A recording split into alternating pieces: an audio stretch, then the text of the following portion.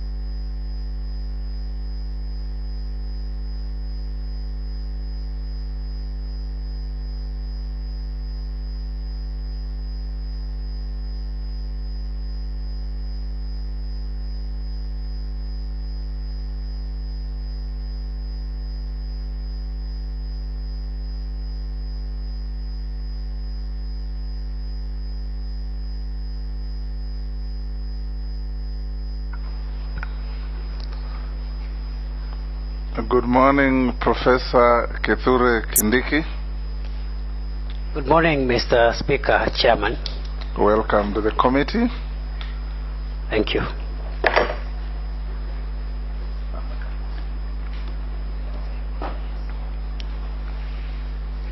Although I mentioned your name, but procedurally tell us who you are. Chairman, my name is Kithure Kindiki.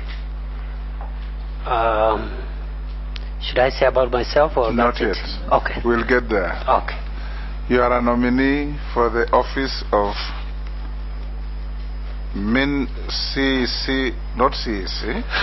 CS for Interior and National Administration. You are welcome to the committee. I was demoting you to the county. Still in the public service, Mr. Speaker. We'll instruct the clerk to administer the oath. There is a choice of the Quran, the Bible, and affirmation depending on your faith.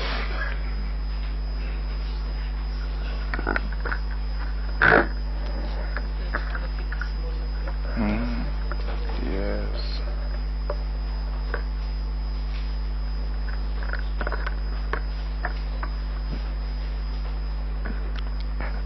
I, Kithure Kindiki, do hereby swear to testify on all matters in question and tell this committee the truth, the whole truth, and nothing but the truth. So help me God.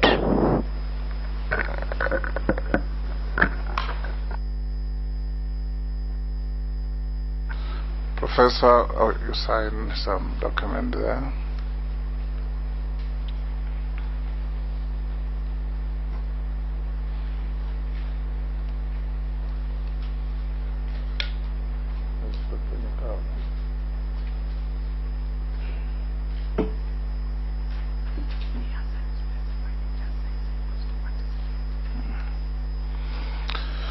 Professor, welcome to the committee. This committee of the National Assembly is charged with the responsibility to conduct what in comparable jurisdictions is called confirmation hearings. In Kenya we are calling it vetting. Means one and the same. It is chaired by yours truly, the Speaker of the National Assembly. I want to invite the members, starting with the Deputy Speaker, to go on record by way of introduction. Deputy Speaker. Welcome, Professor Kindiki. Good morning. I'm Gladys Boss, member for Singishu County and Deputy Speaker of the National Assembly. My name is Opio Wandai, MP Ugunja. Thank you. Junaid Mohammed, MP Suna East. Owen Baya, MP Kilifi North. Robert Mbui, Kadhiani constituency. Rehab Mukami, County MP, Nyeri. My name is Ferdinand Wanyonyi, Member of Parliament, Kwanza, Trans Nzoia County. George Gitonga Murugara, Member Tharaka. I think I need to state at this particular juncture that the nominee is actually my constituent. He hails from Tharaka Nithi County, is my voter, is my friend, but that does not affect my partiality in any way as far as this betting is concerned. David Kosing, my name, Professor, MP Pokot South, West Pokot County. My name is Abdul Rahim Daud, MP for North Imenti, Meru County, and a neighbor to Tharaka Nithi. Shimboko, MP Likoni Constituency, County 001. Nelson Narab Koech, MP Belgut. Morning, Caleb Amisi, MP Saboti. Didoraso, MP Saku. Abdishurie, MP Balambala. Mary Emasi Otucho, MP Teso South. Stephen Mule, MP Matungulu. Maria David, Nakuru Town East. Naisula Lesuda, MP Samburu West. Thank you very much, members. We also have the Secretariat led by our clerk. Thank you, Mr. Speaker. My name is Sarah Kyoko, the Acting Clerk of the National Assembly, and I have with me the Director, Appropriation, Audit and other select committees, Mrs. Florence Abonyo, and also the Deputy Director, Legal Services, Mr. Michael Karuru, and many other members of staff who are assisting this committee. Thank you, Mr. Speaker.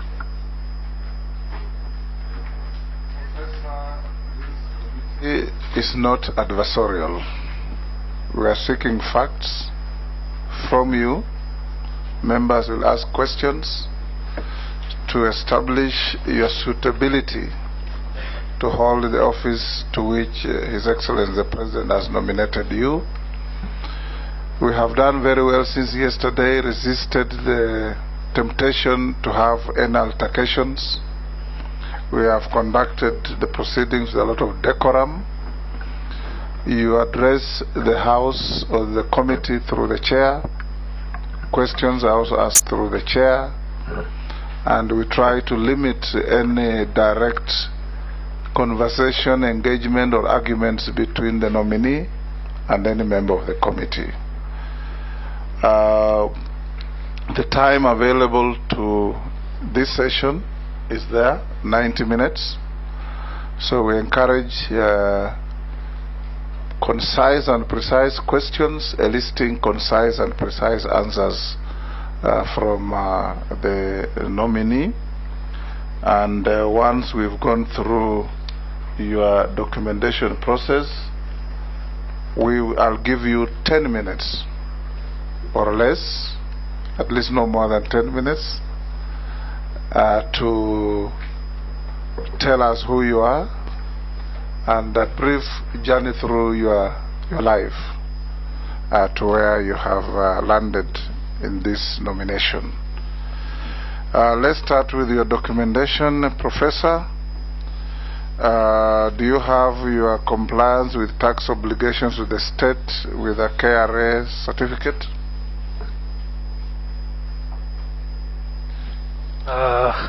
I'll ask you which documents, then if you have them, you'll give it to the officer standing next to you. If they're in a bundle that you have made copies, you can give her the originals as well to compare. Then she'll give you back your originals at the end of the proceedings.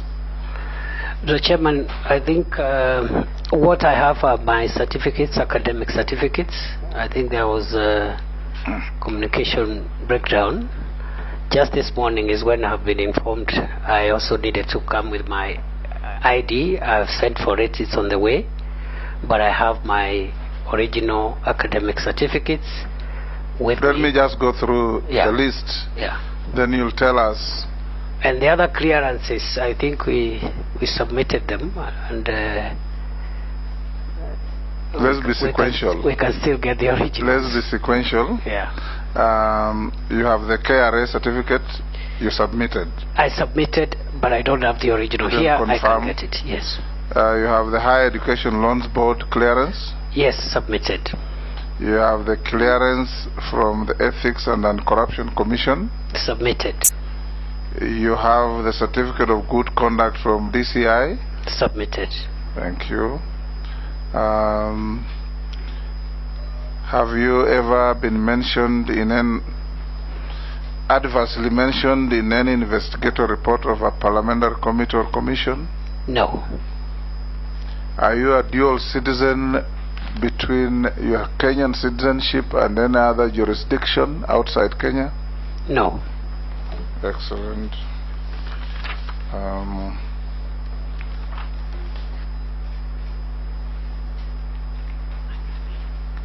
What is your net worth, Professor? My net worth is 544 million. 544 million. Shillings, not dollars.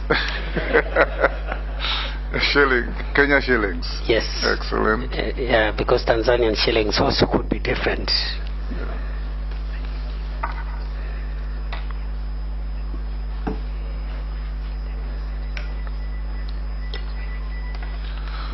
You say your national ID is on the way? Yes, it's on the way. You'll give it to us when it arrives.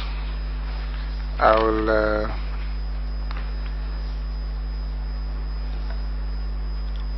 my last question is, what are your current and anticipated sources of income? At the moment, I am an advocate of the High Court of Kenya. I practice law. I am also a business person running a number of businesses, SMEs, and I'm also a consultant for local and international organizations. I'll open the floor by inviting you. 540. My clerk didn't hear your net worth. And she's the... My net worth, Mr. Chairman, honorable members, is 544 million Kenya shillings. Made up of real estate, bank deposits? Made up of landed buildings, around 165 million. It's also made up of bank deposits, about 50 million Kenya shillings, investments in shares, and deposits in 5 different circles. Thank you. Now you have your 10 minutes to address this House. We are not the Sanhedrin, we are just a committee of Parliament, and we will listen to you. Welcome. Thank you, Chairman. Honorable members, as I said, my name is Kithure Kindiki. I was born on 16th January 1972 in Tharaka, in Meru District, Eastern Province at the time. It's now Tharaka Nithi County. I'm 50 years old. I went to school in Tharaka and Lenana School. I proceeded to Moi University, where I earned a Bachelor of Laws degree. From there, I proceeded to the Kenya School of Law and obtained a postgraduate diploma in law. I then went for further education at the University of Pretoria in South Africa, where I obtained a Master of Law in the year 2000, and in 2002 I obtained a PhD in international law from the same institution. I have been a lecturer of law at Moi University for around 3 years, and later on at the University of Nairobi for 10 years. I left University of Nairobi to contest in the 2013 election, and during my career I rose from a graduate assistant to a tutorial fellow, senior lecturer, associate professor. In the same period, I was able to hold administrative positions in the university as a head of department of the public law department at the University of Nairobi between 2005 and 2007. Thereafter, I became associate dean of the Faculty of Law at the University of Nairobi from 2007 to 2010. In between, I had a short break of 3 months when the third president of Kenya, Mwai Kibaki, appointed me Secretary for National Cohesion, but I left civil service. I was not comfortable with that position. because of the political situation around which I was appointed and the agenda which I was asked to deal with.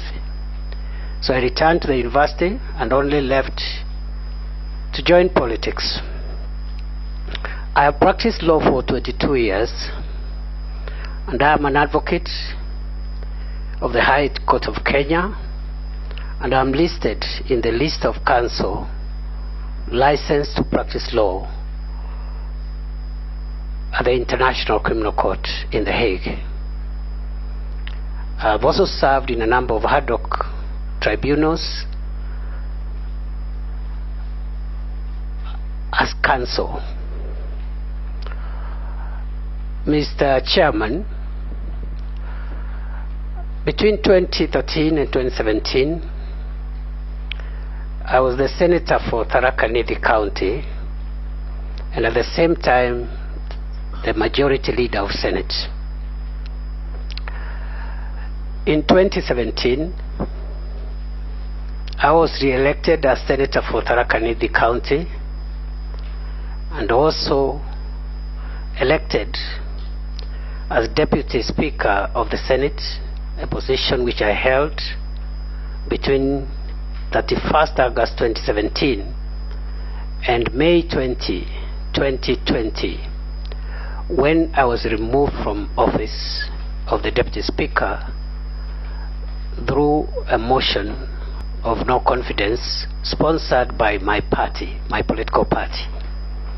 I continued to serve as Senator for Tharaka Nithi for 3 years, and in the 2022 election I did not vie for any political office, so I continued to practice law. Finally, I've been a consultant for a number of organizations, including UN agencies. I've consulted for COMESA, the East African Community, IGAD, African Union, and very many international and local NGOs and government bodies. And I have published approximately 32 publications in form of books and peer-reviewed articles. In short, that is the story of my life. The only thing perhaps I can add is that I was able also to act as a visiting lecturer in a number of universities on short-term basis, mainly at the Central European University in Budapest and the University of Sao Paulo in Brazil. That is the story of my life. Thank you, Professor. I will now open the floor to members to ask you any questions. I'll start with the Deputy Speaker.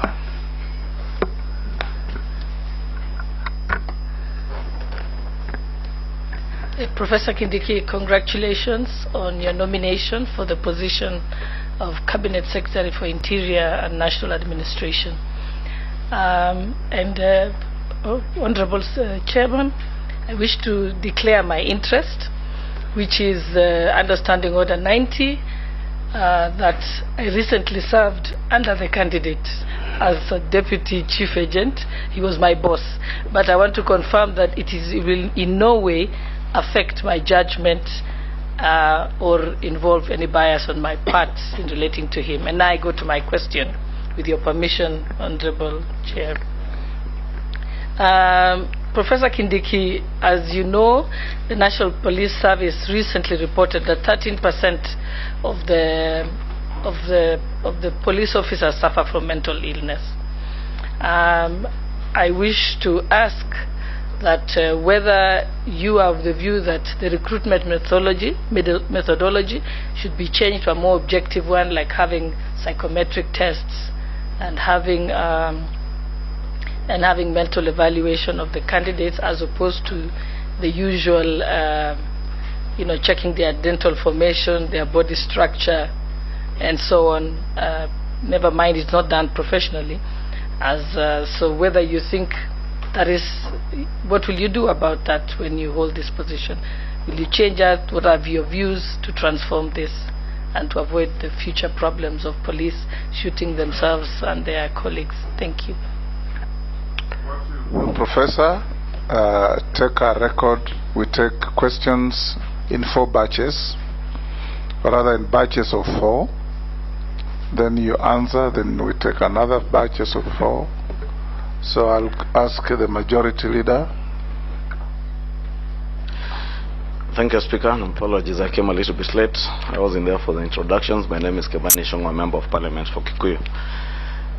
Professor Kindiki, I see from your very good CV, you have a number of publications that you have published, and notably a lot to do with publications on the protection of rights.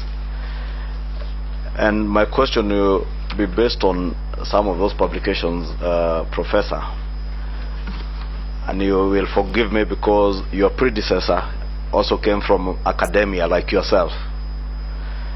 And we've seen him exercise power with a lot of hubris and a lot of arrogance, especially towards members of parliament, even in committees like this one.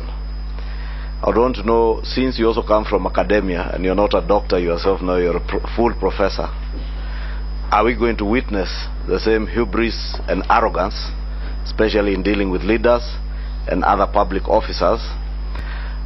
2, in relation to those publications, you have witnessed the changes that have been done, especially at DCI, the management of certain units at DCI which are blamed for the killing of Kenyans, and what would almost tantamount to genocide. And I see you have publications on genocide. What are you going to do, if approved as CS in charge of the interior, to ensure that we shall never again in the history of our republic have to fish out bodies from River Yala or gather them from forests, from the Abadeas to Savo and elsewhere, in essence to end the gross violation of human rights of Kenyans through extrajudicial extermination, be they suspects of terrorism or whatever crimes, that you shall use your office to ensure that the rule of law prevails. 2 is on the Kenya Kwanza manifesto. There's a commitment to review the salary and welfare of police officers in all cadres, including their housing and other issues, including the issues that are being litigated in court on the question of graduate officers and reinstating their salaries to where they were before they were reduced. What steps do you intend to take to make sure that you improve the remuneration of officers across all cadres in the police force, and also to ensure that at least they live in habitable human settlements, not the kind of settlements we see our officers living in? That will be my take for now. Yes, Opio and I. Thank you, Mr. Chairman. Professor Kindiki, for starters, you as a legal scholar of no mean repute, I must admit, would perhaps be the best person to comment on this before I ask my other question. If you look at the Constitution, Chapter 6 on leadership and integrity, and again if you go to Article 10 on national values and principles of governance, would you agree with me that the Constitution sets certain ethical and moral standards on leadership that have got nothing really to do with criminal culpability? In other words, when you look at ethical and moral probity and criminal culpability, the two are perhaps mutually exclusive, because there's been a tendency for people to confuse the two, that for you to be disqualified to hold a public office, you must have been charged in a court of law and perhaps convicted. Yet the Constitution, in its letter and spirit, doesn't really call for that. It's really, maybe comment on that before you answer my other question, which is, on the small matter of an inquiry by the Public Accounts Committee in the year 2015. That was in the 11th Parliament, I think. Later on in the 12th Parliament, I became chair of PAC in the National Assembly for 5 years, and therefore this information came to my knowledge. Now, there was this matter that touched on your law firm, whereby some payments that were proceeds from the NYS scandal then. A scandal that cost taxpayers about 1.6 billion Kenya shillings.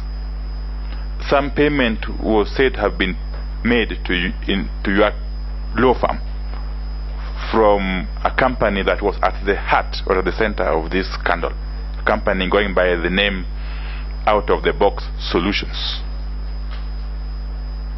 Or later on, there's also some further payment from that same company. The initial payment was 500,000 shillings.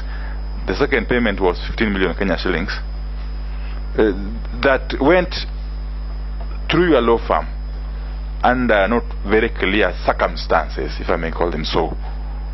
Or perhaps now that you are set, or you intend to, if approved by the House, to occupy one of the most critical dockets, we should be in charge of the instruments of violence controlled by the state. It will be important for you to clear this matter so that you can start on a clean state. Thank you.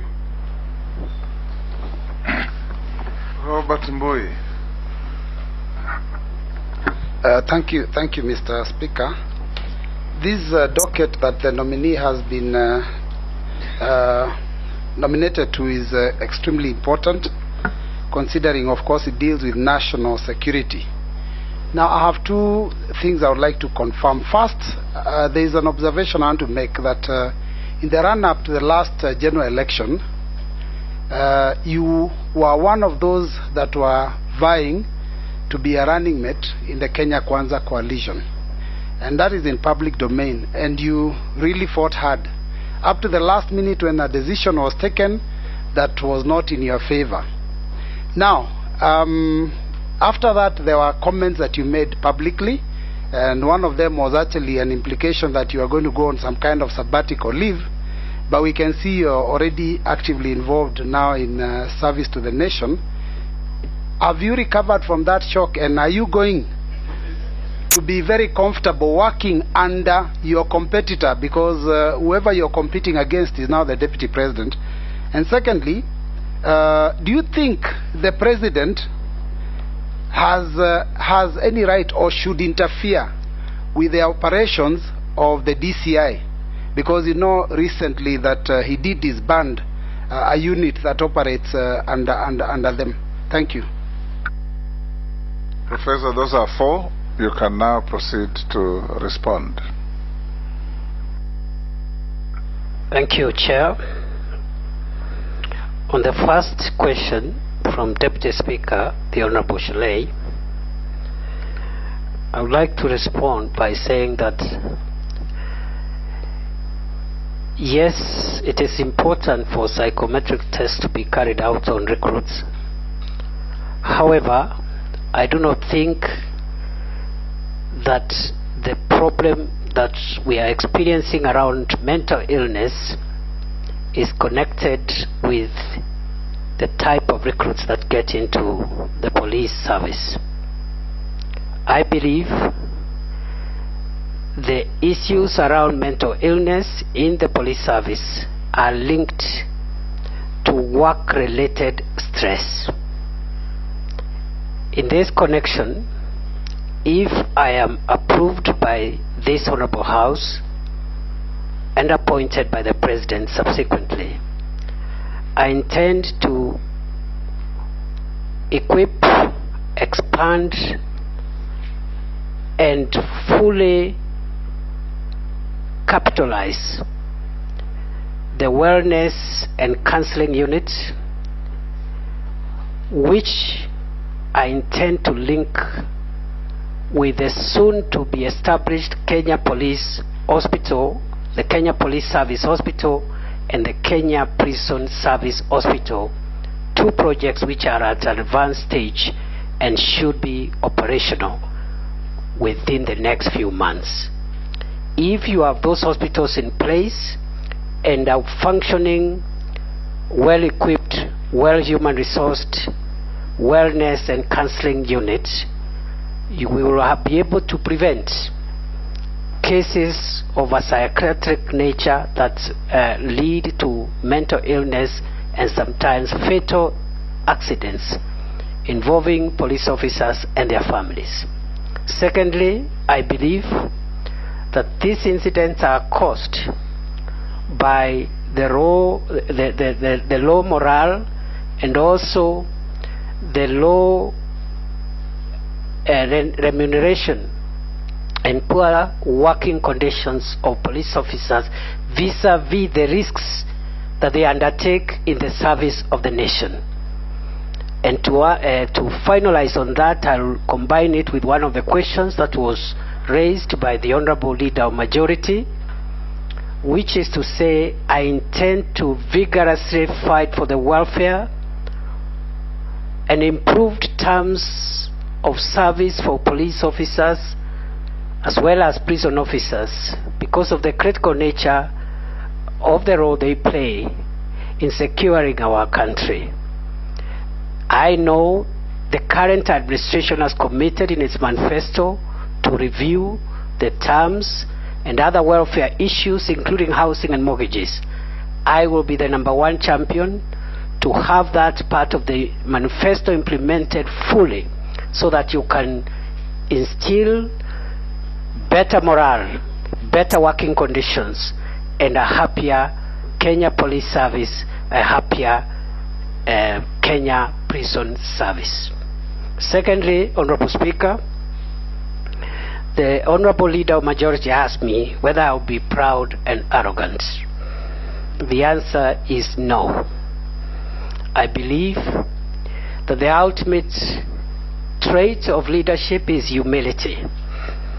And most people tend to confuse humility with cowardice. The two are not related. We'll be humble.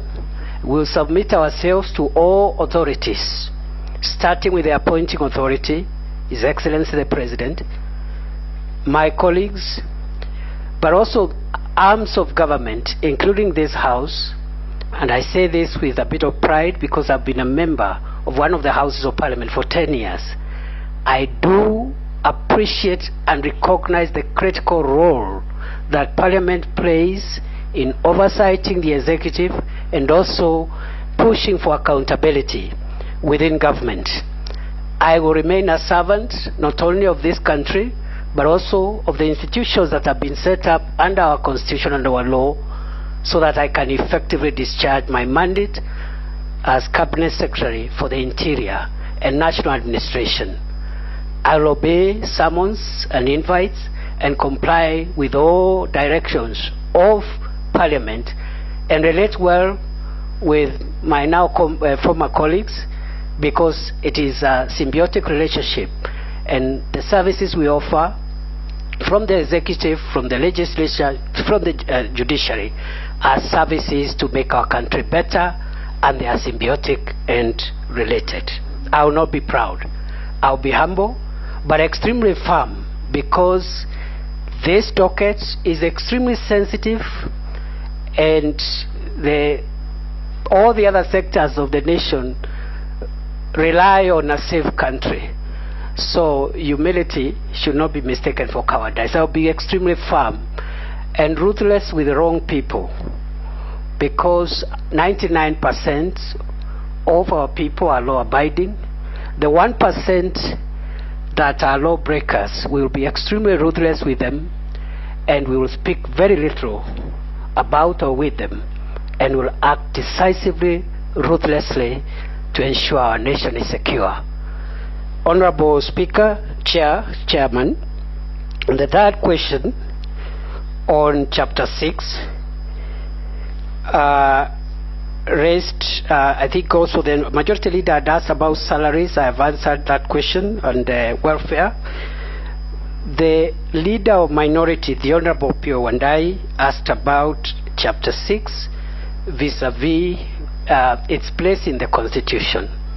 It is true that Chapter 6 behoves on state and public officers to exercise the highest levels of integrity and to refrain from any conduct that may put the office which they serve in public odium or ridicule.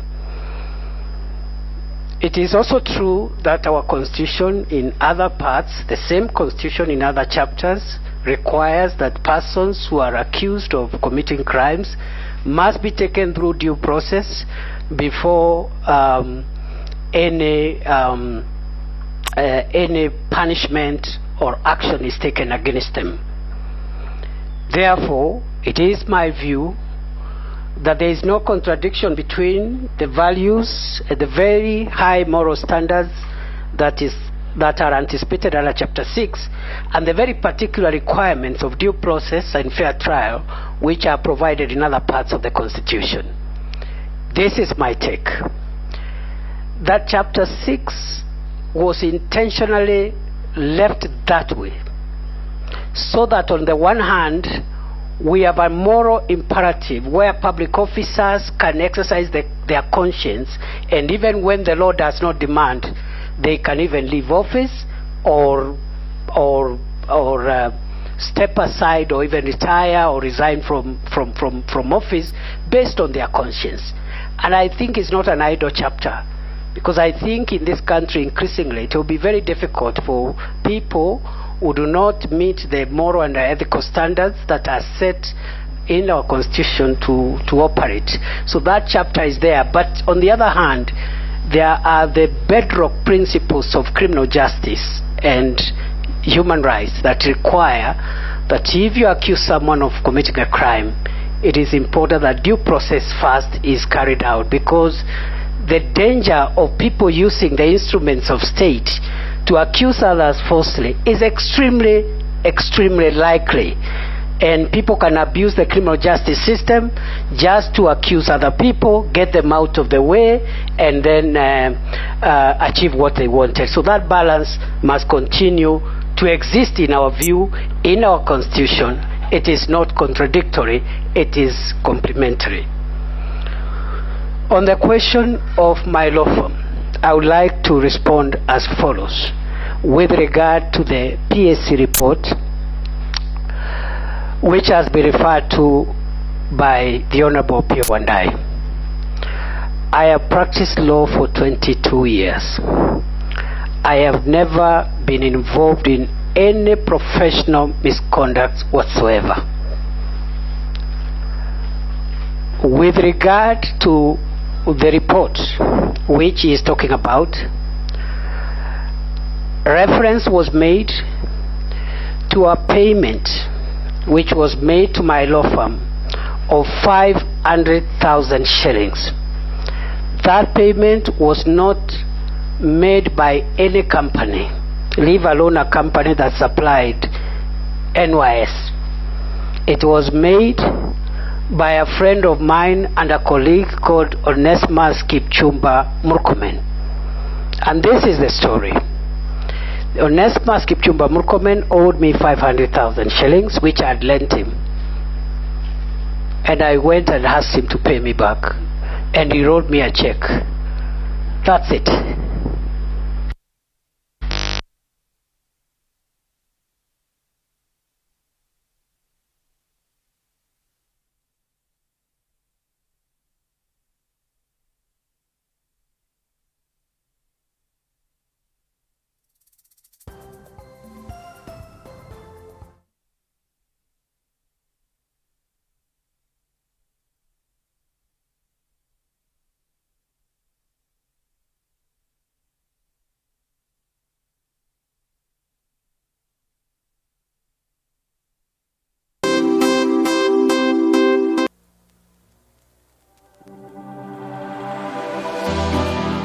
How well do you know what's happening around you?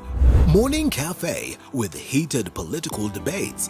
Baraza la Siasa. Hiyo kitu azungumzie, angalie hali ya maisha ya watu. Informative health discussions. Business, farming.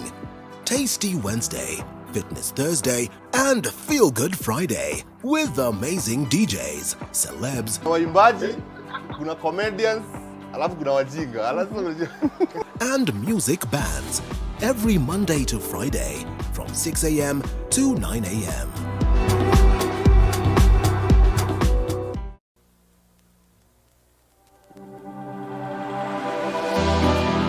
How well do you know what's happening around you? Morning Cafe. To enjoy the ride. Remember, my skills, my future at Sensei.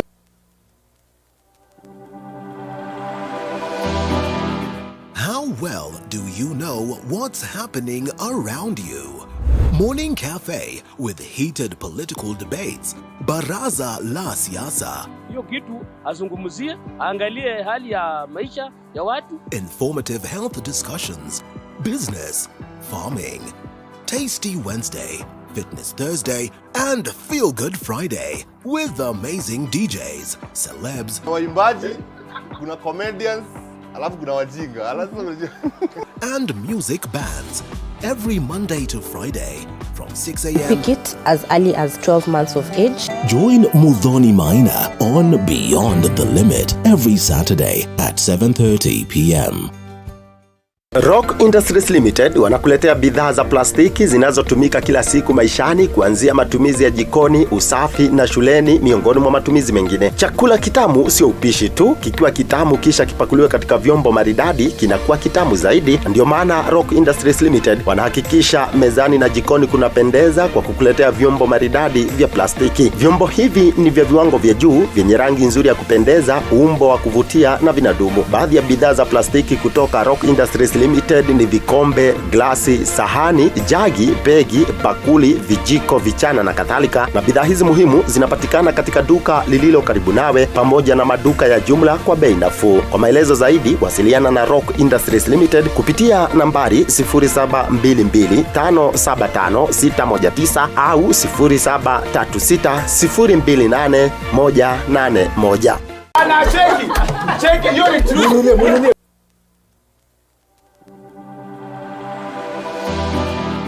How well do you know what's happening around you? Morning Cafe with heated political debates. Baraza la Siasa. Hiyo kitu azungumzie, angalie hali ya maisha ya watu. Informative health discussions. Business, farming. Tasty Wednesday, Fitness Thursday, and Feel Good Friday with amazing DJs, celebs, waimbaji, kuna comedians, alafu kuna wajinga, and music bands every Monday to Friday from 6 a.m. to 9 a.m.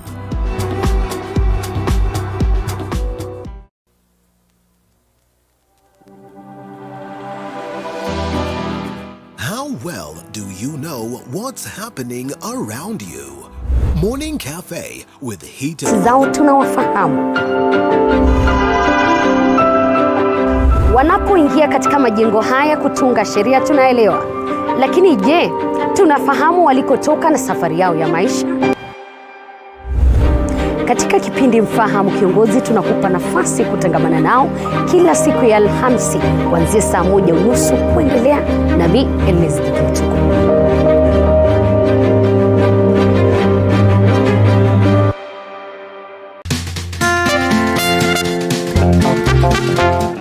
Kilimo Diaries, your go-to agri show that takes you on a tour of the agricultural world. You must give them patches. Guinea fowl, unlike our chicken, they are more of wild birds, so they'll always be up. Kuna mwingine atavuna sasa sisoni na atoe apange kupanda kitu kingine. Hasa vile nimezoea huwa naiacha sisoni ya pili. Na hiyo hata inanipunguzia gharama, maana sitapanda tena. A fertilizer should not kill insects. Join me, Violet Njoki, for these stories and more every Sunday at 6:30 p.m.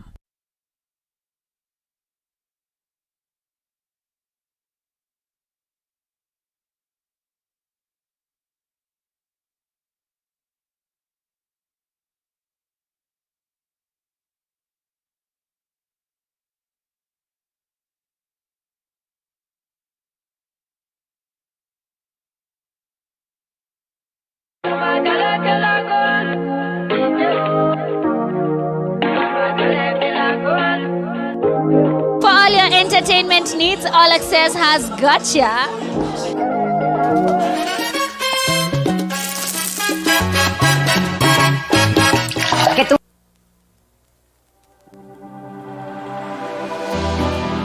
How well do you know what's happening around you? Morning Cafe with heated political debates. Baraza la Siasa. Hiyo kitu azungumzie, angalie hali ya maisha ya watu. Informative health discussions. Business, farming. Tasty Wednesday, Fitness Thursday, and Feel Good Friday with amazing DJs, celebs, waimbaji, kuna comedians, alafu kuna wajinga. and music bands every Monday to Friday from 6 a.m. to 9 a.m.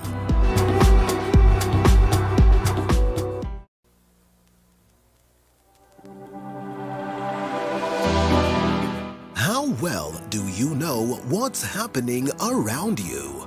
Morning Cafe with heated political debates. Baraza la Siasa. Hiyo kitu azungumzie, angalie hali ya maisha ya watu. Informative health discussions. Business, farming. Tasty Wednesday, Fitness Thursday, and Feel Good Friday with amazing DJs, celebs, waimbaji, kuna comedians, alafu kuna wajinga. and music bands every Monday to Friday from 6 a.m. to 9 a.m.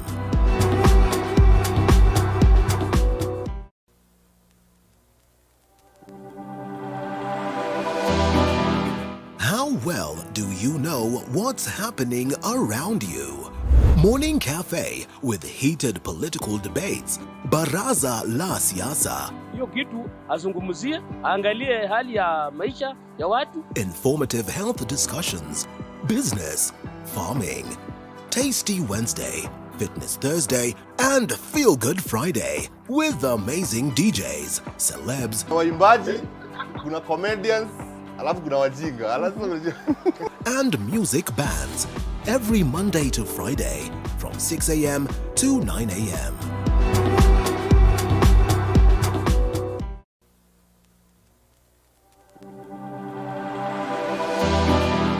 How well do you know what's happening around you? Morning Cafe with heated political debates. Baraza la Siasa. Hiyo kitu azungumzie, angalie hali ya maisha ya watu. Informative health discussions. Business, farming. Tasty Wednesday. Yes. Procedure of vetting persons from border communities when they seek identification and travel documents. How do you plan to facilitate access by all Kenyans to these crucial documents that are a constitutional right? Thank you. Thank you. We should emulate that batch. Naisola, follow suit with one question. Thank you, Chair, but I'll request for your indulgence because what I'm about to ask is something that I know many of us share in this committee. And I constantly get the feeling that office holders responsible with matters security don't really understand or even are willing to comprehend the pain and losses caused by insecurity in the north. Cattle rustling is seen as a tradition and a people's backward culture. Kindly allow me to put this into context, and actually I pray for God's strength as I present this. Just yesterday, when I was undertaking this very important national duty, I received a text that criminals from my neighboring constituency, that is Tiati, ambushed herders, injured one person, and drove away with cattle. As if that was not enough, the criminals continue to be bolder by the day. This morning, they attacked again. As we speak, they have killed one person. 2 people are missing, one who is actually my staff, and they've stolen goats. On a normal day as a leader, I would have dropped everything, including this assignment, and rushed to my constituency to condole, bury, and have local security meetings. Then back to Nairobi, go to OP, we get a chopper, we go for security meetings, and we come back to Nairobi. Calm is restored. Then reiteration attacks, most likely from my community, will take place, and the cycle continues. And this is the daily life of a typical pastoralist living along the border of another pastoralist county. The only time as a country we behave shocked or surprised is when we lose our security personnel, and only when we lose more than 2 or 3 lives. And have been consistent and diligent. But nominee, I am tired. I am honestly tired. And Kenyans are tired. What do you intend to do differently from your predecessors, away from the usual rhetoric and threats? Perhaps you need to come and live in Kurkur, Pora, Longewan, Losuk, incognito for only 1 week. Come and stay there. What strategy or are your thoughts do you have to end this menace once and for all, so that as a leader I can execute my other national duties and not concern myself only on matters of security? Thank you. Thank you. Gikaria, Professor, I've allowed that emotional discourse because of the peculiar circumstances of the member. Gikaria. Thank you, Chair. One question. Pongezi Kindiki. Owen Bayer, switch off your microphone, please. The question that I have, Honorable Kindiki, is that Kenya Kwanza Manifesto acknowledges that ensuring safe, secure and fair environment through democratic policing, which contributes to development. What measures will you put in place to revive community policing initiative in urban areas and restore the public trust in the National Police Service? And I'm saying this because at the same time, maybe you can give us what constitutes a criminal gang that is supposed to be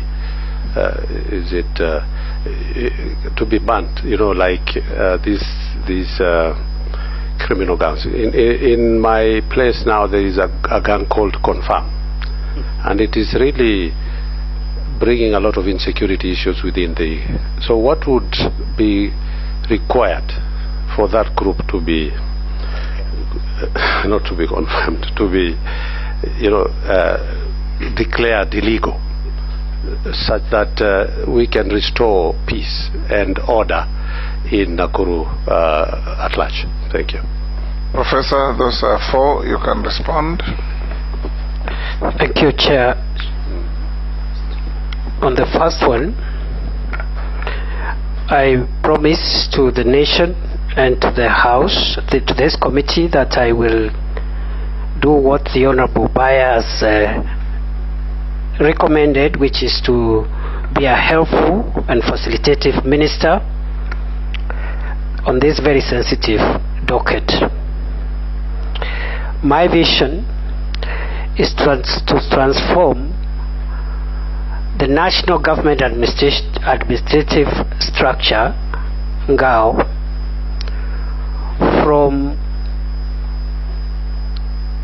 a structure which has the amenability for misuse by politicians and leaders, to increasingly allow this very useful structure to concentrate on its mandate, which is to sensitize the public on government programs, mobilize the public on important national issues, and actually be agents, the agents of government for service delivery and citizen empowerment. That is the vision I have for this cadre.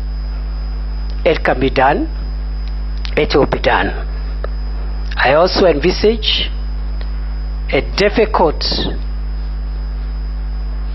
project of trying to improve the relationship between our police service and citizens, because there has been over the years broken relationship and trust deficit between the police and the public. And some of the reasons for that trust deficit, some of the reasons are actually beyond the control of the police officers themselves.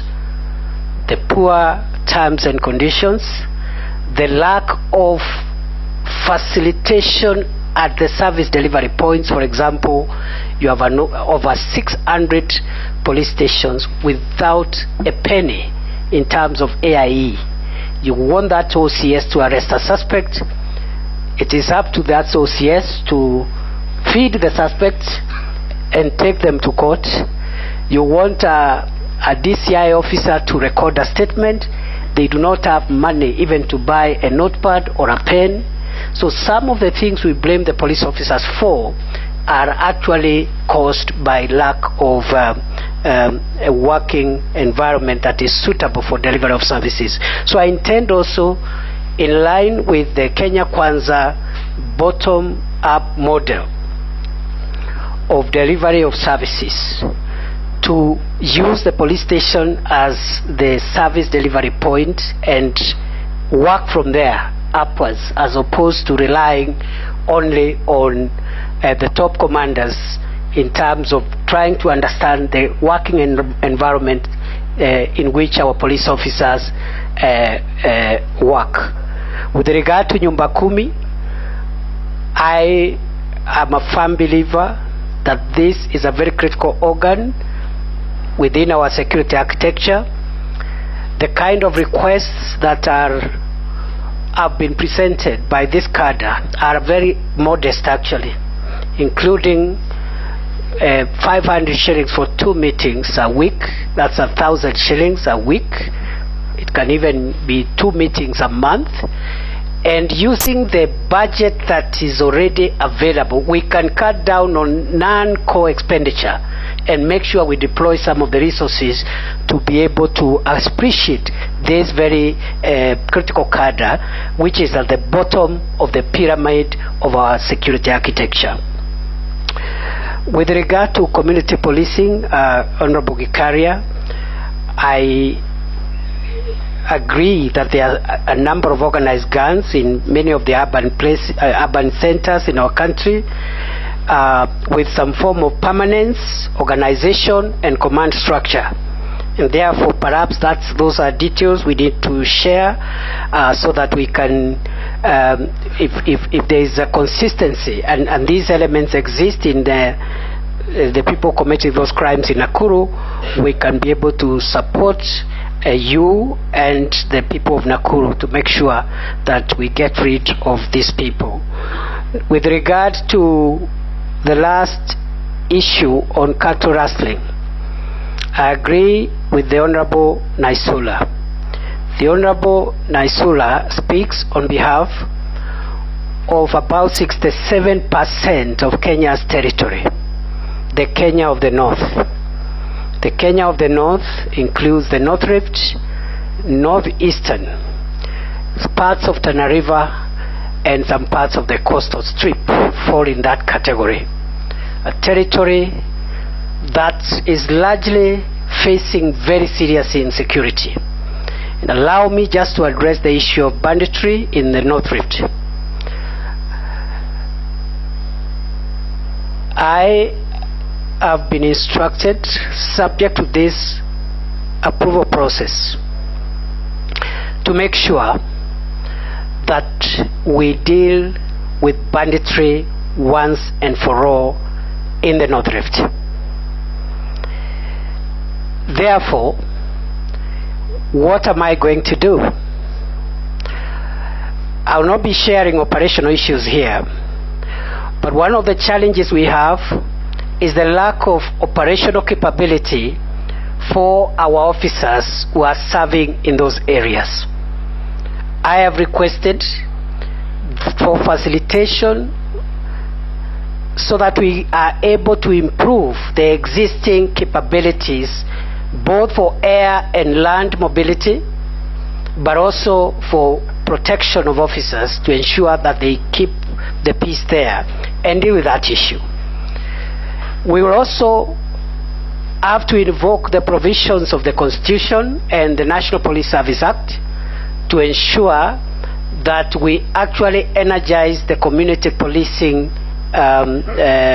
program to make sure that we don't just rely on soldiers, on officers who are just posted there and they do not even understand this terrain, so that the community helps the officers to be able to track the criminals. And in the meantime, as we venture into that collaborative community policing initiative, in the meantime, you allow us to do what the law says should happen to criminals. And I would not want to say further than that for now, except that I am instructed to ensure that the banditry problem is resolved once and for all. I assure Kenyans, and I assure this committee, that I will make whatever sacrifices that are required to be made. I will stay focused until this problem is over. Even if it means Honorable Naisula coming to live in the North Rift. Not for a week, not for a month. We will stay there as long as it is necessary. Because, Honorable Speaker, when criminals, bandits, castle rustlers, terrorists, when they don't fear government, as Honorable Naisula has said, that culture that they raid today, they raid tomorrow, they kill police officers, they kill civilians, when that culture permits, then the legitimacy of the state is at stake. So we'll do whatever it takes. As soon as I take office, the number one assignment is to ensure we set free this country from criminals, from bandits, terrorists, and cattle rustlers. Not through press conferences. We will speak less because security does not require speaking. But I also want to assure the nation, the Honorable Chairman, we will follow the law. We will respect the Constitution. We will respect all the international human rights and humanitarian treaties that are part of the law of Kenya. But we will still do the job, because in some of the most secure countries, ruthlessness with criminals is matched with the respect for human rights. So law-abiding citizens don't have anything to fear. There will be no extrajudicial killings. There will be no abuse of human rights. But we will do to criminals what needs to be done for them under both national and international law.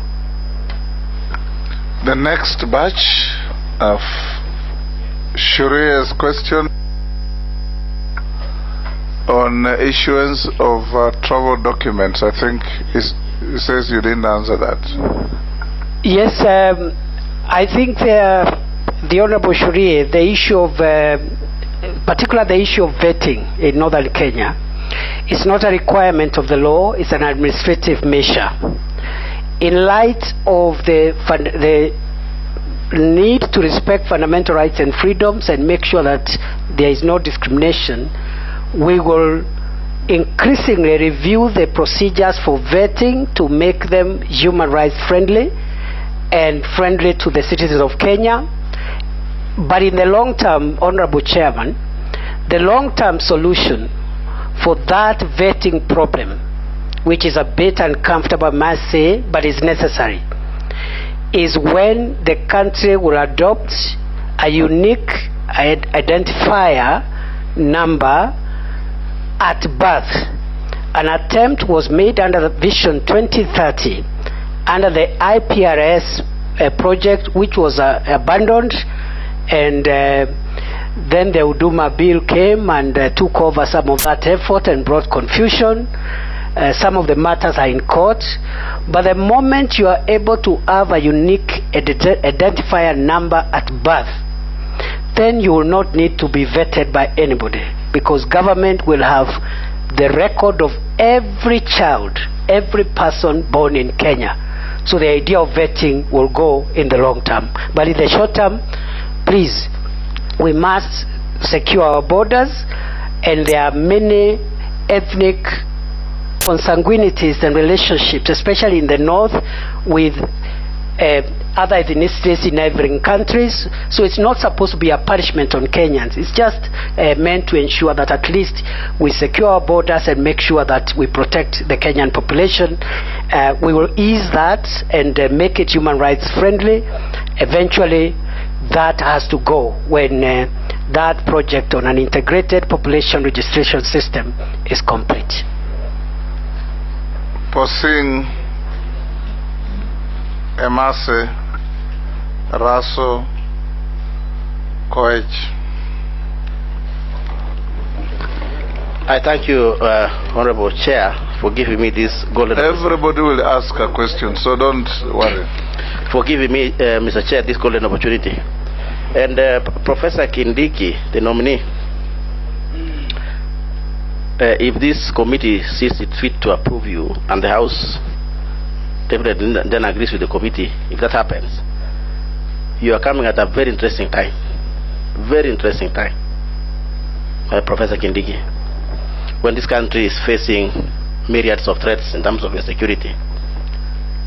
But allow me to ask you, Professor Kindiki, what new thing will Kenyans be expecting from you, and particularly from the area you say 67% of the place, and North Rift, and specifically where I come from? I can feel Honorable Lesuda. But let me ask you, Honorable Professor, the government has been using this approach called operation, which now I have, from my own study, I have renamed it extrajudicial killing. And I'm talking from a community, Honorable Professor and Honorable Chair, that has suffered this extrajudicial killing. But they name it operation so that it looks good. It looks accepted to be meted on a community like Pokot. Honorable Chair, you can remember, the worst one was in 1984, where almost 25% of Pokot were exterminated through that operation.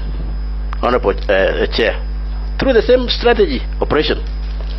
The worst and the latest was 2015, 2016, when people were massacred, abducted. Never seen, Professor Kindiki, up to today. Never seen. No question asked. And even the worst, Honorable Chair, it's going on now in Tiati. People are missing. People are getting lost in the name of operation.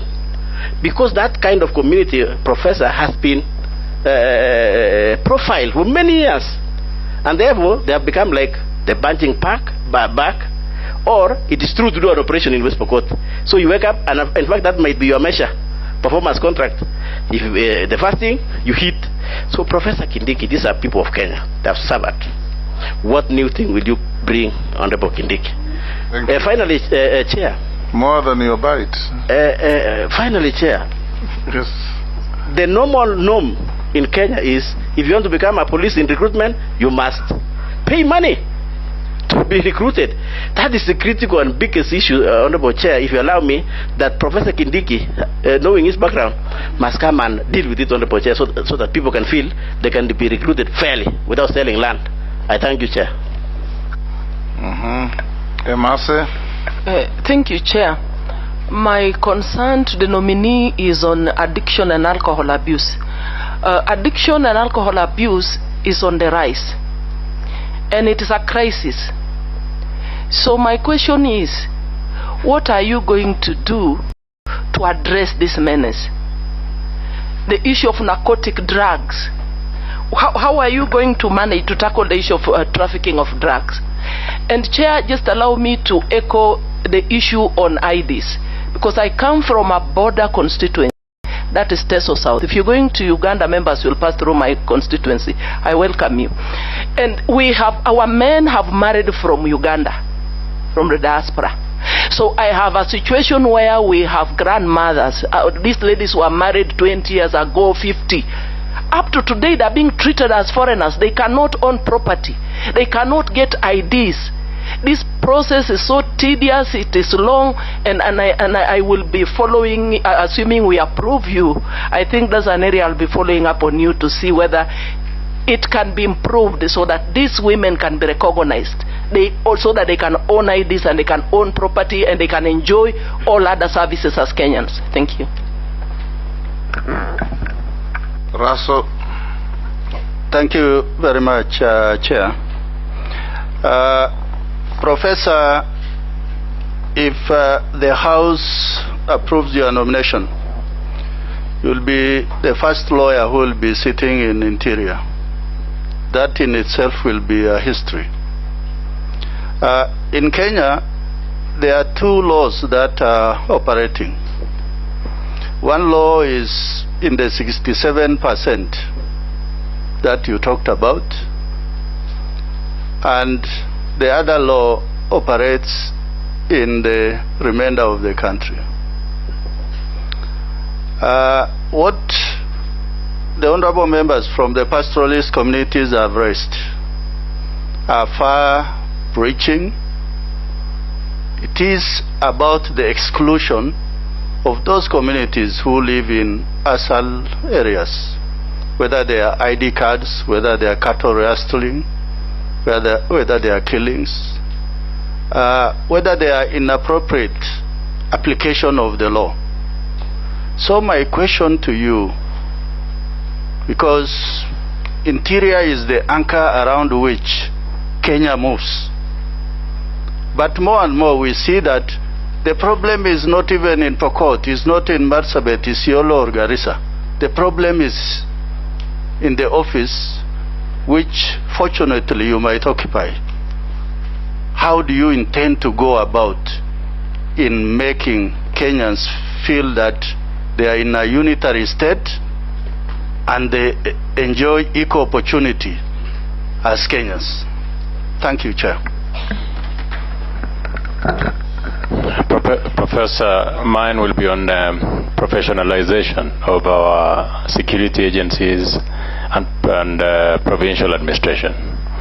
We did go with you to many parts of this country where your predecessor will use the provincial administration to scatter our rallies, use the chiefs to execute political errands, thus making the provincial administration untidy. The Constitution 2010 has a place for the provincial administration and the politicians. What will you do different from your predecessor? Thank you. Professor, those are four.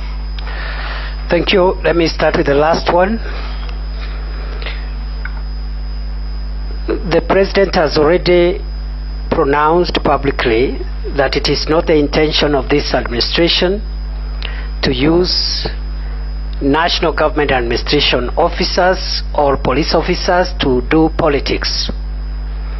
Taking cue from that pronouncement, which is as it should anyway, we, and I can say I, subject to the approval by this House, will refrain from interfering in any way whatsoever with the decision-making independence and operational independence of the police, but at the same time, I'll refrain from giving any instructions to the national government administration officers to facilitate the politics of any political party, including Kenya Kwanza, because that is against the Public Officer Ethics Act.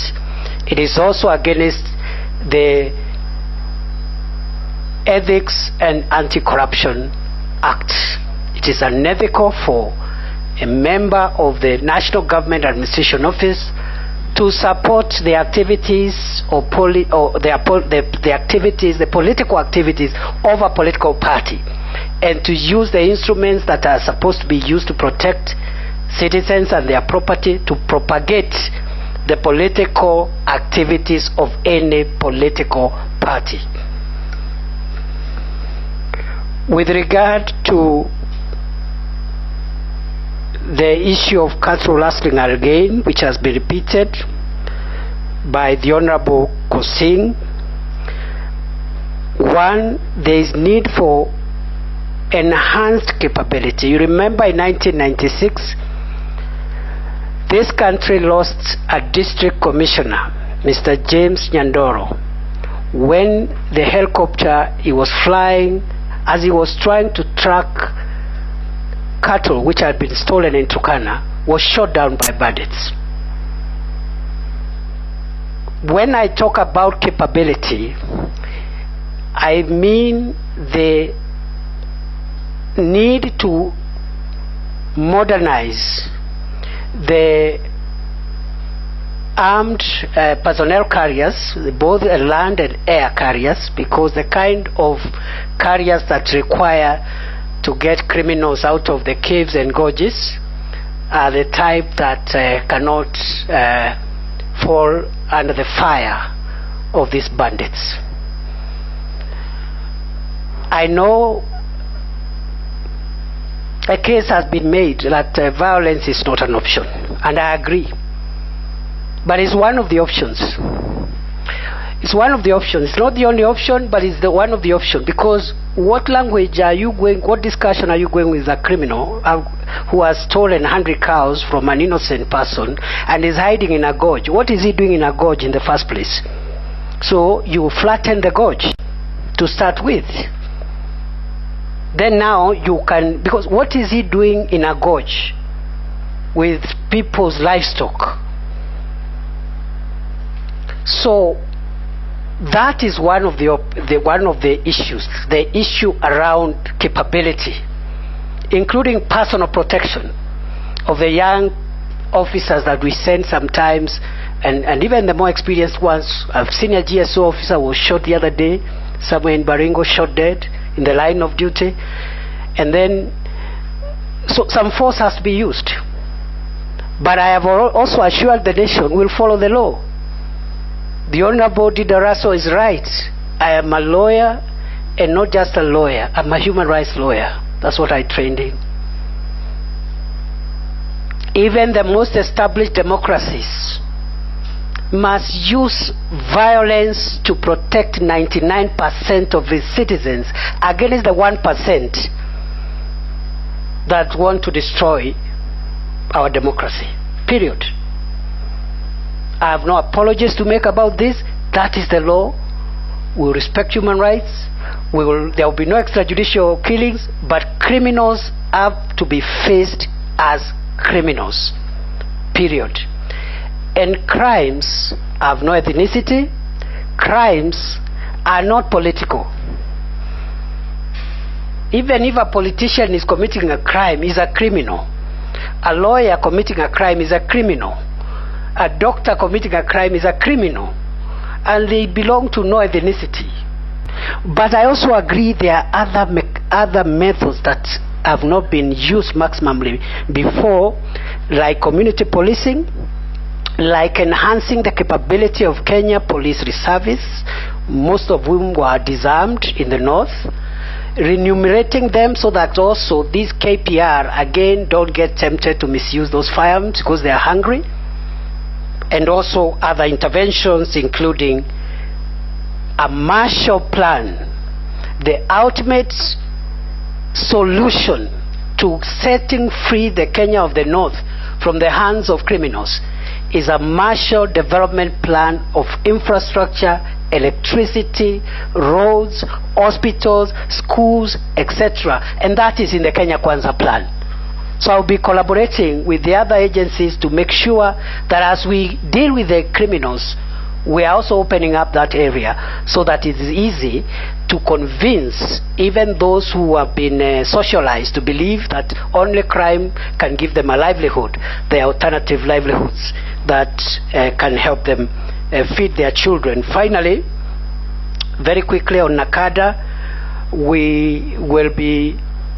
there is a process which is ongoing about enhancing the control aspects on alcohol and narcotic drugs. My 1 second take of how else we can improve this is to use the education curriculum review that is taking place through a task force now to see how we can just try and resocialize our children, because the drug addiction menace has cascaded to very young sectors of our population, and only the education system, which is the software that instills positive moral values can perhaps be used even as we enhance the control of these substances among our population. And from the Honorable Emase, the issue of spouses and citizenship is one of the reform measures which I am informed is already ongoing, to make sure that there are no delays. If the principal spouse, for example, as citizenship, the other spouse application should not delay, and so forth and so on. Thank you, Mr. Chairman. Point of information, Honorable Chair. Point of information. Who do you want to inform? I want to inform the nominee. Okay. It's fundamental, Honorable Chair, at the level. Maybe I wanted to inform the nominee, Honorable Chair, of an experience which you and I know, what was done in Uganda by President Museveni to pacify one of the most, or one of the worst areas called Karamoja areas. When Museveni took over, Honorable Chair, you know that he has pacified the entire place without using this extrajudicial killing. And if you go down to that side from Moroto, Amudat, that is where, of course, our community live, you rarely see anybody with a gun. But if you had to go there, maybe 1980s, everybody had a gun. What happened in Uganda is not happening in Kenya, Honorable. So that's information, Honorable Chair, that I want to share with the nominee, now that also Uganda is our friends, that he can also enjoy that information from Uganda. I thank you. Yes. Ferdinand Mishi Daud Amisi. Yes, Honorable Raso. Thank you, Chairman. I believe the good professor did not answer my question to my satisfaction, particularly in application of the law, that there are two laws that are operating in this country. The laws of some parts, the 40% of the country, and the 60%. And that is why the honorable members from the arid and semi-arid lands have raised very heavy issues on this floor. I thought he said that he acknowledges persistent and consistent discrimination of people living in the north, and that it's going to be his duty to make sure that this becomes part of our history. He didn't say those words, but that's how I understood him. Is that so, Professor? That is so, and I said because many of them are administrative measures, they are not legal measures, we will sit down with the leaders and communities to see how we can make them more human rights friendly. But I did caution that some of these measures are critical to secure our borders, but they should not be used to punish citizens. So increasingly, no person from any part of Kenya should feel being treated differently, and so I will be seeking the support and counsel from the leadership from these areas to see what can be improved without hurting critical aspects of national security. The next batch of 4, Ferdinand, Mishi, Daud, and Amisi, all honorable members of the committee. I want to, on the behalf of the police service, National Police Service, ask you a question about the review of their terms of service. I think they have been complaining that poorly enumerated, and that's why I think some of them are involved in the bribes and, of course, the killings that we see. What you need to do on their terms of service and particularly the payments. Thank you. Thank you. Mishi. Thank you, Honorable Speaker. Honorable Speaker, first on a rider on Emase's questions, I would like to ask the nominee that how are you going to do to destroy the cartels and the syndicates in the police forces who collude with drug barons? And my question will be on the small arms. Honorable Speaker, I understand Kenya, Rwanda, Tanzania, and Uganda created the Regional Center on Small Arms in the Great Lake region. And they also established Nairobi Protocol with the aim of ensuring that they reduce illicit small arms proliferation in the country.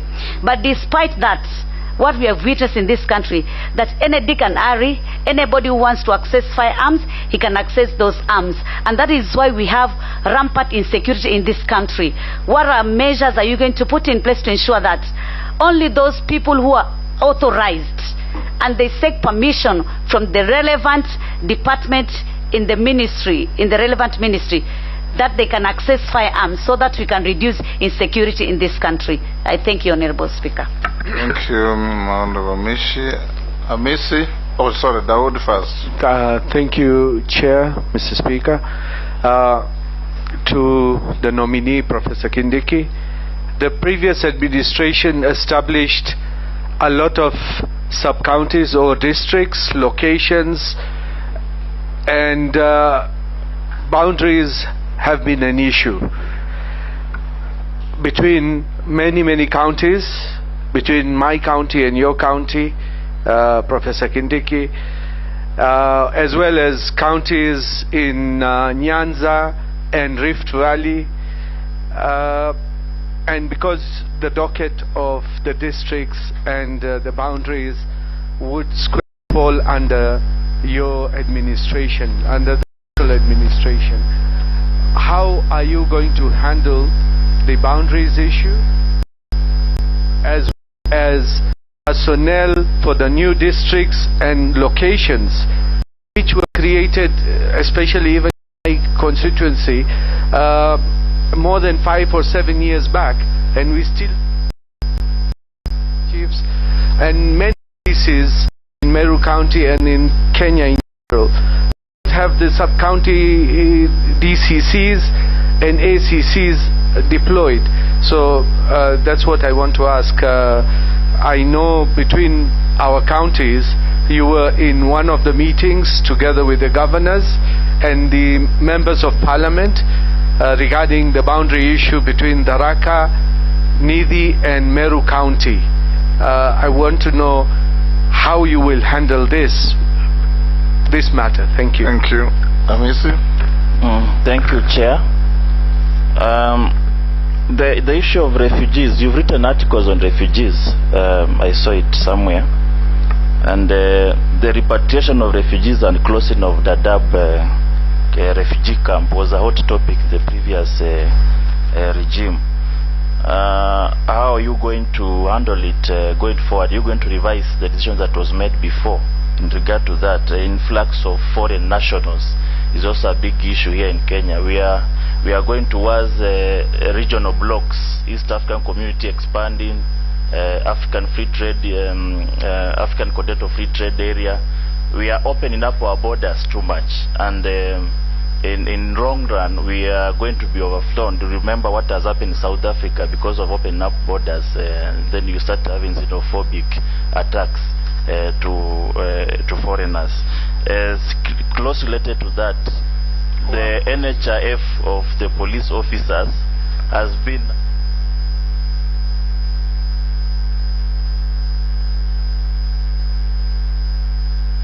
these ones, and for especially the prison officers who are always complaining, and they don't have trade unions to complain on their behalf.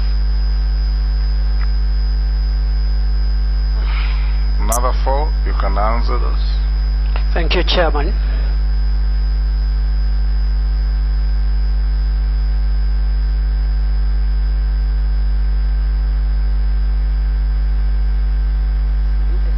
A manifesto to review the terms of service for the police officers,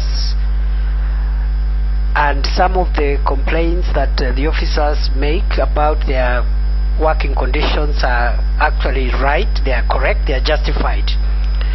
So we shall be looking at how to handle that within the resource constraints of the country and also within the independence and mandate of the Salaries and Remunerations Commission.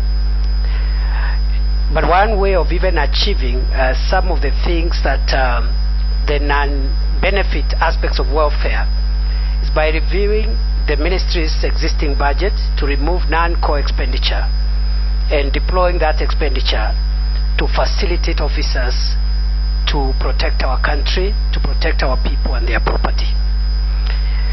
With regard to cartels and drug barons, the Cabinet Secretary provides policy direction to the National Police Service and the other formations under the ministry. Through this oversight, which is provided in law, we will make sure that no protection is afforded to any officer or any person who is associated with drug cartels and drug barons. So we are going to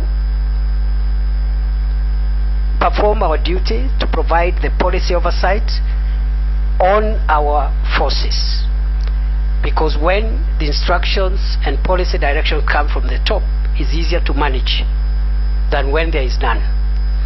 With regard to proliferation of small arms and light weapons, I would like to respond as follows. That one, we may have to review and look at the framework for licensing of firearms in this country to ensure that the right people are the people who are licensed to carry firearms. Secondly, with regard to firearms already in possession of in the hands of criminals, we will have to review our policy on disarmament, demobilization and reintegration to ensure that we mop out firearms in the wrong hands. And this is associated with the program that we discussed earlier in this session about how to ensure that we pacify and make it peaceful in most of the countries where bandits are reigning supreme. With regard to sub-counties, all sub-counties, locations, sub-locations which have already been established by law should have personnel. So I'll be sitting with all leaders who are representing areas which have this kind of needs, and this will be something that will implement with immediate effect so long as a sub-county has been gazetted in accordance with the law and the locations and sub-locations have been created in accordance with the established procedure. With regard to boundaries, the Constitution of 2010 froze the review of boundaries and applied the Districts and Provinces Act of 1992. But the Constitution also in Article 188 requires a review of boundaries, county boundaries, through a process which is independent from the electoral and boundaries process. So some of these historical issues will be resolved through that way. But in the meantime, the struggles around boundaries are normally struggles that are fueled by political leaders. What I know from my experience as a leader is that there are genuine grievances among citizens about ownership of property. And therefore, the ongoing reforms on the land information management system that will provide the cadastre of the entire country will help remove these issues on who owns which property, because there are some people with title deeds on top of other people's property. The Ministry of Lands has just completed the cadastre for Nairobi City.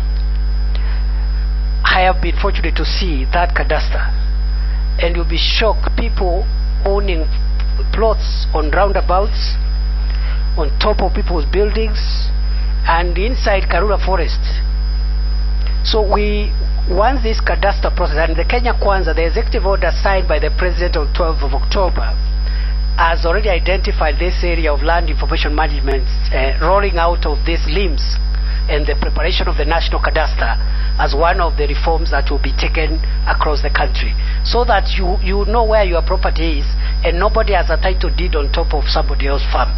But the boundaries issue will have to be resolved in accordance with Article 188 of the Constitution and in accordance with the Districts and Provinces Act of 1992. Finally,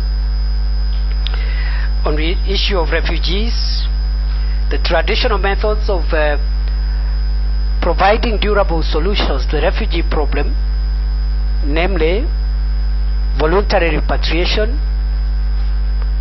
local integration, and resettlement to third countries. The ministry will pursue them a little more robustly, especially considering genuine cases of local integration for refugees who have lived in this country for 40-50 years and are not under any negative security profile. There is no need of sending somebody home who was born here and is 55 years old. He's going home, he's going to a country just to die. He's going to a country of his death as opposed to a country where he has lived all his life. But we'll couple this with the resettlement and as well as voluntary repatriation for those who want to voluntarily return to their countries. Thank you, Mr. Chairman. Thank you. I'll now give the floor to the Honorable Mukami, Morugara, and Mule, and Deputy Speaker. Thank you, Chair. The nominee, Professor Kindiki, congratulations. Professor, Kenya has been experienced numerous disasters in the past, ranging from bomb blast, terror attacks, floods, collapsing of buildings, to name but a few. Whenever this happens, it only confirms lack of preparedness. Despite having a national emergency response unit, as the cabinet secretary in charge of this unit, what measures will you put in place to raise the level of preparedness to respond effectively to the emergency and national disaster? And finally, through the chair, Professor Kindiki, you come from our region. Our children, our future generation, are getting finished because of alcohol. I don't know what you are going to do, and I am praying, if God give you this chance to serve as a cabinet minister, I'm praying, kindly try, if you go to our schools and in the surrounding areas, our children are finished. Thank you, Professor Kindiki. Thank you, Mr. Chairman. You are a voter. Yes, thank you, Mr. Chairman. Actually, it's the voters who have sent me to him to ask these questions on their behalf, and they are listening. You're entitled to one. No. This, you have to indulge me because of, but I'll be very fast in asking these questions. Number one, it's from the border riders, the school bus drivers, and everybody. It is welcome that you are going to improve the terms of service of the police officers, including their remuneration and housing.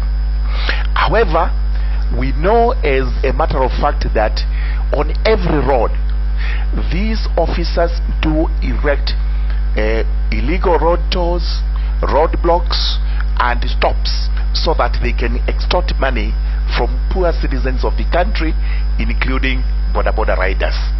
What will you do as the minister, and as soon as you have improved these terms, to end that corruption which happens? What are you going to do to ensure that we do not hear of these illegal roadblocks and tolls, etc., etc.? Number two, the police officers themselves are asking. We have a huge shortage of police officers in the country. The ratio is possibly 1 to 6,000 persons, which is not acceptable because the world standards are about 1 to 300 people.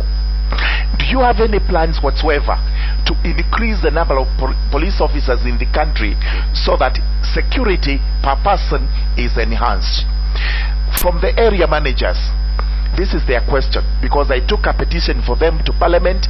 It was passed, but that was the end of it, and now you're going to be on this seat. The smallest unit of administration in the country is actually the village. This is where we find a person called area manager, who is supposed to be the president of that village. This person executes all manner of duties, including is the security officer, he is the judge, the jury, and the executioner. He is also the divorce court in the village. Is the one to whom people fall to when they want to divorce or they want to remarry or whatever.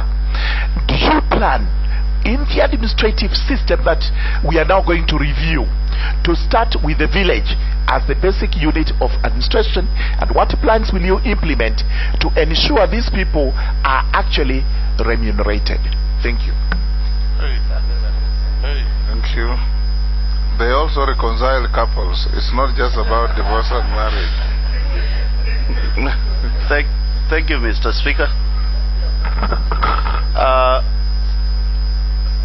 Being the last to talk to the nominee, Professor, you are inheriting a service, and especially the police service, whereby internationally on the police corruption index as a country from the highest corrupt country, which I will not name, we are number 10 at the index of 7.88, and the ratio of police officers in Kenya per population is one police officer serving almost between 800 to 1,000, whereas the international norms, where Kenya has signed to be part and parcel, runs from one police officer to about 300 to 450.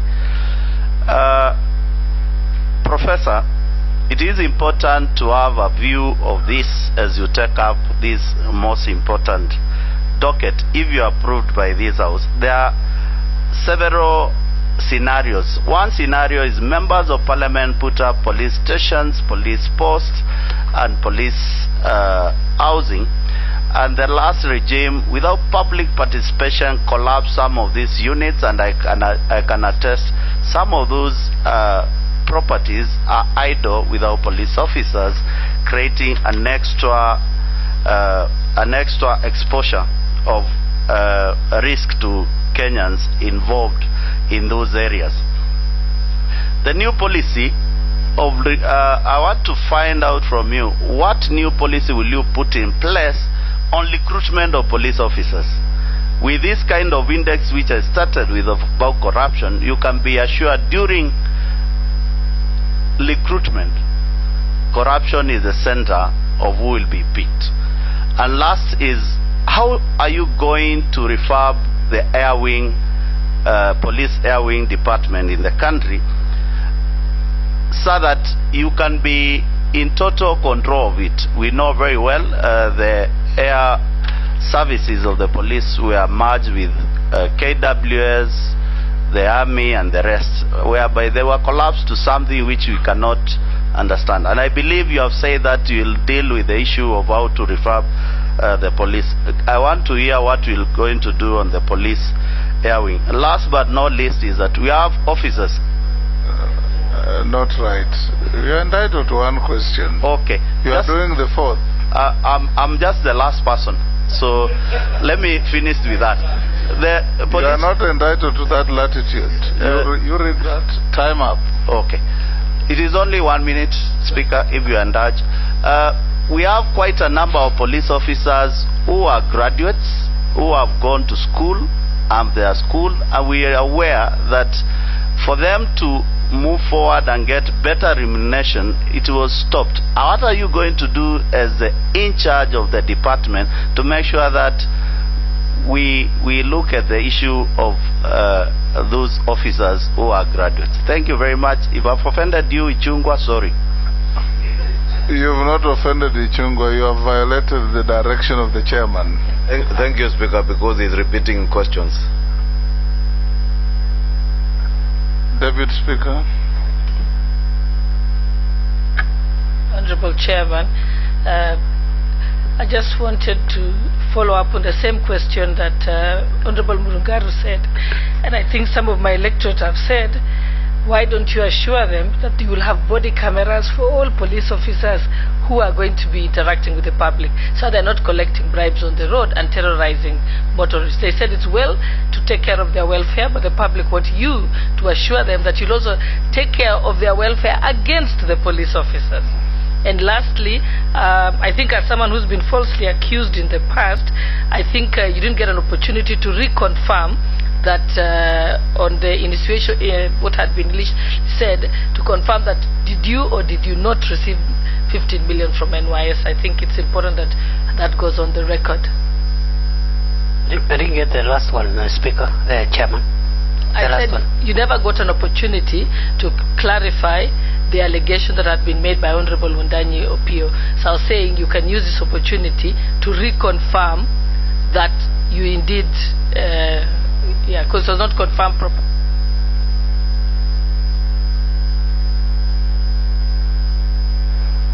Go ahead, Professor. Thank you, Speaker. With regard to disasters, the Security Laws Amendment Act of 2014 made a lot of progress with regard to providing a multi-agency responses to security concerns. We have the country has a humanitarian disaster preparedness and response mechanism, but that has not been well anchored in the law. My objective is to make sure that the same is properly anchored in law, but above that to integrate the civilian interventions and responses to disasters with the security agencies, so that you have one comprehensive response which involves both civilians and also members of the security forces. With regard to alcohol, I think it's a national problem, as I have said. And I think instead of the top-down approach to the fighting of illicit brews, we may need to start conversations in the areas most affected by this menace of alcohol and drugs from the communities to help us generate the solutions, because in the past there have been very violent and decisive crackdowns on illicit brews and alcohol, and perhaps the results have not been very successful. With regard to borders and school buses, I am aware that the National Transport Safety Authority is working on policy on the transportation through borders, transportation of school children and the use of school buses, and also transportation of dangerous goods. And that can be a good opportunity for us to define what traffic police can or should do. But on the direct question of roadblocks, I think the issue of roadblock is an outdated policy of traffic management and policy. We should move towards the digitization of road safety management to ensure that people who violate traffic rules are electronically identified and are also electronically punished, so that you don't stop not just school children, you also don't stop not just borders, but you also don't stop somebody coming from church with his family, and because of overspeeding, exceeding the speed limit by a few kilometers per hour, you book them in a police station until the weekend is over, when you'll take them to court. There are easier ways of electronically dealing with those management of road safety. So we'll be following up on that. And those spikes and whatever are things Kenya should move away from. They don't look good. They even are sometimes causes of accidents and lack of safety on the roads. With regard to the issue of area managers, it is my view, I believe, that area managers should be compensated for the work they do without affecting the budget, because again the resource pass continues to remain the same and the needs are increasing day by day. With regard to the question of police people taking bribes, this is the lowest image problem we have in the police force. I'll take leadership in trying to ensure that the police are able to reclaim their position and dignity among the society, and we will take measures, both deterrent, but also through a reward system to ensure that it becomes, corruption becomes something that can be, it's an exception within the force, by encouraging a reward system and a name and shame program within the force. With regard to prison service, yes, the reforms that we intend to do in the police service will also happen in the prison service. And in fact, since the departure of the Honorable Mudia Warriors, Minister for Home Affairs, prison reforms have stalled. And this is an area which I think we require to be looked at afresh, with a view of making sure that these places become places of rehabilitation and correction of offenders, as opposed to places where people go to commit even further crimes when they are already in custody.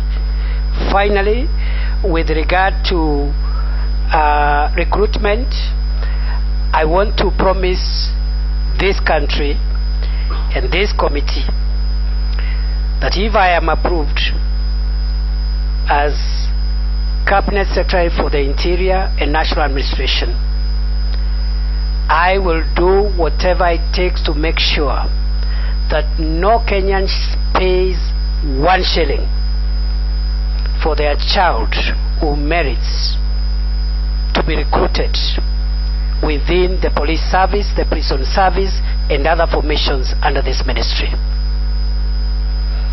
Thank you, Professor. Let me also ask you just 2 questions. The first one, Professor, is the integrity of the Kenyan passport. The Kenyan passport is said to be one of the easiest to forge. Criminals from our neighbors, our brothers from West Africa, and many others. As foreign minister, I encountered cases where there were nationals of Zambia, Guinea, Nigeria, all these countries, in jails, particularly in Asia, China, Thailand, where narcotic crimes are punished very heavily, and are profiled and identified there as Kenyans because they have forged and are carrying Kenyan passports. What are you going to do as minister to enhance the integrity of our passport? Number 2, in comparable jurisdictions, getting a passport is a right of every citizen. In fact, many countries like the UK, they don't have any other identification document other than the passport. In this country, getting a passport is an extremely tedious process. There are people who queue for up to a year, 2 years. You want to travel out of the country, to get an entitlement of a travel document, you have to bring all manner of documents to prove that you are entitled to what you should have. What are you going to do about this?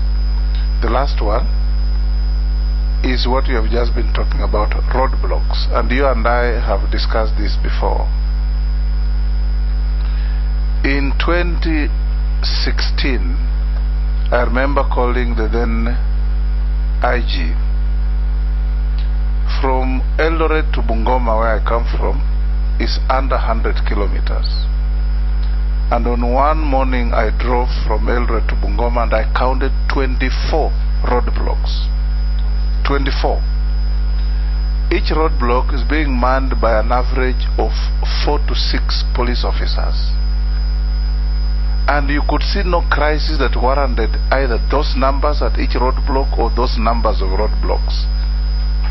I remember President Kagame of Rwanda asking President Kibaki to reduce roadblocks because businessmen from Rwanda were finding it difficult to transact their business by transporting cargo from Mombasa to Rwanda because of the number of roadblocks, which were also toll stations. What are you going to do to eliminate this menace? Thank you. And may I also disclose to the committee that the Honorable Nominee is a very close friend to me. We have practiced law together, and we research and write some things together in furtherance of the law. Thank you, Chairman. Chairman and honorable members, with regard to forgery of the Kenyan passport, the e-passport features introduced in 2017 September goes a long way in upgrading the security features and the status of the Kenyan passport internationally. Unfortunately, the uptake has been slow. Until now, only 1.6 million Kenyans have converted the old passports into the e-passports out of the 3.5 million Kenyans who own passports. The deadline has been extended, and under the East African Community Protocol, I think the deadline now has been extended to December, 30th November. But I doubt that even with that extension, there will be many more Kenyans because of the reasons, some of which you have highlighted. So this forgery issue, once every Kenyan has e-passport, will be something that perhaps will be a rare occurrence. Mr. Chairman, honorable members, I believe, just like the chair does, that a passport is a basic identity document. In fact, every Kenyan should have a passport. And to this end, I believe also, in line with the Kenya Kwanza manifesto of a bottom-up approach and empowering people, one way of empowering people is to make people, even at the grassroots, empowered even to move out of the country for trade, for business, for whatever venture they may want to engage in. So I hope that we can move this 3.5 million passport to about 10 million passports in 5 years. And it will help you collect revenue. Absolutely. It's one industry. You are right, Honorable Chair, because this is one sector which government really doesn't need to spend a lot of investment in terms of resources, because it generates revenue for government. Number two, Honorable Chair, with regard to what we are going to do to make sure many more Kenyans acquire passport, we are going to increase the passport submission centers. Right now there are about 7 passport submission centers. The intention is to ensure in the next 5 years there is a passport submission center in every county of our country. Other than that, for Kenyans who live abroad, it is intended that we, subject to the approval of this House, will ensure that we increase the number of passport submission centers from the current 7, namely New York, Washington, London, Berlin, Pretoria, I think Qatar. We will increase from 6 or 7 to about 25 within the diaspora in the next 5 years. Mr. Chair, allow me also finally to say, however, the printing of passports must remain centralized. The submission of passports could have as many centers as possible, but the printing for purposes of security must remain, just like printing money, must remain centralized. And therefore we will be empowering the Immigration Department with capacity to offer centralized printing services. Finally, on roadblocks, as I have said, Chair, I agree with you. This is a very archaic method where you put spikes. In fact, it's an obstruction of traffic. But you know, it's something we have gotten used to as a country for a long time. So you can't really blame the police as such. But we must move towards intelligent ways, and by intelligent I mean technology. Intelligent road safety management systems where we identify and punish road users who offend the law without necessarily causing obstruction or creating ugly scenes and traffic jams and accidents on the road. Thank you, Mr. Chairman. Thank you, Professor. I'll give you 3 minutes to tell us what you wish this committee to do with you and for you. Mr. Chair, thank you for that opportunity, this opportunity to address this committee. I would like to say as follows. It has been the honor of my life to be nominated by President William Ruto to serve as Cabinet Secretary for the Interior and National Administration. I remain grateful to him, and I also remain grateful to my party, through which I have grown in my career in public service. I do understand the current assignment requires me to abstain from active politics unless I am propagating government policy. That is what the law provides.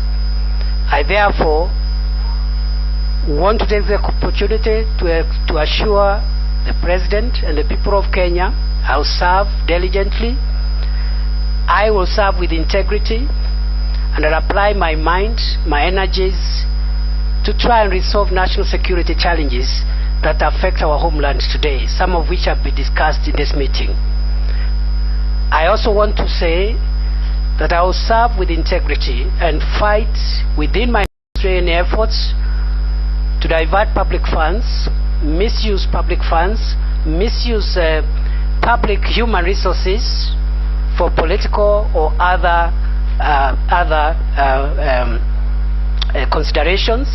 I also promise this House I'll cooperate with Parliament and other institutions of state to serve Kenyans. Finally, if I am approved, I'll remain grateful to this House for the opportunity, and I promise I will not let Kenya down. I'll do my best for the country, and this is a solemn promise before God, before the President, before government, and before my fellow citizens. If you approve me, you will get value for that decision. Thank you, Honorable Chair. God bless Kenya, and God bless you. Thank you, Professor. You are now released to go to your other duties, and God bless you too.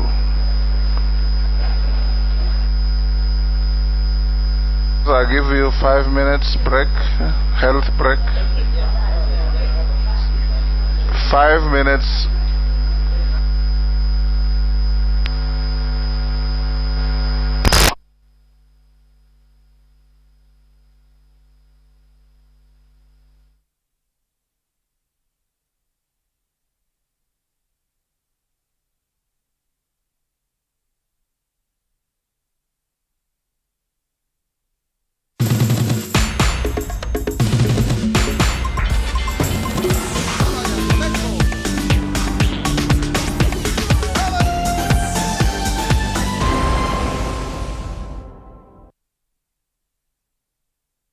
Rock Industries Limited wanakuletea bidhaa za plastiki zinazotumika kila siku maishani, kuanzia matumizi ya jikoni. How well do you know what's happening around you? Morning Cafe with heated political debates. Baraza la siasa. Hiyo kitu azungumzie, angalie hali ya maisha ya watu. Informative health discussions. Business, farming, Tasty Wednesday, Fitness Thursday, and Feel Good Friday with amazing DJs, celebs, waimbaji, kuna comedians, alafu kuna wajinga, and music bands every Monday to Friday from 6 a.m. to 9 a.m.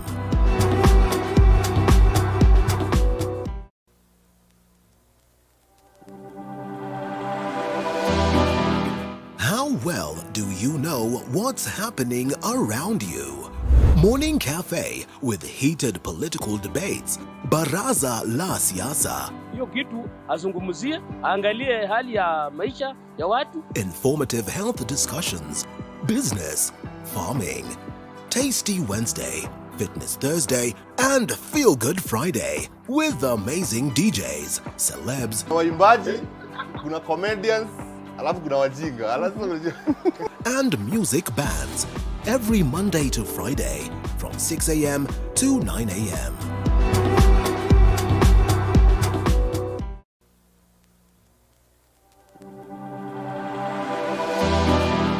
How well do you know what's happening around you? Morning Cafe with heated political debates. Baraza la Siasa. Hiyo kitu azungumzie, angalie hali ya maisha ya watu. Informative health discussions. Business, farming. Tasty Wednesday, Fitness Thursday, and Feel Good Friday with amazing DJs, celebs, Waimbaji, kuna comedians, alafu kuna wajinga. and music bands every Monday to Friday from 6 a.m. For all your entertainment.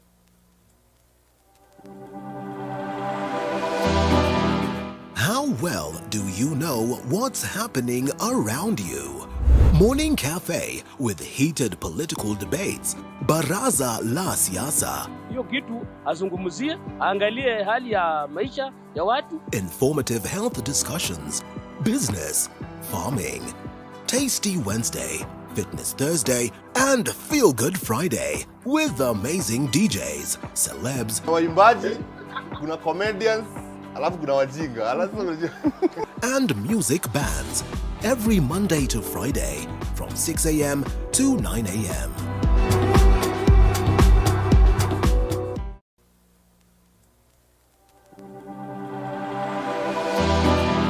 How well do you know what's happening around you? Morning Cafe with heated political debates. Baraza la Siasa. Hiyo kitu azungumzie, angalie hali ya maisha ya watu. Informative health discussions. Business, farming. Tasty Wednesday, Fitness Thursday, and Feel Good Friday with amazing DJs, celebs, Waimbaji, kuna comedians, alafu kuna wajinga. and music bands every Monday to Friday from 6 a.m. to 9 a.m.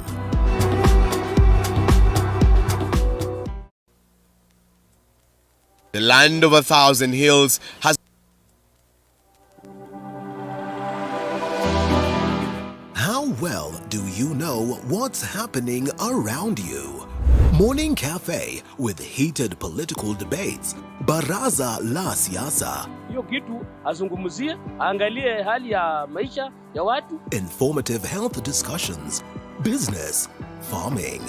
Tasty Wednesday, Fitness Thursday, and Feel Good Friday with amazing DJs, celebs, Waimbaji, kuna comedians, alafu kuna wajinga. and music bands every Monday to Friday from 6 a.m. to 9 a.m.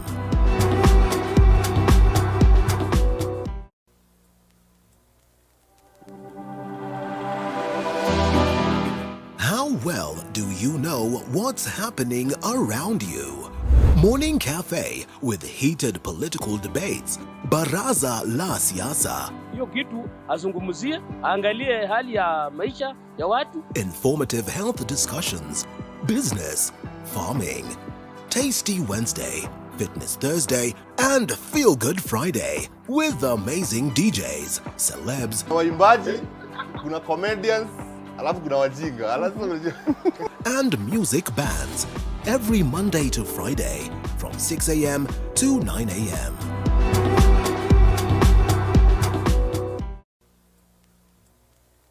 We currently have 12 implementing partners. How well do you know what's happening around you? Morning Cafe with heated political debates. Baraza la Siasa. Hiyo kitu azungumzie, angalie hali ya maisha ya watu. Informative health discussions. Business, farming. Tasty Wednesday, Fitness Thursday, and Feel Good Friday with amazing DJs, celebs, Waimbaji, kuna comedians, alafu kuna wajinga. and music bands every Monday to Friday from 6 a.m. to 9 a.m.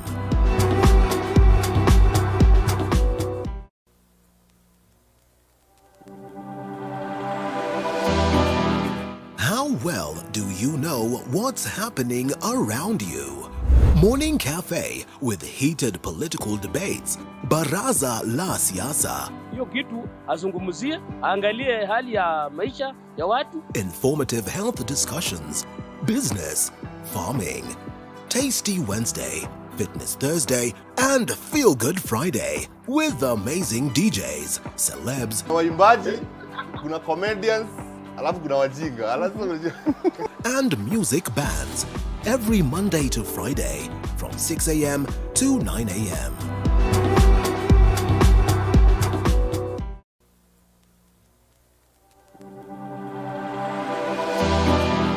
How well do you know what's happening around you? Morning Cafe with heated political debates. Baraza la Siasa. Hiyo kitu azungumzie, angalie hali ya maisha ya watu. Informative health discussions. Business, farming. Tasty Wednesday, Fitness Thursday, and Feel Good Friday with amazing DJs, celebs, waimbaji, kuna comedians, alafu kuna wajinga.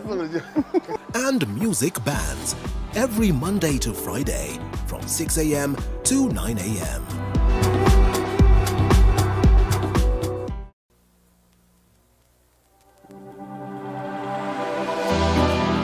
How well do you know what's happening around you?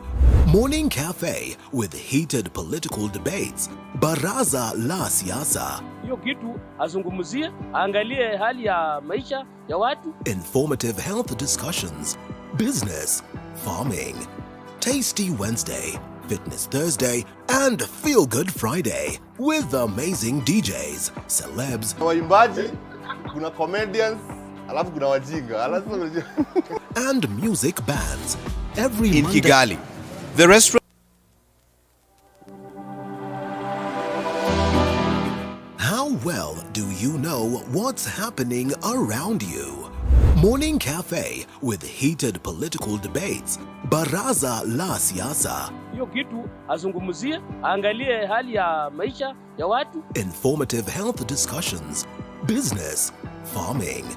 Tasty Wednesday, Fitness Thursday, and Feel Good Friday with amazing DJs, celebs, waimbaji, kuna comedians, alafu kuna wajinga. and music bands every Monday to Friday from 6 a.m. to 9 a.m.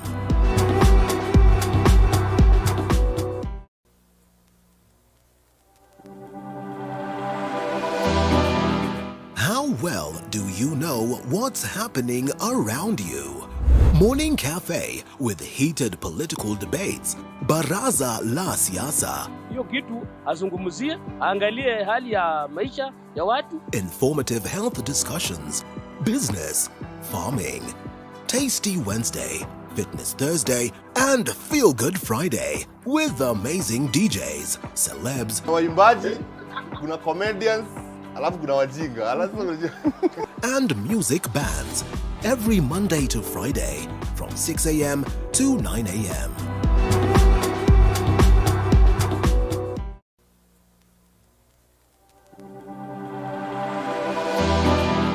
How well do you know what's happening around you? Morning Cafe with heated political debates. Baraza la Siasa. Hiyo kitu azungumzie, angalie hali ya maisha ya watu. Informative health discussions. Business, farming. Tasty Wednesday, Fitness Thursday, and Feel Good Friday with amazing DJs, celebs, waimbaji, kuna comedians, alafu kuna wajinga. and music bands every Monday to Friday from 6 a.m. to 9 a.m.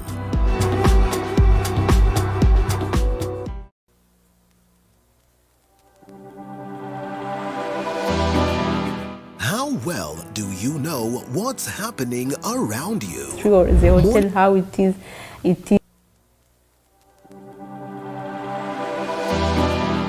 How well do you know what's happening around you? Morning Cafe with heated political debates. Baraza la Siasa. Hiyo kitu azungumzie, angalie hali ya maisha ya watu. Informative health discussions. Business, farming. Tasty Wednesday, Fitness Thursday, and Feel Good Friday with amazing DJs, celebs, waimbaji, kuna comedians, alafu kuna wajinga. and music bands every Monday to Friday from 6 a.m. to 9 a.m.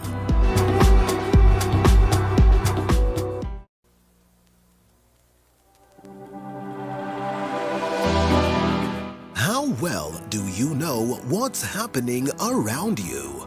Morning Cafe with heated political debates, Baraza la Siasa, Hiyo kitu azungumzie, angalie hali ya maisha ya watu. Informative health discussions, business, farming.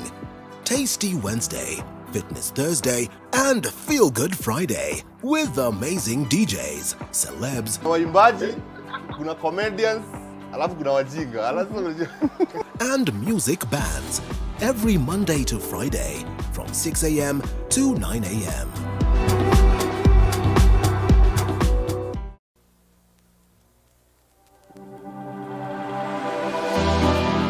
How well do you know what's happening around you? Morning Cafe with heated political debates, Baraza la Siasa, Hiyo kitu azungumzie, angalie hali ya maisha ya watu. informative health discussions, business, farming. Tasty Wednesday, Fitness Thursday, and Feel Good Friday with amazing DJs, celebs, Waimbaji, kuna comedians, alafu kuna wajinga.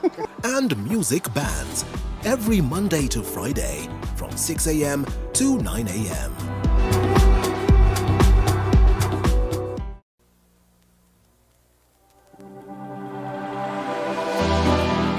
How well do you know what's happening around you?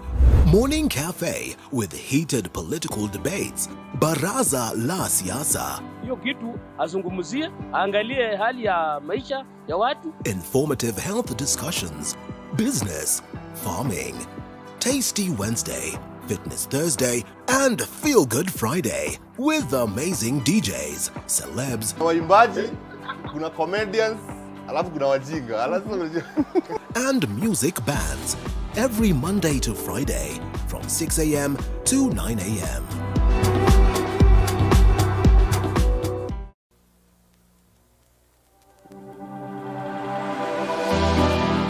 How well do you know what's happening around you?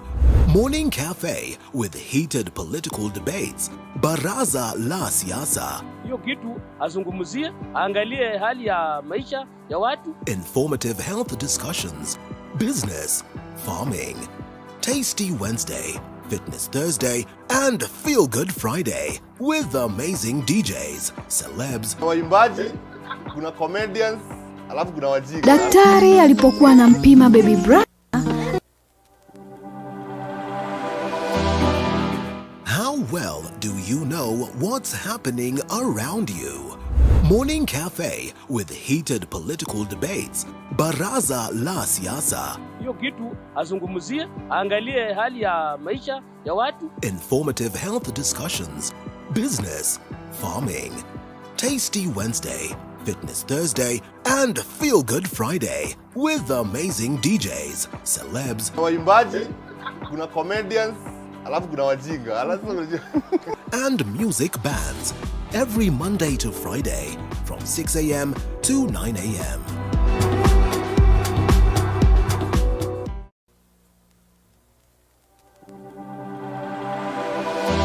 Zika. Usiku mwema. How well do you know what's happening around you? Morning Cafe with heated political debates, Baraza la Siasa, Hiyo kitu azungumzie, angalie hali ya maisha ya watu. informative health discussions, business, farming. Tasty Wednesday, Fitness Thursday, and Feel Good Friday with amazing DJs, celebs, Waimbaji, kuna comedians, alafu kuna wajinga. and music bands every Monday to Friday from 6 a.m. to 9 a.m.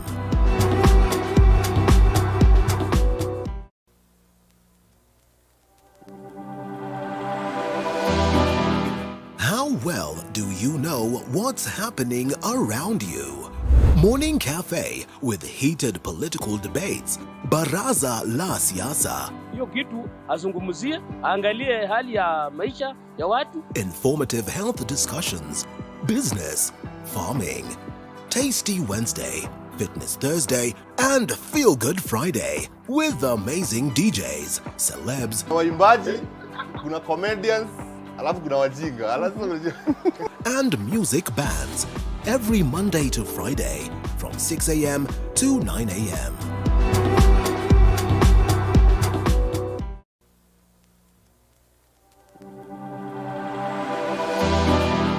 How well do you know what's happening around you? Morning Cafe with heated political debates.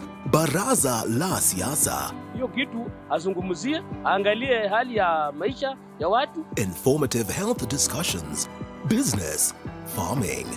Tasty Wednesday, Fitness Thursday, and Feel Good Friday with amazing DJs, celebs, waimbaji, kuna comedians, alafu kuna wajinga. and music bands every Monday to Friday from 6 a.m. to 9 a.m. Go to dog. How well do you know what's happening around you? Morning Cafe with heated political debates. Baraza la Siasa. Hiyo kitu azungumzie, angalie hali ya maisha ya watu. Informative health discussions. Business, farming. Tasty Wednesday, Fitness Thursday, and Feel Good Friday with amazing DJs, celebs, waimbaji, kuna comedians, alafu kuna wajinga. and music bands every Monday to Friday from 6 a.m. to 9 a.m.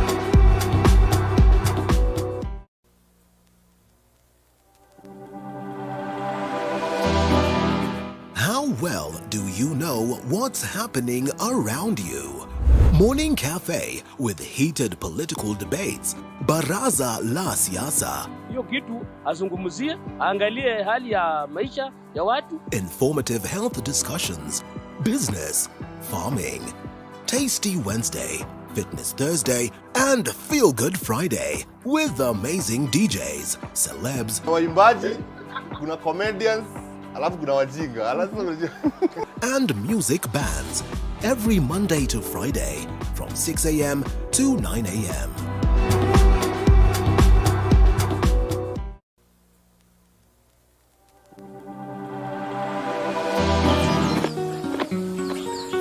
Hello. How well do you know what's happening around you? Morning Cafe with heated political debates. Baraza la Siasa. Hiyo kitu azungumzie, angalie hali ya maisha ya watu. Informative health discussions. Business, farming. Tasty Wednesday, Fitness Thursday, and Feel Good Friday with amazing DJs, celebs, waimbaji, kuna comedians, alafu kuna wajinga. and music bands every Monday to Friday from 6 a.m. to 9 a.m.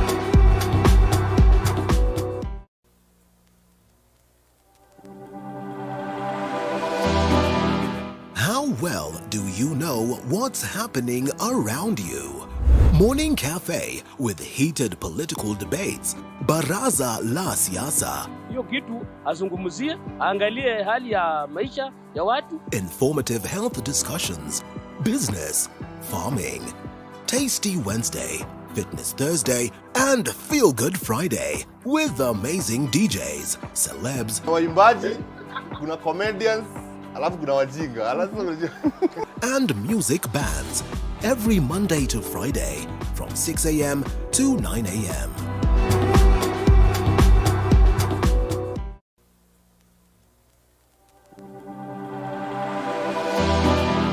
How well do you know what's happening around you?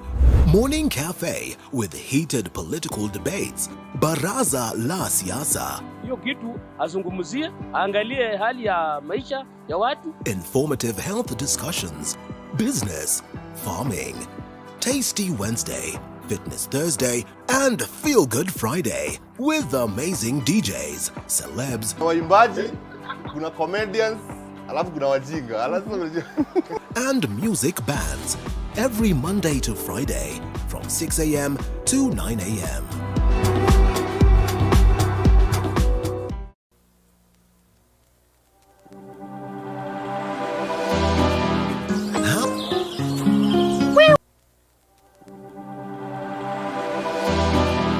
How well do you know what's happening around you?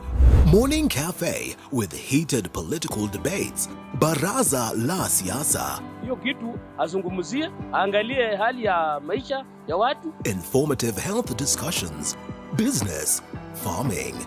Tasty Wednesday, Fitness Thursday, and Feel Good Friday with amazing DJs, celebs, waimbaji, kuna comedians, alafu kuna wajinga. and music bands every Monday to Friday from 6 a.m. to 9 a.m.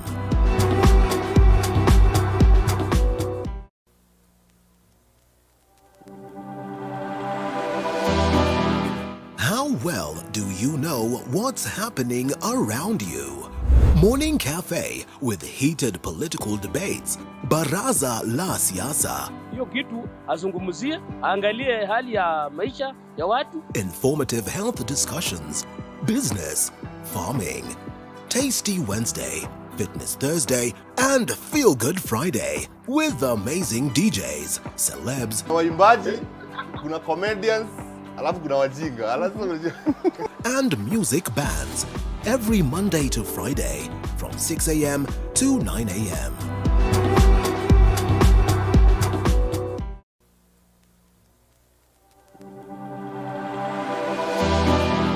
How well do you know what's happening around you? Morning Cafe with heated political debates, Baraza la Siasa. Hiyo kitu azungumzie, angalie hali ya maisha ya watu. Informative health discussions, business, farming. Tasty Wednesday, Fitness Thursday, and Feel Good Friday with amazing DJs. Bamisi MP Saboti. Didoraso MP Saku. Abdi Shurie MP Balambala, Garissa County. Mary Emase MP Teso South. Stephen Mule MP Matungulu. Naisula Lesuda MP Samburu West.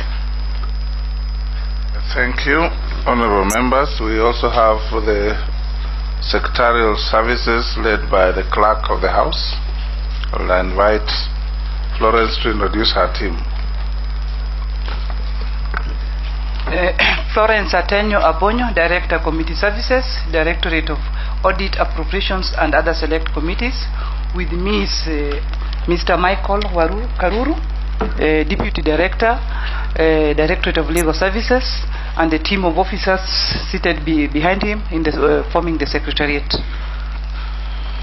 Can the Secretariat administer the oath to the good professor?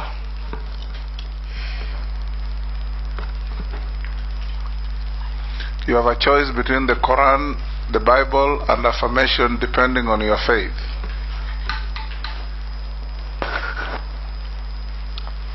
I use the Bible, Mr. Chairman. You raise it like that. I, Njuguna Ndung'u, do hereby swear to testify on all matters in question and tell this committee the truth, the whole truth, and nothing but the truth, so help me God.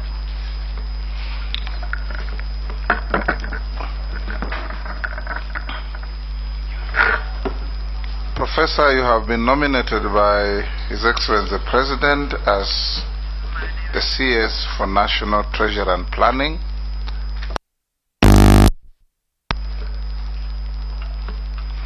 The nomination requires approval by the National Assembly before appointment, and these proceedings with you and your other colleagues that started yesterday is to engage in allowing members of the committee to interrogate you on matters touching on your integrity, your ability, your suitability in occupying the important office to which you have been nominated.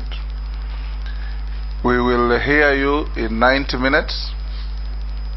The questions that will be asked by members, we have agreed, should be concise and precise. Your answers should be equally concise and precise. It is not adversarial. We want to get facts where necessary, your opinion where necessary, and in so doing, you speak through the chair. There should be no altercation between you and any member. Neither are members going to question you directly, they also question you through the chair, as the rules of the House require. We will, once we finish with the preliminaries, I'm sure you've been watching the proceedings from elsewhere, we'll give you 10 minutes or less to tell us who you are, your short journey through life. Then the exchange of questions and answers will follow. At the end, I'll also give you a few minutes, no more than 3, to recap your wishes and anything else you want to tell the committee. We'll go to the next issue of your documentation. I believe you have carried your documents, and this good lady from the Secretariat will pick if you have put them together. We want to ask you, do you have the compliance with tax obligations to the state from KRA? Yes, Mr. Chairman, I sent that. I sent the originals to this. Do you have committee. the clearance with the Higher Education Loans Board? Yes, Mr. Chairman. Do you have clearance with Ethics and Anti-Corruption Commission? Yes, Mr. Chairman. Do you have a certificate of good conduct from DCI? Yes, Mr. Chairman. Have you ever been charged in a court of law or convicted for any criminal offense? No, Mr. Chairman. Are you a dual citizen of Kenya and any other jurisdiction? No, Mr. Chairman. You carry only one passport? I carry only one passport. Very good.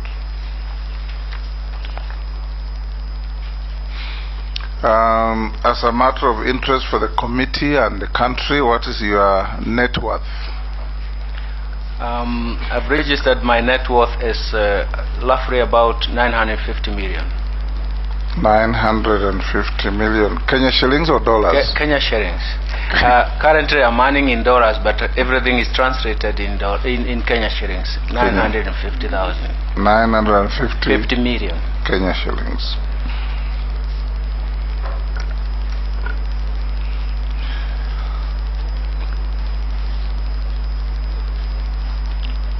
What are your current and anticipated sources of income? Currently I'm salaried under the African Economic Research Consortium, but I think that my anticipated earnings would be graduated coming once my contract comes to an end. Unfortunately, if I'm approved by this committee, then it means that I'll have to leave my job. The second one, that is gratuity. The other one will be maturing in financial investments through different sources, diverse sources. Those are the anticipated incomes coming to me. Okay. I'll now open the floor to honorable members to ask you questions. I'll start with oh, sorry. I'm jamming the gun, Professor. Thank you. Tell us the journey of your life in under 10 minutes. Thank you. That's what I was anticipating. I hope I will take 10 minutes or less. And let me say that I'm a Kenyan, and I come from Kandara constituency in Murang'a. Actually, in Muranga, we actually talk about location. I come from location 3 in Muranga. And I went to school in one of the primary schools, Keguya Primary School, and I finished in 1973, joined Form 1. I was admitted to Form 1. Those are the days that you needed to be admitted. So I went to another school, a newly aided school in Muranga, in Gatuli location, Kiabugi Secondary School. That was in 1974 to 1977. I had a first class division that allowed me to be admitted to Kagumo High School, perhaps a school of my dreams. That was in 1978. I finished Form 6 in 1979, and in 1980 I came to Nairobi. I came to Nairobi because that was the only university in Kenya then. That is when I joined the University of Nairobi, and I was admitted to study Bachelor of Arts. I had a dream to study economics, so I was in Bachelor of Arts. You have to do 3 courses, and in the second year you start specializing on the basis of performance. So I became what we used to call then 311 economics, and so I ended up graduating in 1984. We are the group that was affected by 1982 coup, so it means that we took longer than the normal 3-year degree. Lost 1 year. We lost slightly more than 1 year, but it is 1 year in terms of calendar. Thank you, Chair. And in 1984, I graduated in Bachelor of Arts in majoring in economics. In the same year, I was admitted to actually pursue postgraduate economics, postgraduate degree in Masters in Economics, which I finished in 1986. From 1986, it was actually more of research work, and in 1987, I was employed at the University of Nairobi as a tutorial fellow. That's the lowest rank in terms of the teaching fraternity. But the tutorial fellow, you are employed on contract on the basis that you are going to pursue higher education, that is a PhD. So I did that for 2 years, from 1987 to 1989, and I got a scholarship to study economics at PhD level at the University of Gothenburg in Sweden, funded by Swedish International Development Association, that is SIDA, and that was on the contract that we should study economics within 4 years.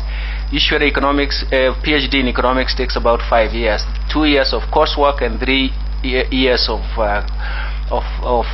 research. But we had a covenant to finish in 4 years. Of course it was difficult, but I managed to finish in 4 years and 3 months. So I came back to Kenya in 1993, towards the end of 1993, to start teaching again in 1994. I was promoted in 1995 to become a lecturer. In 1997, I was promoted to become a senior lecturer, and in 2001, I became perhaps the youngest professor ever. I became an associate professor in 2001. That is the journey in terms of my academia. I've continued to be a researcher, and all my areas of research has been quite macroeconomics. I've trained so many economists in Africa.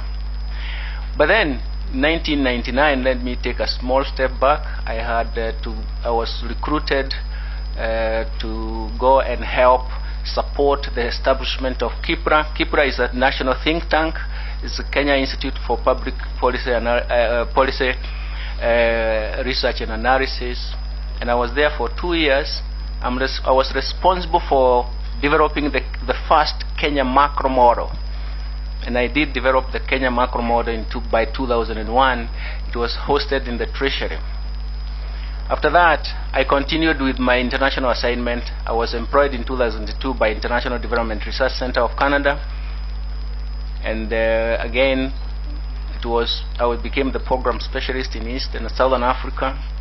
In 2003, I joined the African Economic Research Consortium, a network that actually builds capacity for economists in Africa and even graduate training. I became director of training, and it was there that I was recruited and appointed governor of the central bank in 2007, and I continued and served for 8 years In fact, Chairman, I became the first governor to serve 8 years since the law was established, 2 terms since the law was established in 1982. So, for me, it was a chance in terms of not only of research, but intellectual leadership, but also policy leadership. After that, after the tour of duty, I decided that I needed to take a break. I went to Oxford University for 1 year in terms of Bravatnik School of Government to talk more about public policy making. Then in there I was also a senior advisor to several organizations, especially the United Nations Capital Development Fund and even Alliance for Better Than Cash Alliance. And again in 2019, I was getting back and more into research and more into intellectual work. I was headhunted for African Economic Research Consortium, and I became the executive director. We support public universities in Africa to mount quality degree programs in economics. We have trained economists for the Ministry of Finance for many years, for the last 11 years. We have supported students in this area for many years, but we also provide frontier research in various topical policy issues. Maybe I'll have a chance to talk about some of them. That's where I am, and let me also mention that in the central bank, I remember I worked on 2 very prominent areas. One of them is to reformulate the monetary policy framework for Kenya. I do believe that the framework that I found there, I actually described it as an obsolete framework.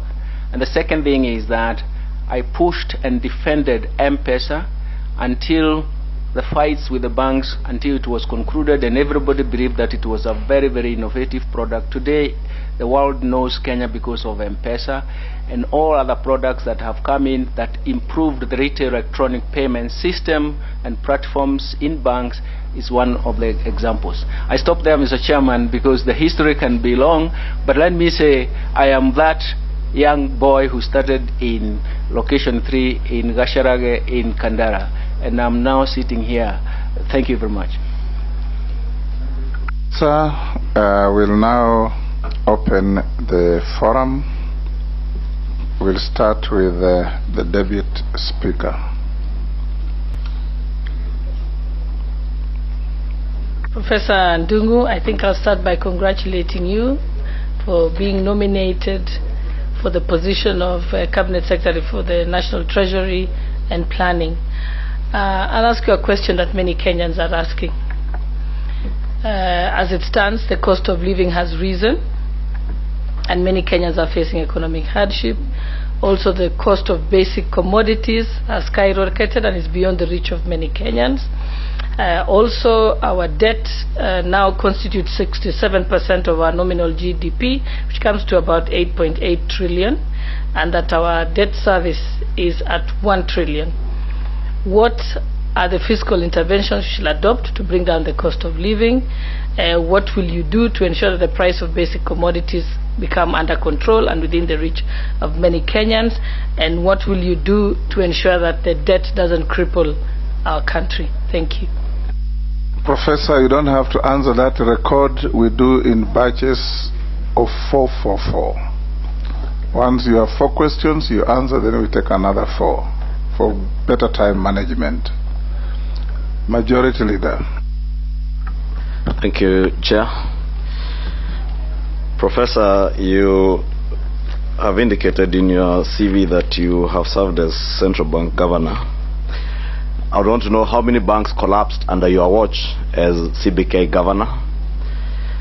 2, at the time you were CBK Governor, Professor, we have 2 sworn affidavits in our files, both deponents alleging that you were adversely mentioned in the sale of the Grand Regency Hotel, and you also face abuse of office charges involving irregular award of a 1.2 billion shilling security tender while serving as Central Bank Governor in 2014.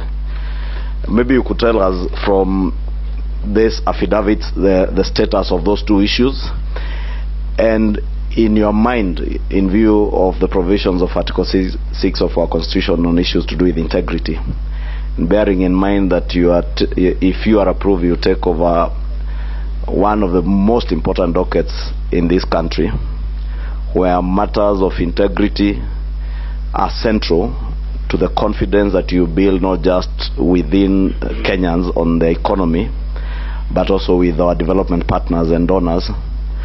Do you think, with such allegations being leveled against you, you are the right man for the job?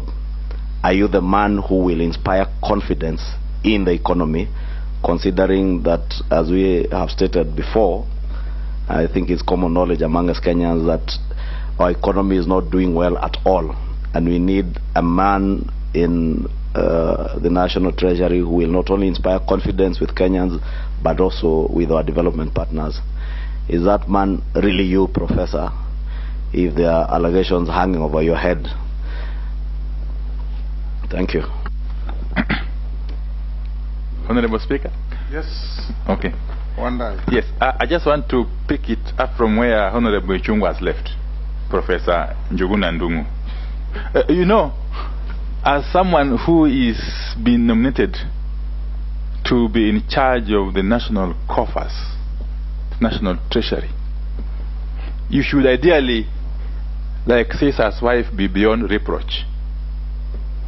Unfortunately, despite your stellar record in academia, your long stint in the CBK,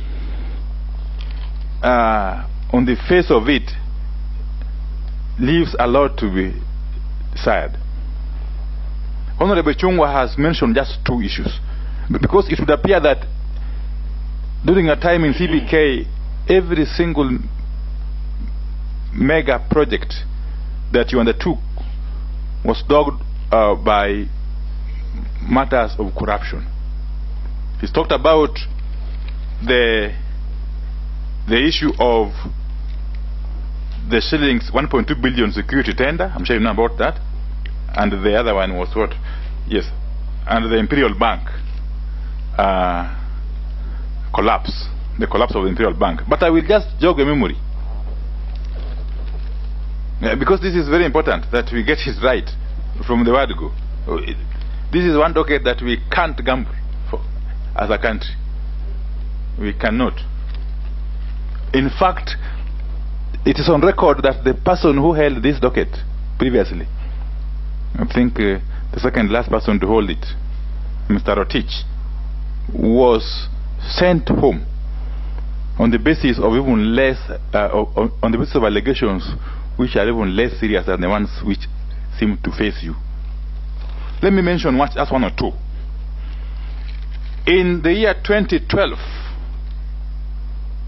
the Public Accounts Committee of the National Assembly did indict you. In fact, it barred you from holding public office on account of irregular procurement of printing contract to De La Rue. I'm sure you will remember that. It went further to call to recommend for serious investigations into your conduct, and that if criminal culpability would be established, should be taken to court and charged. You may want to update us on what became of this. That is very important. Two is the issue of irregular sale of the Grand Regency Hotel in 2008, whilst you were at the helm of the Central Bank of Kenya. A report by the Commission of Inquiry into the sale of the Grand Regency Hotel, that was chaired by Justice Coker, as he was known then, found you guilty of flouting procurement rules. It also went ahead to accuse you of lacking transparency, honesty, good faith, and of other unprofessional actions, serious accusations, that if you juxtapose with the tenets, the requirements of Chapter 6 of the Constitution and the Article 10 of the Constitution on values and principles of governance, then you would even wonder why you are before us, before clearing your name. It would be a travesty of justice and democracy and fairness. But I leave it at that. Yes. Yes, Junet. Thank you, Chair, for this opportunity. Chair, I want to put to the nominee that in 2011, the year 2011, when you were the CBK governor, Professor Ndung'u, Parliament investigated you for collusion with commercial banks to weaken the Kenya shilling, which became the worst performing currency in the world then. Your failure to protect the shilling, coupled with your monetary policies, saw massive repatriation of US dollars from Kenya to money markets, which collapsed the money market in the Kenyan shilling. Even a Reuters, this survey, named you as one of the least effective bankers in Africa. With all these failures, what makes you so attractive to preside over Kenya's economy during even these harder times? And also, there is the issue of the collapsed Imperial Bank, Professor. The shareholders revealed in court filings that your spouse, Nancy Ndung'u, exhorted the then managing director of the bank, the late Abdul Malik Jan Mohammed. The bank paid for a holiday in a luxurious hotel in Thailand. When these things came to light, you were in a hurry to liquidate the bank and cover up your role. That's the accusation they're saying in court. What's your response to that? And lastly, since you left the CBK, Professor, things have changed in this country. There was a new constitution that came in place, and the budget making process was taken to Parliament. Parliament is the one that, through the Budget and Appropriation Committee, is the one that looks into the budget of the country. We have had scenarios before, people who occupied the office before you, that office you are seeking, that who are forcing Parliament without listening to the Parliamentary Budget Department, forcing Parliament to do things in a certain way which have become counterproductive. And they want Parliament to rubber stamp everything that they prepare at the Treasury. What's your take? What is the role of Parliament in the budget making process? Thank you. Professor, you can handle those mouthfuls. Thank you, Chair. And I really thank the questions that have come through. Let me take the same order they came through. Thank you, Deputy Speaker. I'm aware the cost of living and even hardships are rising. And you can see that it is actually punctuated also by the overlapping multiple shocks that have hit the country, negative shocks. And negative shocks that are persistent are always very, very difficult to predict in terms of their magnitude, the quantum, and even direction. So in a sense, the world over is actually suffering from that. But we have a new dimension in the Horn of Africa, and especially in Kenya, because the drought effect is actually a very major supply side shock that drives domestic prices and also drives energy prices. And this is where the most pain is coming from. I do recall one time in my presentation to the Parliament, I argued that the then Parliamentary Committee in Finance, that we need to create buffers in the economy so that when there are supply side shocks, we can actually at least mitigate in the short term. And those buffers, for example, related to food security. Of course, it's expensive to store cereals for a long time, but the best thing is actually to have resources to do that, to buy at that particular time. Energy resources, that is petroleum backups. And then, of course, we should have buffers in terms of fiscal space. And finally, we should have buffers from the central bank in terms of foreign exchange reserves. Those are 4 main buffers that can help us navigate in the short term. But unfortunately, when the shock hits us, for example, right now, if you look at that, it's only perhaps the central bank which has foreign exchange reserves. And you can see that essentially it's going to be problematic. But then, what we really need is actually fiscal intervention to create some space and even to save lives. But again, it comes in at a time when we don't have that fiscal space. Especially, you mentioned the debt. We are in agreement with that. I think right now, the way the situation is, given the multiple shocks, and even the supply side shocks that are quite prevalent, the best would be to look for concession of financing that would retire most of the debt, especially the domestic debt, which is very, very expensive. It's taking quite a large proportion of recurrent expenditure, about to the tune of about 33%. So that will be the starting point. And then after that, we'll have some time, that is in the very short term. Then over time, the fiscal space can be rebuilt, including reforms that may come up actually to improve the revenue side. Because right now, the biggest problem is the revenue side. So essentially, one of the lessons that we should pick up from here is actually how to deal with supply side shocks. It was always a problem even during my time. Because one of the things about the supply side shock and monetary policy phenomena is that you have to actually tighten monetary policy to ride over the shocks. But essentially what you do is actually to push the economy into a temporary recession, hoping that once the supply shocks are resolved, we do not have that plateau of high prices. We will destroy that. But if there is pain, by the time you do that, and even when the supply side issues are resolved, this is the pain we have to undergo, we have to wait for. But I do believe that the most important steps is always to make sure that we have fiscal space that can now allow us some flexibility to ride over the shocks. And that is going to be created by, first of all, resolving or reprofiling the debt that we have, having some concessional funding that is going to retire some of the most expensive domestic debt. And then from there, slowly, the fiscal space will build up, supply side will come back, will be coming slowly back to the market, and then we can now start looking for how do we create fiscal consolidation. The President has already signaled some signals about fiscal consolidation. And this is something that will continue, but it will not continue until we resolve the crisis facing us, and then we resolve the debt issues.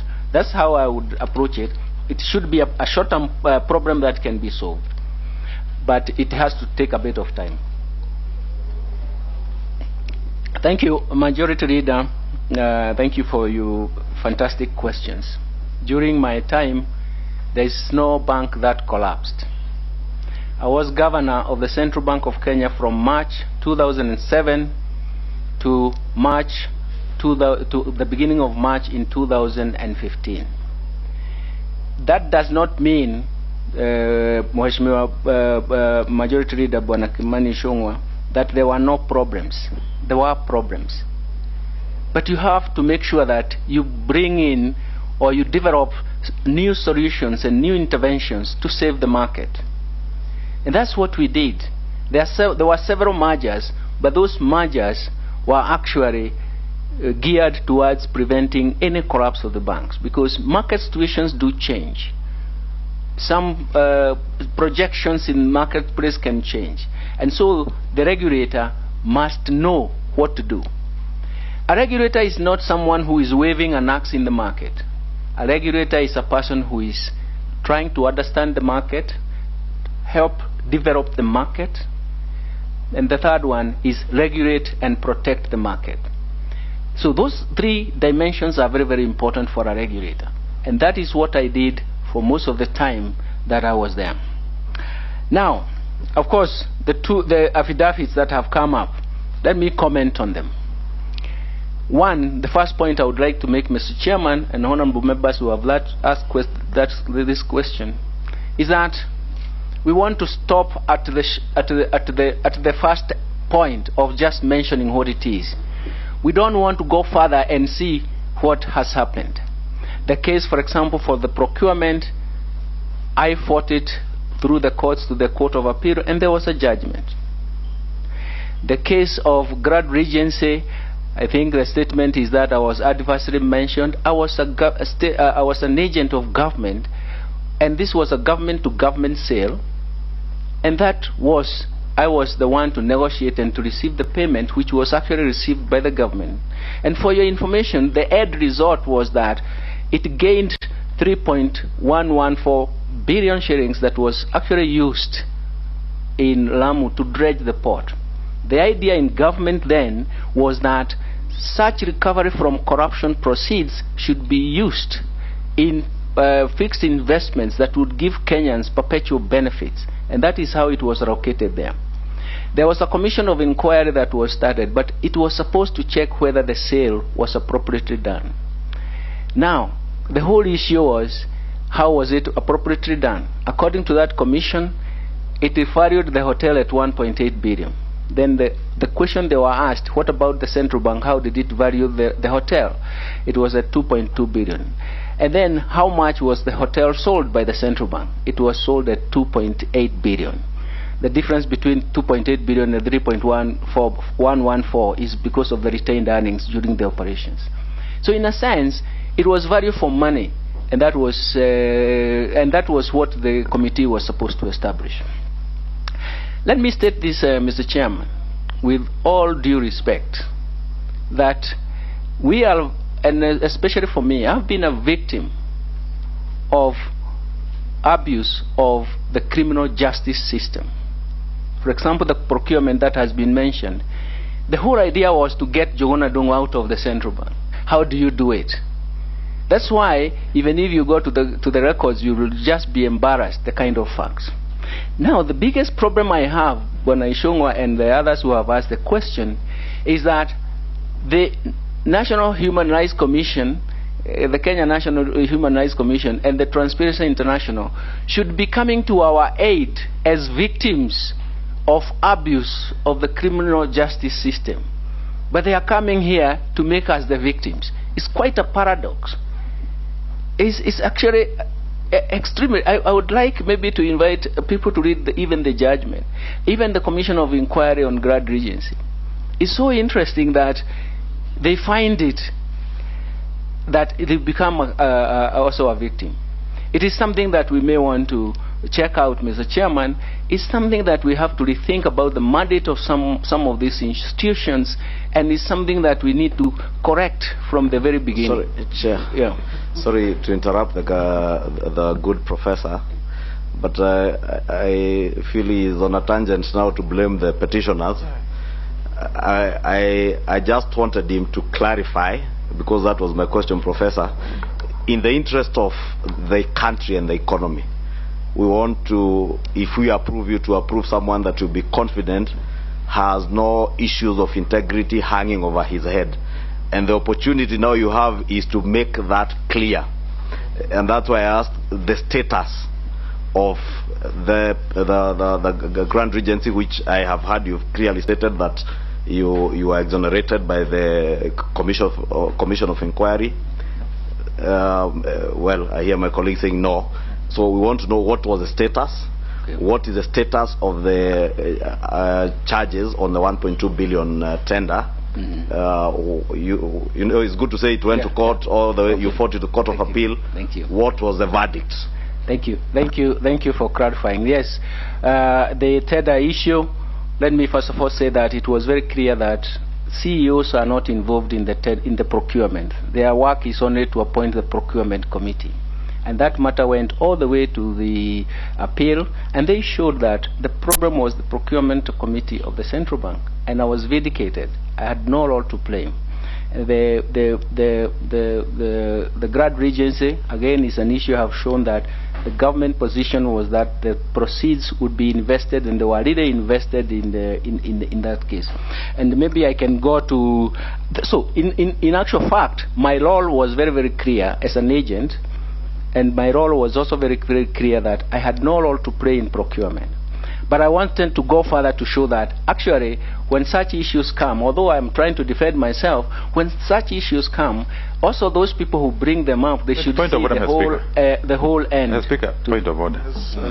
The nominee is not helping us make progress. For instance, he's talking about being vindicated in the Grand Regency cell.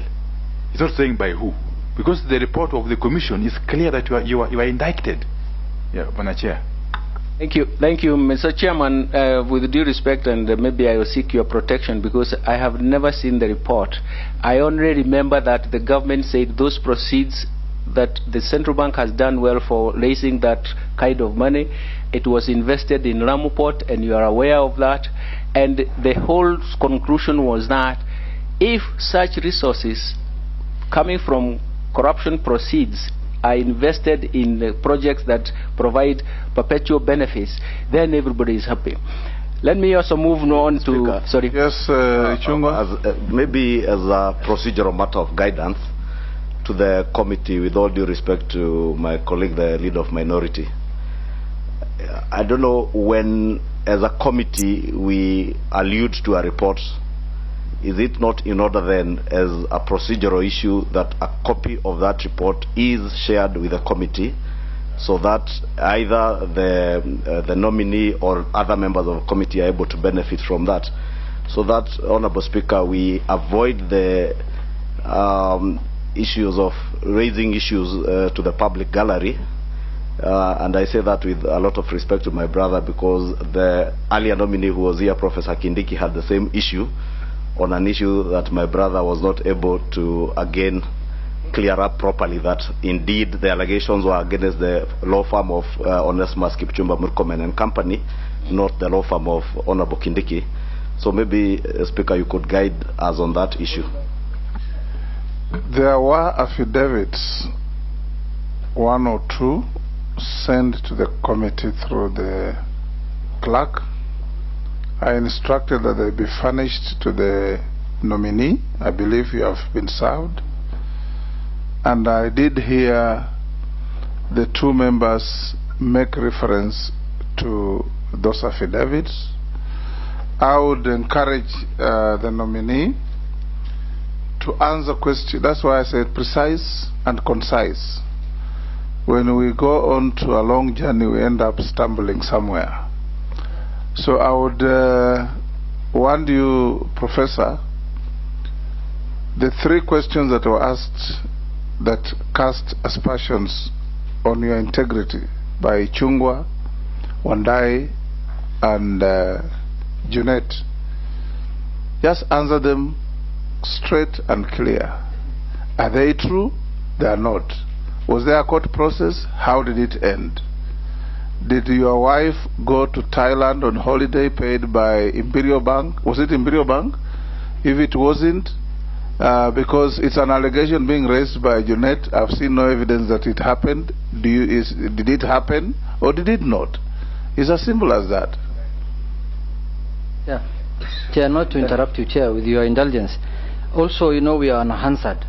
The nominee alluded in his response that even the report of the commission made him a victim. He said that when he was responding. So that means he's privy to the commission's report. And even then, I think he was on Kenya Human Rights Commission. On a struggle to defend himself. He said he's been a victim of many things. Yeah. So now that we have put him on track, let's hear his answers to your questions, which I'm sure he's privy to. Thank you, Chairman. I get your advice, and I'll take. I'll be in that tandem. Let me say that in the first issue and the second issue, I think what I've said is that I've defended myself in terms of I defended myself through the court process. The Commission of Inquiry in terms of the Grand Regency, I was asked to surrender the money to dredge the Ramu port. All the proceeds were given. You were asked as Njuguna Ndung'u or as governor of the central bank? As governor of the central bank, and also the agent who transacted that particular deal. The printing contract that Mheshimiwa Junet, with due respect, thank you very much, that matter came to Parliament. It was debated, and in the end, it was not the central bank that determined the printing contract, because it was there even before I joined in, and so I was exonerated on that. Then the reports are very clear. I've never been involved in contract for publishing for any currency printing, And again, the Treasury also went into joint venture with the Deraru, and that is how the issues were determined. So it was not a purview of the central bank, and the matter was dissolved that way in the central bank. The Imperial Bank never collapsed when I was in the central bank. I had already left, and it was several years when I had left.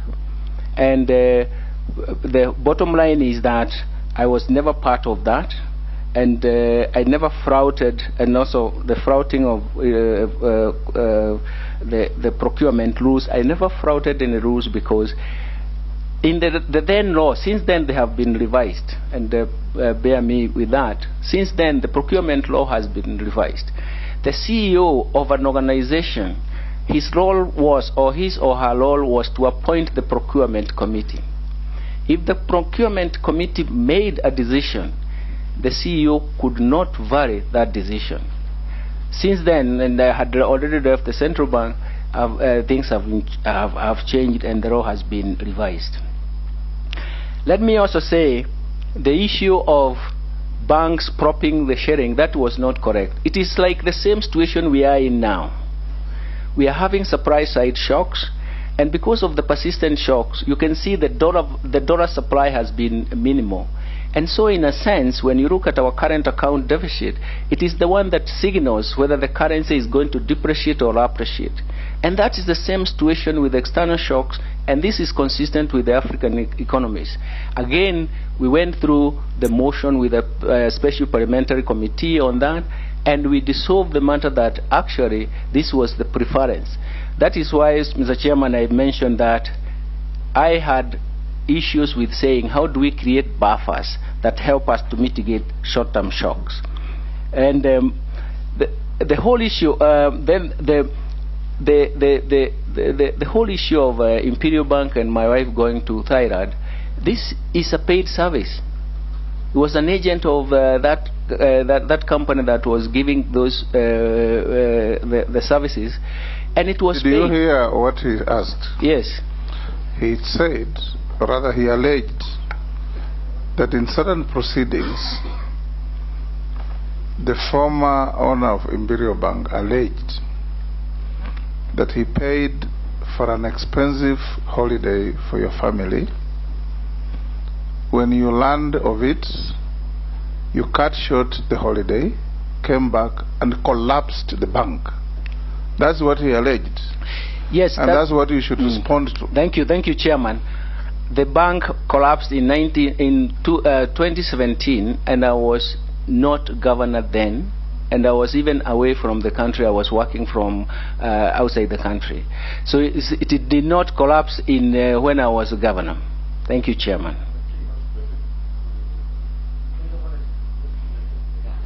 Yes. Yeah, just for your indulgence, Chair.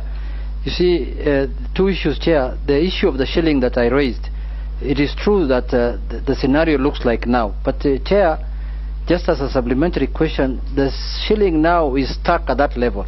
By that time, a committee of Parliament was formed, and I suspect you were in Parliament by then. Then, after the investigation of Parliament ended in a month or a month and a half, the shilling came back from 120, came back to 90. So it looked like a setup. Then lastly, Chair, did the trip to Thailand happen or did it not happen, in spite of the bank collapsing in 2017? Thank you. Thank you, Chairman. Let me say this. Once the crisis has been resolved, then there is inflow of foreign exchange. And because we have an open capital account and a floating exchange rate, the appreciation will always take place, because the depreciation is coming because of scarcity. And that's what happened. You can even produce graphs to that effect. That is, I wanted to correct that.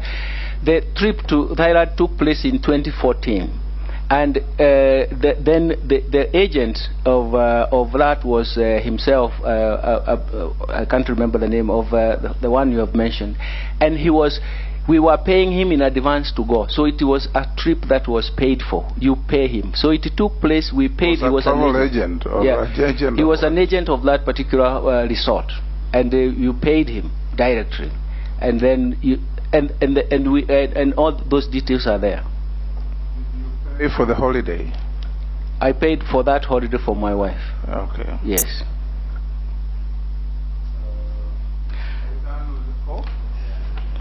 We now have another batch of 4. Owen Bayer, Gikaria, Mule, Emase.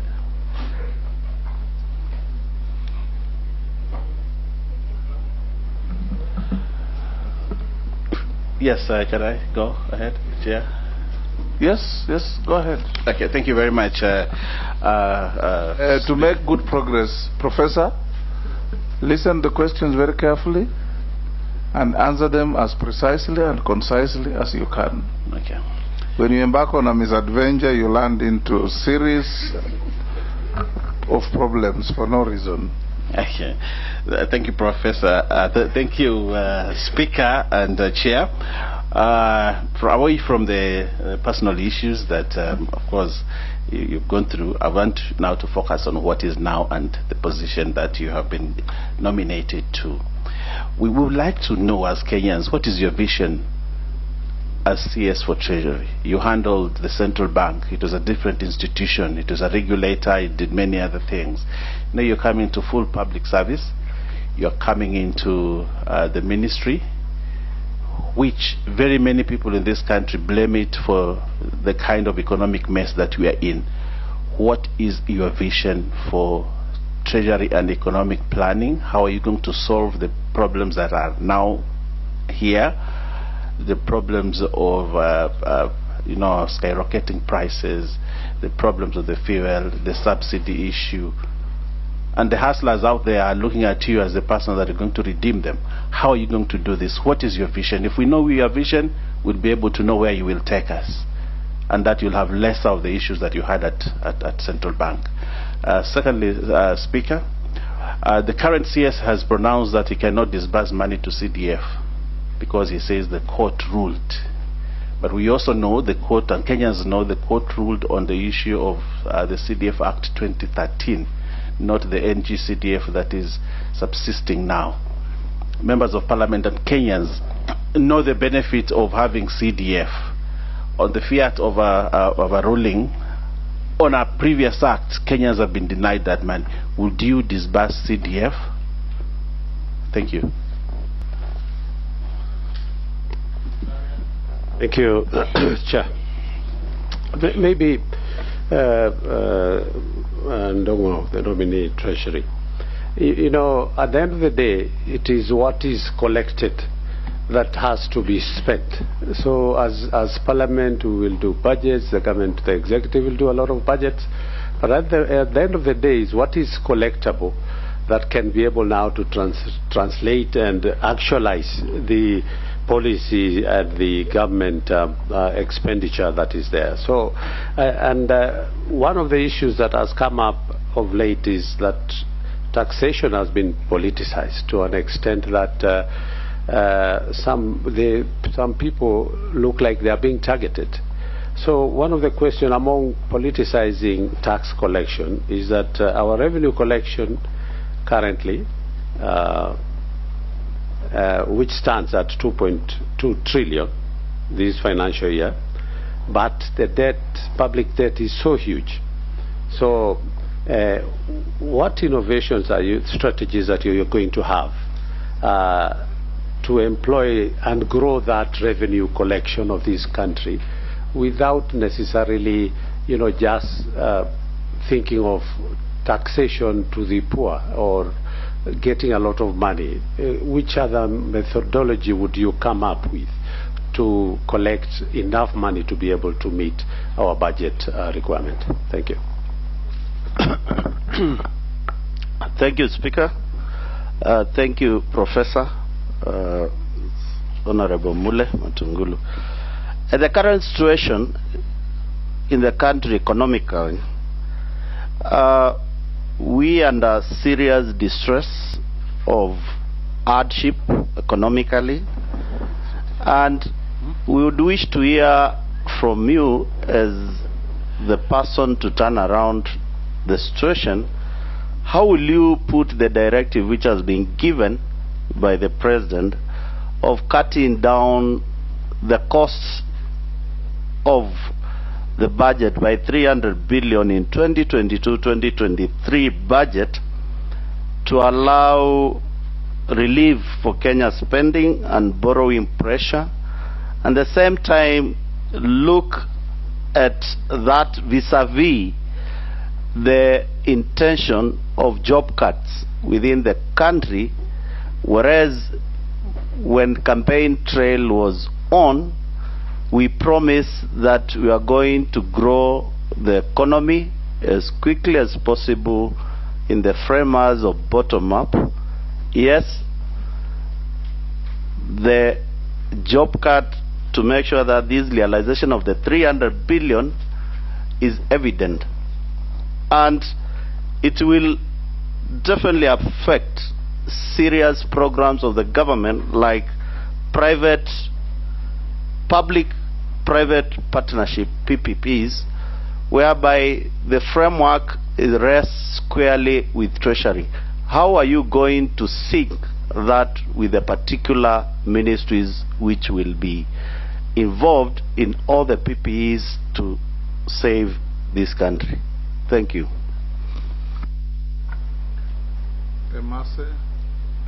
Thank you. To the nominee, what is your take on the President's push for the National Social Security Fund contribution to be enhanced, considering the hard times where every Kenyan is concerned about the rising cost of living? What's your take on that? Professor, you can answer those four, then we take another batch. Thank you so much, Chairman. I'm very sorry also for moving into different direction. Perhaps it's the teacher in me. I never left anything ununderstood, because that is my. But I'll try to be as precise as possible. Thank you so much, Mheshimiwa Owen Baya, for that question. The vision for Kenya. We do know that we have very serious short-term constraints. But let me say that in terms of the vision, I can pinpoint 4 areas that we are going to work on, and obviously those areas are going to give us a very strong economy from the medium term to long term, once we solve the short-term constraints. And the first one, being brief, is actually that we have to start by protecting private investments. And this is the whole area of human capital development. Our education system, for example, our health system, the health infrastructure has been devoured by COVID-19. We didn't anticipate the extent to which our health infrastructure can be tested. Not even beyond even what we have health financing. And the third aspect of that is actually nutrition outcomes. And this is actually, again, food markets and how we can actually grow the human capital development arena. That for us is going to be very important. And it starts from fixing the problems in health, in education, and in food systems, which will improve the nutrition outcome. That's one whole bucket of where we have to do some major issues in the medium term. The second one, which needs to start when everything, even when things are as severe as they are, is, Mr. Chairman, to develop, to regulate, and protect markets. And this is where things have gone wrong, and I'm sure, Mheshimiwa Baya, you can also come up with so many examples. If markets are not properly governed, then it means that they cannot distribute the economic rent in the marketplace. If we don't develop the markets, then most people are not going to reach the markets. To give you an example, it is markets provide signals, especially for increased production downstream and productivity downstream. That is the bottom of the people who are working there, be it in agriculture, be it in another sector. But what you see upstream is increased incomes. So it means that we can actually, in the very short term, try to start fixing markets. And for me, that is a very major issue. Let me tie the second point also. The third point is also tied to what my dear sister asked in terms of, my friend asked about the current situation. The third area is actually domestic resource mobilization. We have, this is a family of instruments that we can actually optimize the tax instruments, for example. He talked about even criminalizing taxation. It's because we need to optimize taxation, tax instruments. And we need to come up and develop the family of instruments in the domestic resource mobilization space to improve our revenue base. But then coming back to you, remember the last time I visited this issue was 2001. I was analyzing how to optimize taxation on excisable products, and one of them was alcohol. And I showed that you can actually optimize it by knowing that if you go, every tax system has a lava curve. You can actually optimize if you know exactly the demand structure of the product. So our tax system and even tax instruments can be optimized on the basis of the structure of the targeted product that they are getting. And that is consistent with the question that was asked by Bwana Rukaria. It means we can build the base. And finally, in this space, Bwana Mbaya, and the questions that have been raised, I do believe that we have succeeded in the digital evolution. We have taken part in that. The digital evolution has worked for us. Everybody is now talking about the fourth industrial revolution. The beauty about it is that it is going to coordinate all the other factors that I've mentioned. The protecting the private investment, developing, protecting and regulating markets, domestic resource mobilization will be coordinated by the digital space and the fourth industrial revolution. We are going to see a lot of that. These issues need not wait for us to resolve the crisis. They will start in earnest. But let me tell you that they are going to spin the economy, and we are going to see a lot of benefits. That means that I have also looked at the issues, Mheshimiwa Rukaria, you have mentioned. Thank you very much. And the most important thing is to make sure that I'm not going back to the history of creating social contracts. I'm in the quadrant of saying, actually you can raise incentives for you paying taxes if taxes are not high enough for you to dodge them. You know, the other day, Mr. Chairman, I asked the KRA, why do you believe that high tax rates will give you high tax revenue, whereas the whole world knows that that's the converse? And we are back to the question that is being raised. Let's look at every tax instrument in terms of how we can optimize it. And Mheshimiwa Mule, thank you very much for your questions. The economic situation is terrifying. The four issues that I have identified are very, very important for us to turn around. But we turn around with also two very important points. One of them is actually how to strengthen our institutions. Be they the institutions that regulate the market, the institutions that protect the market. There are two very important characteristics of institutions that I work for and I really like to achieve. One of them is to define the legal framework, or the rules of the game. And the second one is actually to define appropriate incentives. And a combination of the legal framework and appropriate incentives, that is the reward system. You are rewarded when you do well, you are penalized when you do badly. It's consistent with the issues that Junet was raising, and Bwana Ishongwa. Then you are going to encourage prudent behavior in the marketplace. This is where we are, and that is how things will work, and will work positively. I do believe that some of these are medium-term solutions, but most of them are short-term. We start now in creating a very important base, and we'll get there. So thank you very much, Chairman. Mr. Bach. Man, on the question of CDF, I didn't hear anything. Professor. It's the CDF. Yes, CDF. I was and it is so easy. Yeah, Are you one? Thank you. I don't want us to go academic again. He said CDF is very important. Even the head of state has acknowledged that. If and when you are confirmed as Minister for the Treasury, are you going to honor, respect and disperse CDF to Parliament? Thank you, Chairman. You have made it very clear for me. But I'll be guided by the law, and I will abide by the law, because essentially that is what we'll do. But I will honor that as per the law demands. Thank you very much. Yes. Now, yes, there's a point of... Yes, Speaker, allow me to, Chair, now let me call you Speaker because you are Speaker, allow me I would rather you seek clarification as a point of order, because this is not a debate. Okay. Yes. Well guided.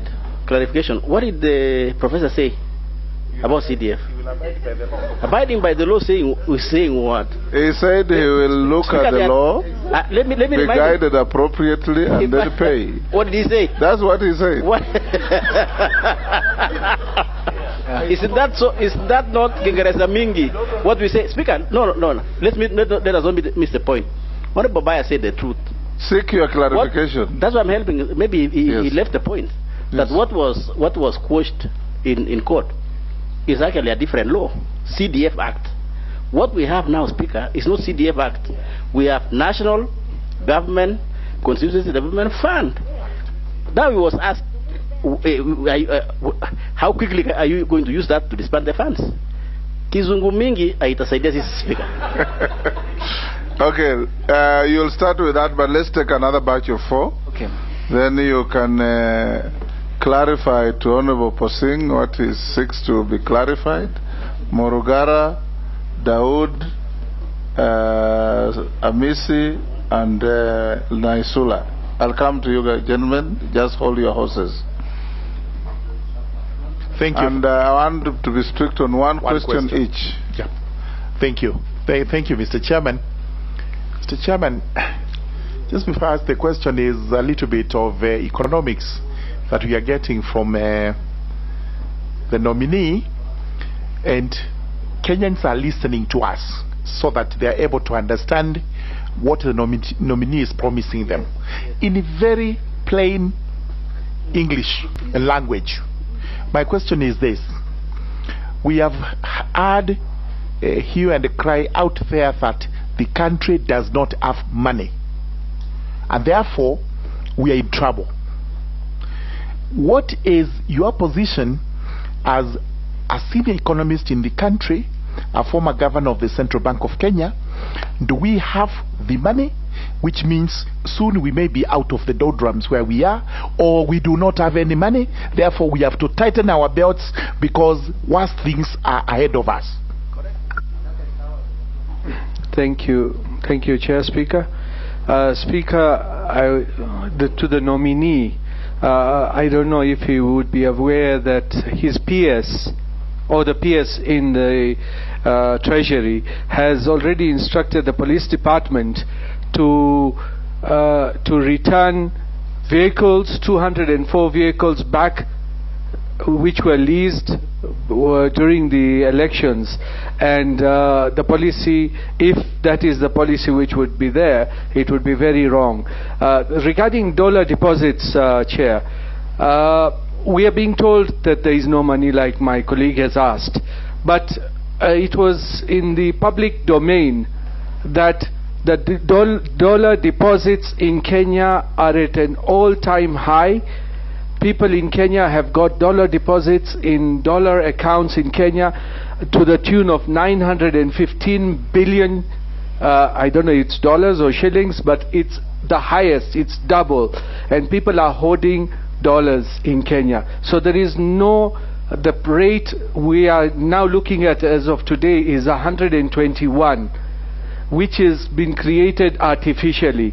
Can the governor tell us how he would handle that? Because once that comes into the market, then the balance of trade and the payments, everything will go down. But until you do not tackle those cartels, or is it, how would we get those people, that dollars into the market at a lower rate? Thank you. Dawood, you have said so much just to ask a question, you know.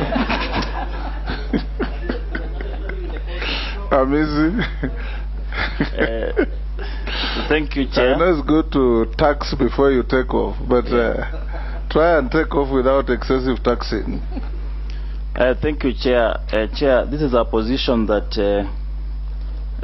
Kenyans are waiting for, because even the occupant of this position is required to exercise the highest epitome of financial management. And looking at what you furnish us with, Professor, declaration of wealth. First of all, Chair, I think we need to also make a clarification to this net worth issue, because even Kimani Ichung'wah will agree with me. Net worth is your total assets minus total liabilities, but I think what has been quoted before is not the case. Nevertheless, if you look at what you've quoted, family home, farm with house, holiday home, basically those are homes. Total, whether it's a family home, holiday home, leisure home, they are homes. The total is 400 million. Somebody will ask, before even going to the rest, out of 941, 400 goes to homes. Is this the advice you are going to give to Kenyans, that half of your health is a home? Because that's where management of resources and the gauge to how you can run our economy, it starts with you as an individual. You look at the list of the wealth.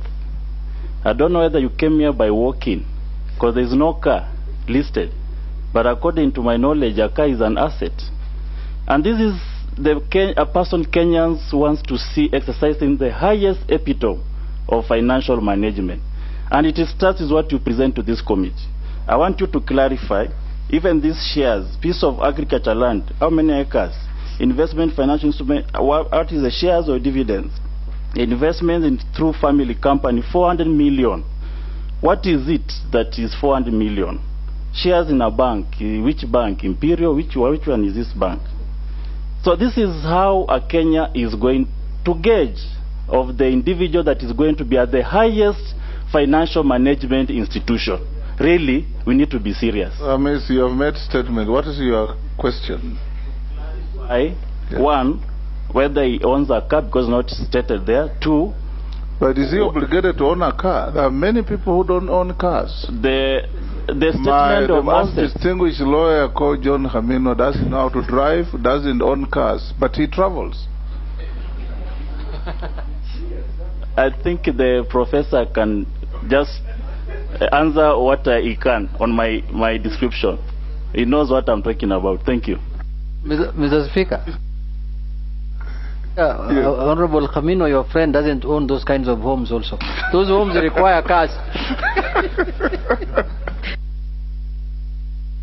Naisula, in this batch. Thank you, Chair. I promise not to weep or be long in this one.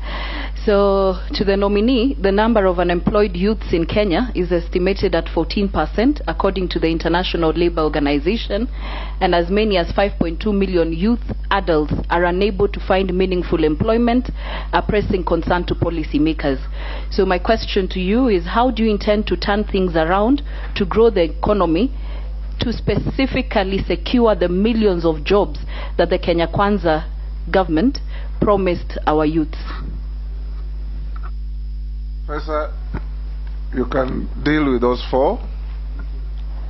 Thank you, Chairman, and honorable members for those questions. And let me start with the issue of CDF. And I said that I'll be guided by the law, because we have to say the commitments must be made. But of course, they must be consistent with the law. Mheshimiwa Junet actually said there have been a finance committee that has also been talking to the Treasury. They cannot spend more than they are allowed by the law. So we'll be consistent with the law. That is my answer. I don't know which laws the court ruling is a question of checking on that and saying that are we and we are going to consult also in the relevant organizations of government so that everything is clear. But we cannot fail to honor if the law also permits that. That's my simple answer for that. And thank you very much, Mheshimiwa Murugara. I think I do understand and we are starting from a very difficult situation. And so when you are in a difficult situation, how do you get out of the difficult situation? His Excellency the President has been using a very nice phrase of, if you find yourself in a hole, stop digging, try to get out. There are some short-term issues that we'll deal with. That's why I started by saying the current thinking by the government right now, which I buy quite a lot, and I have a lot of discussions with the donors. We were, for example, with the donors who are providing food relief, we argued that we may need concessional borrowing, which will help us remove the very expensive domestic debt. And then once that is done, the fiscal space will start building, and then we can start signaling fiscal consolidation. If the government doesn't have fiscal space, it means that it cannot finance development. That's the main issue, and that is the main spin that we want to make sure that we have. If I had the time, one day I can talk about the crowding out, because it actually affects everyone. So it's something, but how do we resolve it? It's actually coming back to trying to create fiscal flexibility by the government so that it will do that. And if this committee approves me, that is the goal that I will start moving towards. Fiscal flexibility so that we jump into specifics and trying to help out. And thank you, Mheshimiwa Daud. I didn't know that there were 200 vehicles leased out, but again, it's something that I will look at. Let me say this. When the crisis was started biting, and especially the whole world, it's only the US Fed that actually started tightening their monetary policy. And you can see even Euro started being affected because they were not following suit. When everybody followed suit, there was a whole tightening even in Kenya here. And so the signaling is that there will be scarcity of dollars. So the dollars that you mentioned in terms of deposits, they are owned by individuals. And so everybody moves into a different direction because they are anticipating that there will be tightening. So the whole issue is to say, once the crisis is over, we are going to see dollar flows. The other day I was talking even to several firms, like even tea exporters. They are stockpiling their quantity. The Ukrainian crisis is such that we cannot export the products that we used to export there. We cannot take tea to Pakistan, for example, because of the flood. So there is a bit of a shock in terms of the supply. So we are not getting the dollar flows. But I do believe that it will come through. You have mentioned about the cartels. This is again something I went back to talking about markets. How do we develop markets? How do we regulate markets? How do we protect markets? And why you protect markets is because of the cartels. And you are right. And this is something that I mentioned as a very important second pillar that we are going to deal with. So the situation will be dealt with in that way. Yes, I understand your point about financial management. If you are an investor, you look at what is the appropriate returns at a particular time, and you change over time. What I was required to provide is my net worth given the current situation. Why do people invest in homes? Because they have safe returns. If tomorrow manufacturing sector is better, we will invest there. As an investor, and this, by the way, is a whole congregate of my family and myself, including the cars that we own. We did not break them down. Okay? I came here with a company car, which is an international organization, so essentially that's why you didn't find specifics. But the most important thing is to tell you that even yourself, you'll wake up tomorrow to invest on the basis of the returns that you see. If the information in the market shows that you're going to get into a loss, you are going to change your investment pattern. So if I observe your investment today, they will be different with the next 10 years to come. And that is the composition. That is what it is all about. Once we create a boom in other sectors of the economy, we'll find everybody flocking into those areas and start earning economic rents from there. Thank you very much for talking about the unemployed youth. And the essence, and I shared, because I talked to, I started with I raised some of those issues. I talked about Chairman, markets because I wanted to make it very clear Chairman, that it is clarification. Honorable Missy. Sorry for interruption, but where we need to be very keen is the net worth, because it is a repeated question. Can the professor tell us, in his understanding, what is net worth and where is his liability in this statement? I think what I provided was the net worth. I have no liabilities that sorry.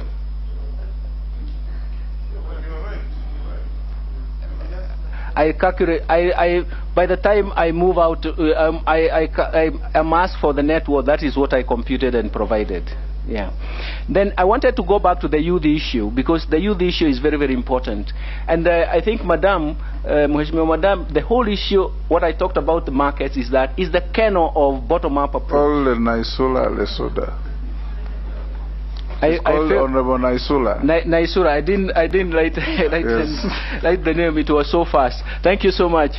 But the whole idea, look at it this way. We have looked at the youth issue from even the demographic transition, from very, very, very many dimensions. But we do believe, and I strongly believe, and I agree with the government here, and the bottom-up approach is that once we structure the market, once we develop different markets in different segments of the economy, and once we actually protect those markets and govern them well, then it means that you can join in the market and make a living. There will be interventions that may be required for you to participate in that particular market. And that's why everybody is talking about the manifesto for Kenya Kwanza, where we talk about the Hustler Fund. The Hustler Fund is an intervention to help you join in that market. We do believe that most of our youth have a lot of potential, but they need interventions or support to get into those markets. Given that as we move in that direction, I can promise you the demographic dividend will be in sight for us. But the most important thing is to say that those markets where they participate in is where we want to provide interventions, and that is what is going to happen. And the interventions are creating appropriate funds, but also creating appropriate ventures, market signals that are going to help in terms of that market, Mr. Chairman. Thank you very much. I hope I was brief. Raso, Honorable Sharia, Emasa, you have already had a bite. Robert Mbui, Ferdinand, Mishi, and Koech. We'll take now more than 4, Professor, so that you answer and respond to all of them. So start with Honorable Raso, Honorable Sharia, Honorable Ferdinand, Honorable Mbui, Honorable Mishi, and Honorable Koech. Thank you very much, Mr. Speaker. Professor, by Kenyan standards, you are a wealthy man. If I go to your pro bono, development of 2 classes at Gathange Primary, 250,000. Develop 2 classrooms at Gacharage Dispensary, 20,000. That adds up to 620,000. If I look at your net worth, that is 0.006%. What is your philosophy on wealth creation and prosperity sharing? Because you say you represent the hustlers. Finally, question at a time. Finally, there is this move in the UK where the new Chancellor advised the Prime Minister on the economics, and it has really caused a big hue and cry in the UK that they say that that government must go. What do you say about the President saying that we must first tax wealth based on actually what you have supplied the committee this morning? Thank you, Chairman. Thank you, Chair. Professor, we've had one issue that we've been grappling with the National Assembly, is the application of Article 223 by the National Treasury. In your view, what do you think is the remedy available to the legislature in the circumstances where such expenditures do not meet the threshold of a supplementary budget as espoused in the article, the PFM Act and its attendant regulations. Very good. Ferdinand, one question. The two, but I didn't restrict myself to one. The local blame game, Professor, is that the government wastage and the huge public bills that we see around, and that is actually contributing to the huge recurrent expenditure. In your view, for us to be able to grow, what do we need to do to reduce the current expenditure in the government for the economy to grow? I think let's come up, because I know that that's the local blame game, a huge government wastage. Thank you. Robert Mbui. Thank you, Chair. The nominee has severally mentioned the bottom up, and I have heard it being mentioned also and touted as an economic model. And now a proposal to come up with a fund that you are calling the Hustler Fund. Kindly explain very clearly what is the difference between that fund and the Uwezo Fund, which has been in existence without interest, the Youth Enterprise Fund, which exists without interest, Women Enterprise Fund, all those funds. What is the difference between those and the Hustler Fund? And Chair, I want you to look at the Declaration of Wealth form that the nominee has given us. He's indicated in the description of properties that he owns 8 items. The last item, Chair, is shares in a bank, and that part has been left blank. Was it deliberate? Because you've indicated yourself shares in a bank, but you have not put a figure.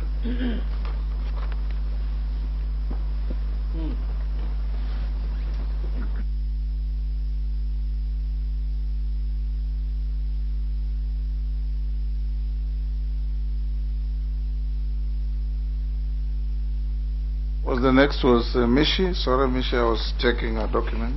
Yeah, thank you, Honorable Chair. Honorable Chair, away from slashing the 300 billion from the budget, it has been talked that the KRA is going to be pushed to collect around 3 trillion. And some of the option, it is in the name of expanding the tax bracket. My question is, how do you assure Kenyans, the poor Kenyans, those the Kenya Kwanza refer them as hustlers, that they are not going to be the targets of the carry in terms of expanding tax brackets?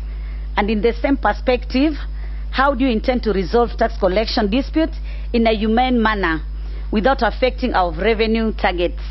In the past, Honorable Chair, tax collection has been politicized in a way that some government officers have been aggressively demanding for taxes from Kenyans without considering their plight and sustainability of their businesses.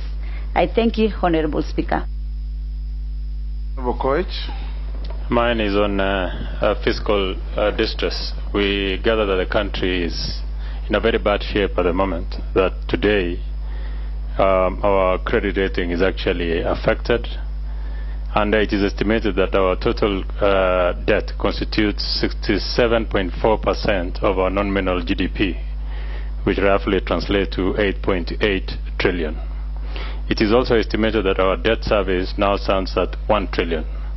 The cost of interest on our debt is now the single largest expenditure item on the recurrent budget, and it is threatening to paralyze the operations of both levels of government. In your view, Mr. Nominee, what factors have plunged the country into such huge fiscal distress, and what innovative ways will you put in place to deal with this debt?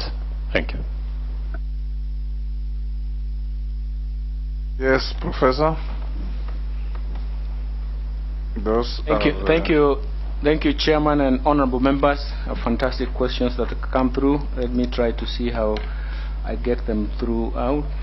And let me start with the question that was raised on pro bono. And pro bono is you actually invest your froze. You don't invest. You are trying to support some targeted groups. And And I think maybe the figures were not correct, because the 2 classrooms that were done were 2.1 million. And some of them may have been spaced. But what I'm really saying is that I am a private individual. And what I was doing is to use my froze, because you cannot disroad your assets to invest in pro bono. It's in froze on the basis of request and verified request. So that continues, and as long as they are verifiable requests. For me, I was supporting schools because I do believe that, and especially polytechnics, because I do believe that the youth can find their way. So essentially, I don't have a lot of allocation because one of the things I have to do is to educate my children, and I have been doing that. Obviously, you do that. You actually provide pro bono on the basis of the balances that you have. Then you are right about their advice to the government, and obviously different aspects. Let me put it this way. I would like to encourage the KRA to participate in taxing where there is a boom, the sector that is booming. It should also participate. But those taxes should not distort the market. They should not distort the allocation of resources. They should not create incentives to run away from taxes. And those are the principles that we would want to promote. And once we promote that, I'm sure the tax system is going to work very well. And it's also consistent with Mheshimiwa Mishi in terms of saying the poor are not going to be targeted. We are actually going to make sure that the taxation system should make sure that it does not distort the market, does not create incentive for you to run away, but it should create a very efficient way. For example, I talked about the digital platforms. They are going to help us in terms of correcting taxes in a way that doesn't also distort the market structure and even the demand structure of the products in question. For me, that is very, very important. How do we structure that? We structure that in terms of consultation, in terms of how the market is, how the structure of demand in the market, and also how the economic situation is. For example, you saw that during the COVID, there were quite a lot of consideration from so many organizations, including banks, in terms of lowering the effects of the impact of the tax. Application of 223. This is a difficult concept, but it's essentially the whole issue, and I think I borrow also from Mheshimiwa Junet, who said that the Parliamentary Committee on Finance and even Budget, they all observe, they are watching in terms of what is happening. I think the most important thing is to make sure that the expenditures, or the functional expenditures, are also consistent with the rate down law, and that is going to be very, very important. And this has happened, and the government is trying to swim, the current government, even in its own transition, is trying to swim through it. But what solutions? Every day, when you have a problem, you generate solutions of what should be done. It is now tightening the whole issue of how much, and the Parliament is actually going to be responsible for this, to try to say how much, what flexibility do you have even within the Article 223. You're not changing the law, but you're changing the guidelines. And I do believe that guidelines work well to shape the current constraints, to shape the market consideration, and also to guide us in terms of where we should be. And I do believe that is fantastic. I do agree with you in terms of wastage, Mheshimiwa Ferdinand. But we have to ask ourselves, how do we achieve the best results? We have to start talking about how do we prioritize the areas that we want to target and invest in, and how do we target those areas in terms of what we have done, and finally, how do we monitor and evaluate the results, because they have to be consistent with the results. So we have to create that awareness in terms of the priorities we want to have, and list the priorities. Some of those priorities can be time bound, and then we want to see whether we have results. Can we evaluate that? And if the totality of the results was to make sure that the economy grows, it is not only going to improve the welfare, but it's also going to improve the tax collection. And that is why I do believe that is extremely important. Mheshimiwa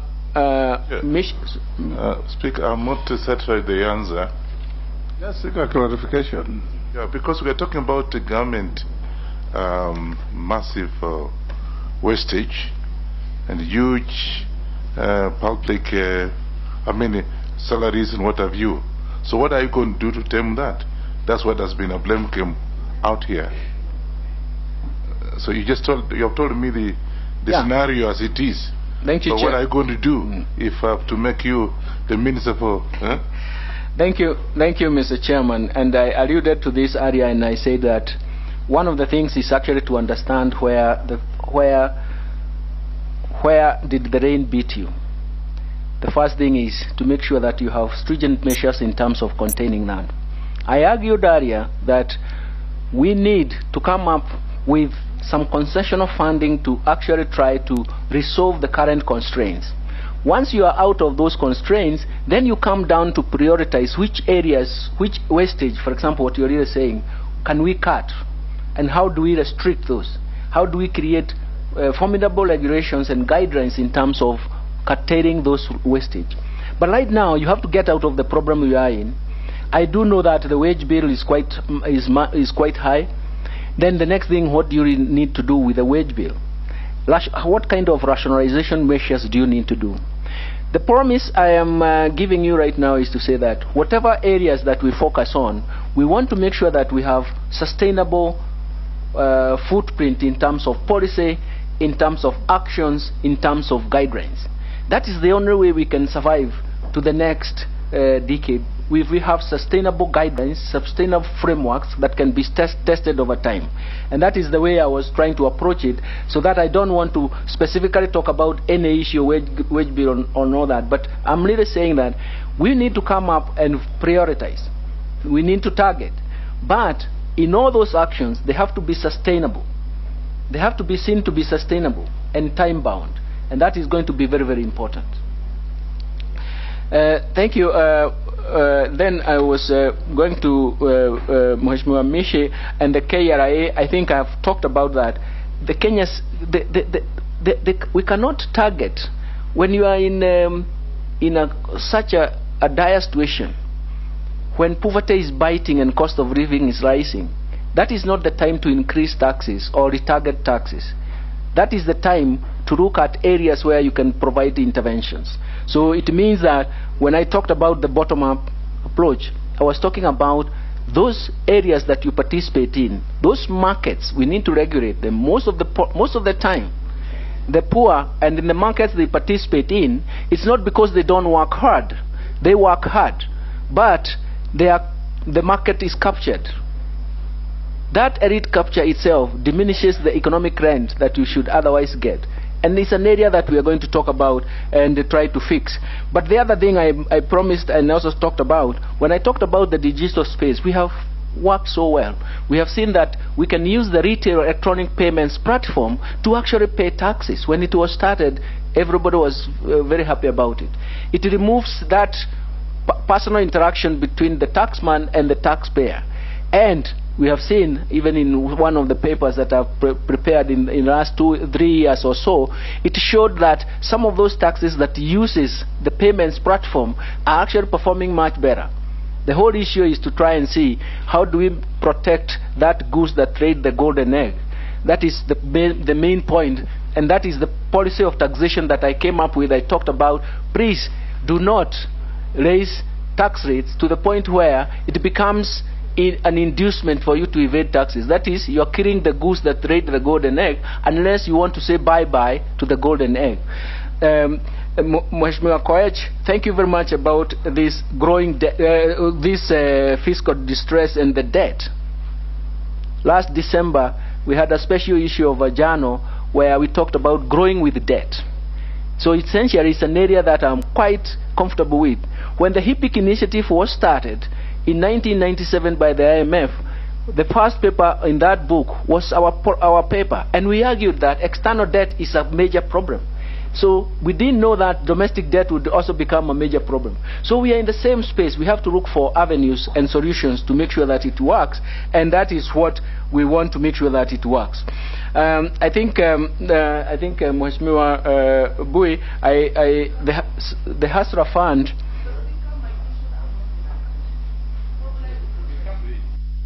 Yes, Mary Emase, Honorable. Yes, through you, Mr. Speaker, I need to remind the nominee he hasn't addressed my question.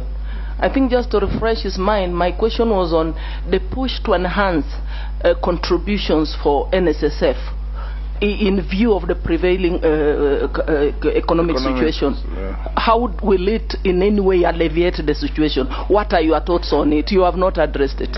Thank you. Thank you. I was coming to it. Maybe it's the way I wrote my notes. We'll finish with Mbui. Bwana Mbui, let me come to you. And the Hasra Fund is an intervention. The biggest problem with the intervention is that when you make it special that other people cannot join in, it becomes a problem. It is the entry point that we really need to analyze. And especially the targeted market and how you... And this is going to be constructed on the basis that it is targeting specific group of people in different sectors of the economy, and the entry points must be clear and understood. And this is the biggest problem, is that it is not an intervention should not be for everyone, but how do you actually prevent that everyone joins in, or how do you make sure that it works? It is the guidelines that you're going to prevent, and I'm sure once the Hasra Fund and the whole product is developed, you'll see that, and I'm sure you'll have a chance to interrogate it and see how it is going to be done. Declaration, I think I made a mistake. The last part was lumped with the shares in a bank was lumped with the other investments. So it's a mistake that it was put as a number on its own. But of course, I wouldn't.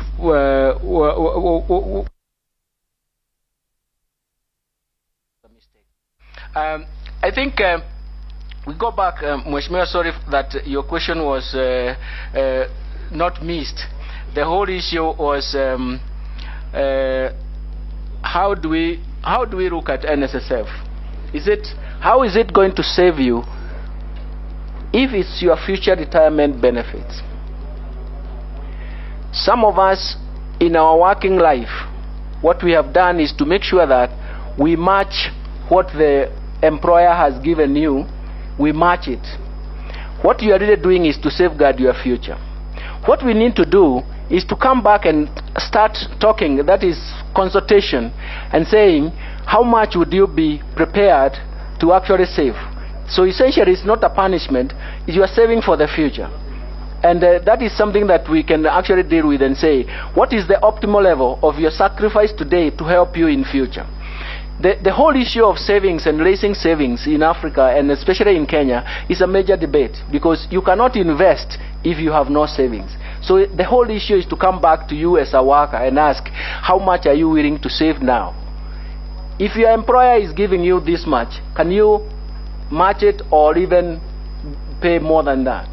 You are safeguarding your future, and that is something that is a democratic choice for most people, but it's also important to make sure that we have an awareness, so that there is no targeting. It's not saying that we need this number. What we actually need is savings. How much do you want to save, and what do you want to save for? And that has been a major issue around us. Thank you, Professor. I want us to close here, unless there's something really burning. Junet, I'll give you 30 seconds. 1 minute, Chair. Chair, this is a very important issue, because Chair, if the nominee is approved, now this is one of the ministry that is going to have the highest interaction with Parliament because of the budget making process, and I had asked that question but it was not answered because of Article 221, and the article says nominee, and this is the same thing that was reminded your predecessors. Rotich, when he came for vetting, he said he's going to engage. This is the longest serving chairman of budget committee now is the majority leader.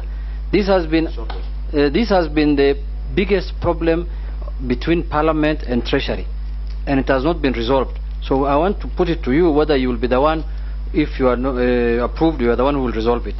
It says the National Assembly shall consider the estimate submitted under Clause 1 together with the estimate submitted by the Parliamentary Service Commission, the Chief Registrar of the Judiciary, and Article 127 and 173. And 4, before the National Assembly considers the estimates of the revenue expenditure, a committee of the Assembly shall discuss and review the estimate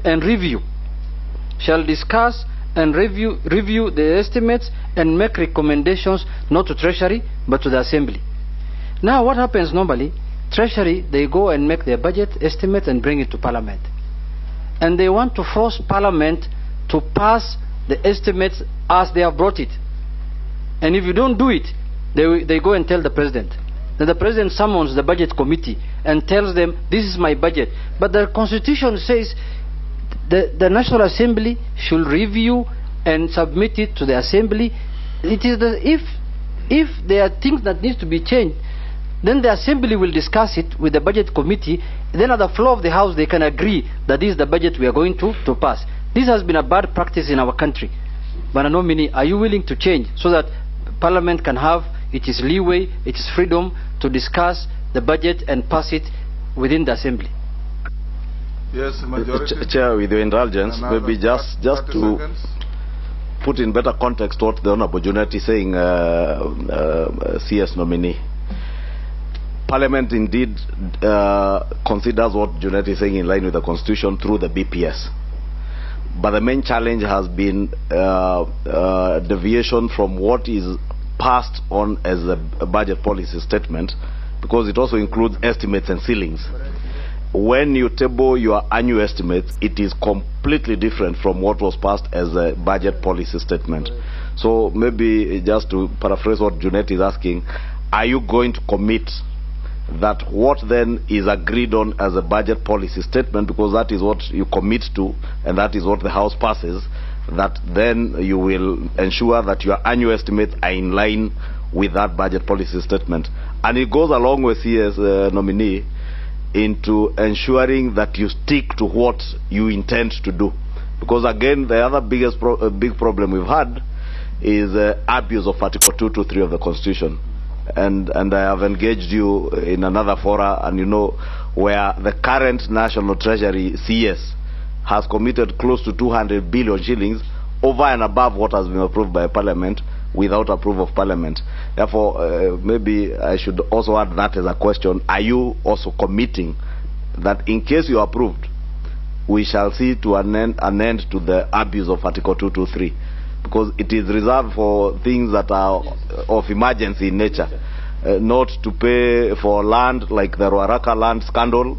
Maybe for information, the Ruaraka land scandal emanated from Article 223.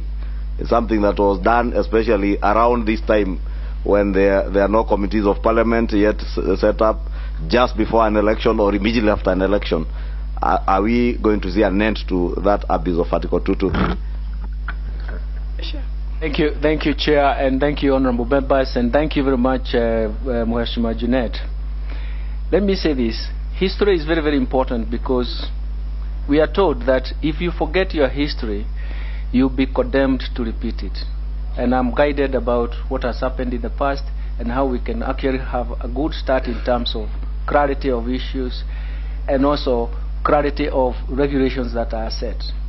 I do believe, and I come from that private sector background and that thinking, that once the government sets the right guideline, it gives the sector periods of policy clarity, and that is what you are really asking for, because once the budget is done in the wrong way, then it affects also the projections by the private sector.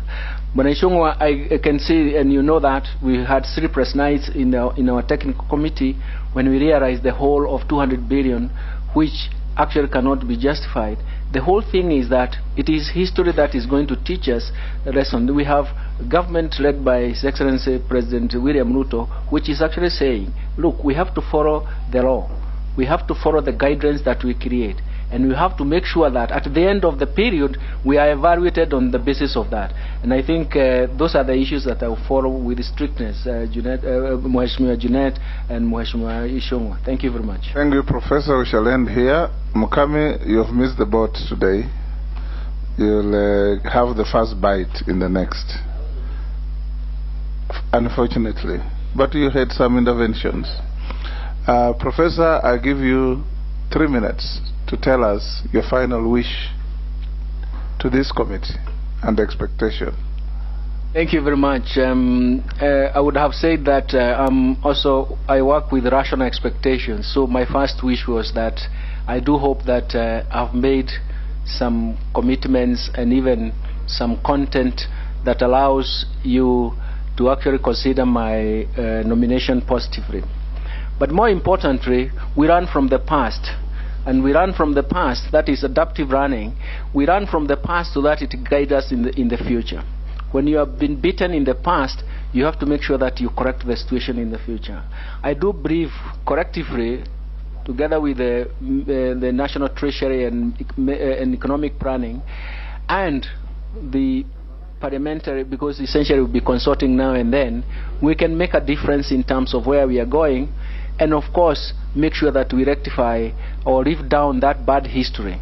And I do believe that we are going to make a difference. So my prayer is that once I'm nominated, once I'm ratified as or approved by this committee, I'll make sure that I use all avenues, all my strength, and I've been there in terms of all my intellectual might, and all consultations necessary so that we all come up with the appropriate rules, appropriate solutions, and appropriate outcomes.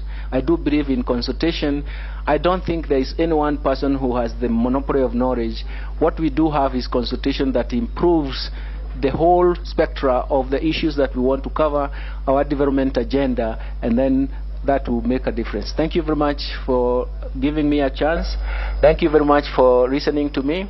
And thank you very much for, I hope I did answer all your questions, and where I failed, I'm sure we'll meet in some other avenues, and I will make sure that I clarify some of the issues that I had. Thank you very much, and good afternoon. Very much, Professor. As we release you, you'll liaise with our secretariat.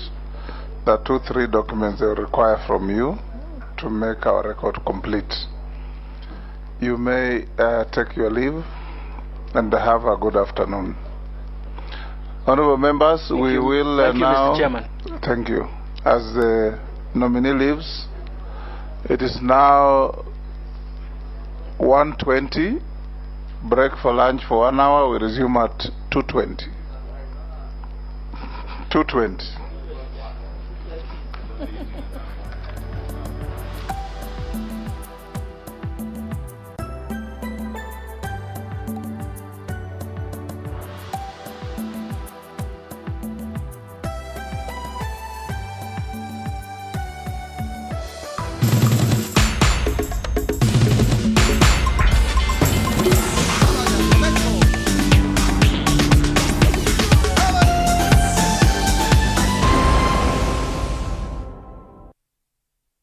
Industries Limited wanakuletea bidhaa za plastiki zinazotumika kila siku maishani, kuanzia matumizi ya jikoni, usafi na shuleni, miongoni mwa matumizi mengine. Chakula kitamu sio upishi tu, kikiwa kitamu kisha kipakuliwe katika vyombo maridadi kinakuwa kitamu zaidi. Ndio maana Rock Industries Limited wanahakikisha mezani na jikoni kunapendeza kwa kukuletea vyombo maridadi vya plastiki. Vyombo hivi ni vya viwango vya juu, vyenye rangi nzuri ya kupendeza, umbo wa kuvutia na vinadumu. Baadhi ya bidhaa za plastiki kutoka Rock Industries Limited ni vikombe, glasi, sahani, jagi, begi, bakuli, vijiko, vichana na kadhalika. Na bidhaa hizi muhimu zinapatikana katika duka lililo karibu nawe pamoja na maduka ya jumla kwa bei nafuu. Kwa maelezo zaidi, wasiliana na Rock Industries Limited kupitia nambari 0722575619 au 0736028181. Ana cheki hiyo ni true. Mwenye bro. Ana cheki.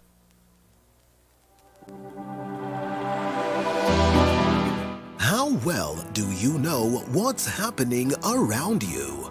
Morning Cafe with heated political debates. Baraza la Siasa. Hiyo kitu azungumzie, angalie hali ya maisha ya watu. Informative health discussions. Business, farming. Tasty Wednesday, Fitness Thursday, and Feel Good Friday with amazing DJs, celebs, waimbaji, kuna comedians, alafu kuna wajinga, and music bands every Monday to Friday from 6 a.m. to 9 a.m.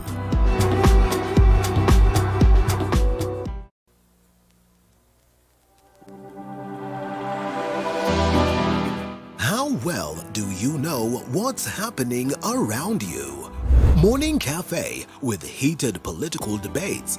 Baraza la Siasa. Hiyo kitu azungumzie, angalie hali ya maisha ya watu. Informative health discussions. Business, farming. Tasty Wednesday, Fitness Thursday, and Feel Good Friday with amazing DJs, celebs, waimbaji, kuna comedians, alafu kuna wajinga. and music bands every Monday to Friday from 6 a.m. to 9 a.m.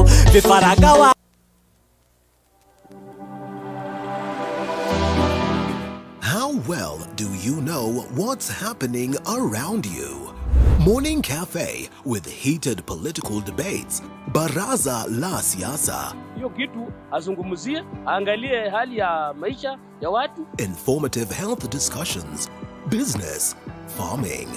Tasty Wednesday, Fitness Thursday, and Feel Good Friday with amazing DJs, celebs, waimbaji, kuna comedians, alafu kuna wajinga. and music bands every Monday to Friday.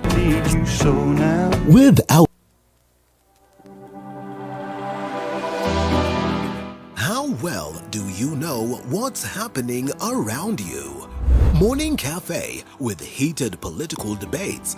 Baraza la Siasa. Hiyo kitu azungumzie, angalie hali ya maisha ya watu. Informative health discussions. Business, farming. Tasty Wednesday, Fitness Thursday, and Feel Good Friday with amazing DJs, celebs, waimbaji, kuna comedians, alafu kuna wajinga. and music bands every Monday to Friday. Courses, giving you hands-on. How well do you know what's happening around you? Morning Cafe with heated political debates. Baraza la Siasa. Hiyo kitu azungumzie, angalie hali ya maisha ya watu. Informative health discussions. Business, farming. Tasty Wednesday, Fitness Thursday, and Feel Good Friday with amazing DJs, celebs, waimbaji, kuna comedians, alafu kuna wajinga. and music bands every Monday to Friday from 6 a.m. to 9 a.m.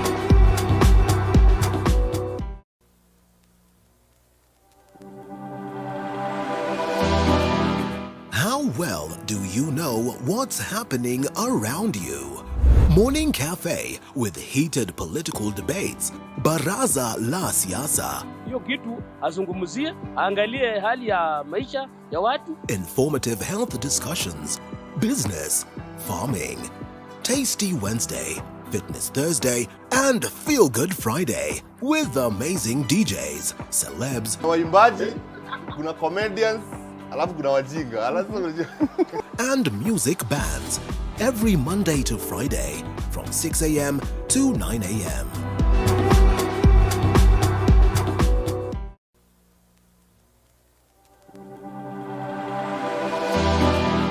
How well do you know what's happening around you? Morning Cafe with heated political debates. Baraza la Siasa. Hiyo kitu azungumzie, angalie hali ya maisha ya watu. Informative health discussions. Business, farming. Tasty Wednesday, Fitness Thursday, and Feel Good Friday with amazing DJs, celebs, waimbaji, kuna comedians, alafu kuna wajinga. and music bands every Monday to Friday from 6 a.m. to 9 a.m.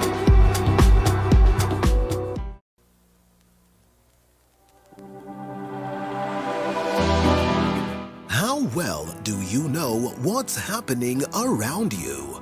Morning Cafe with heated political debates. Baraza la Siasa. Hiyo kitu azungumzie.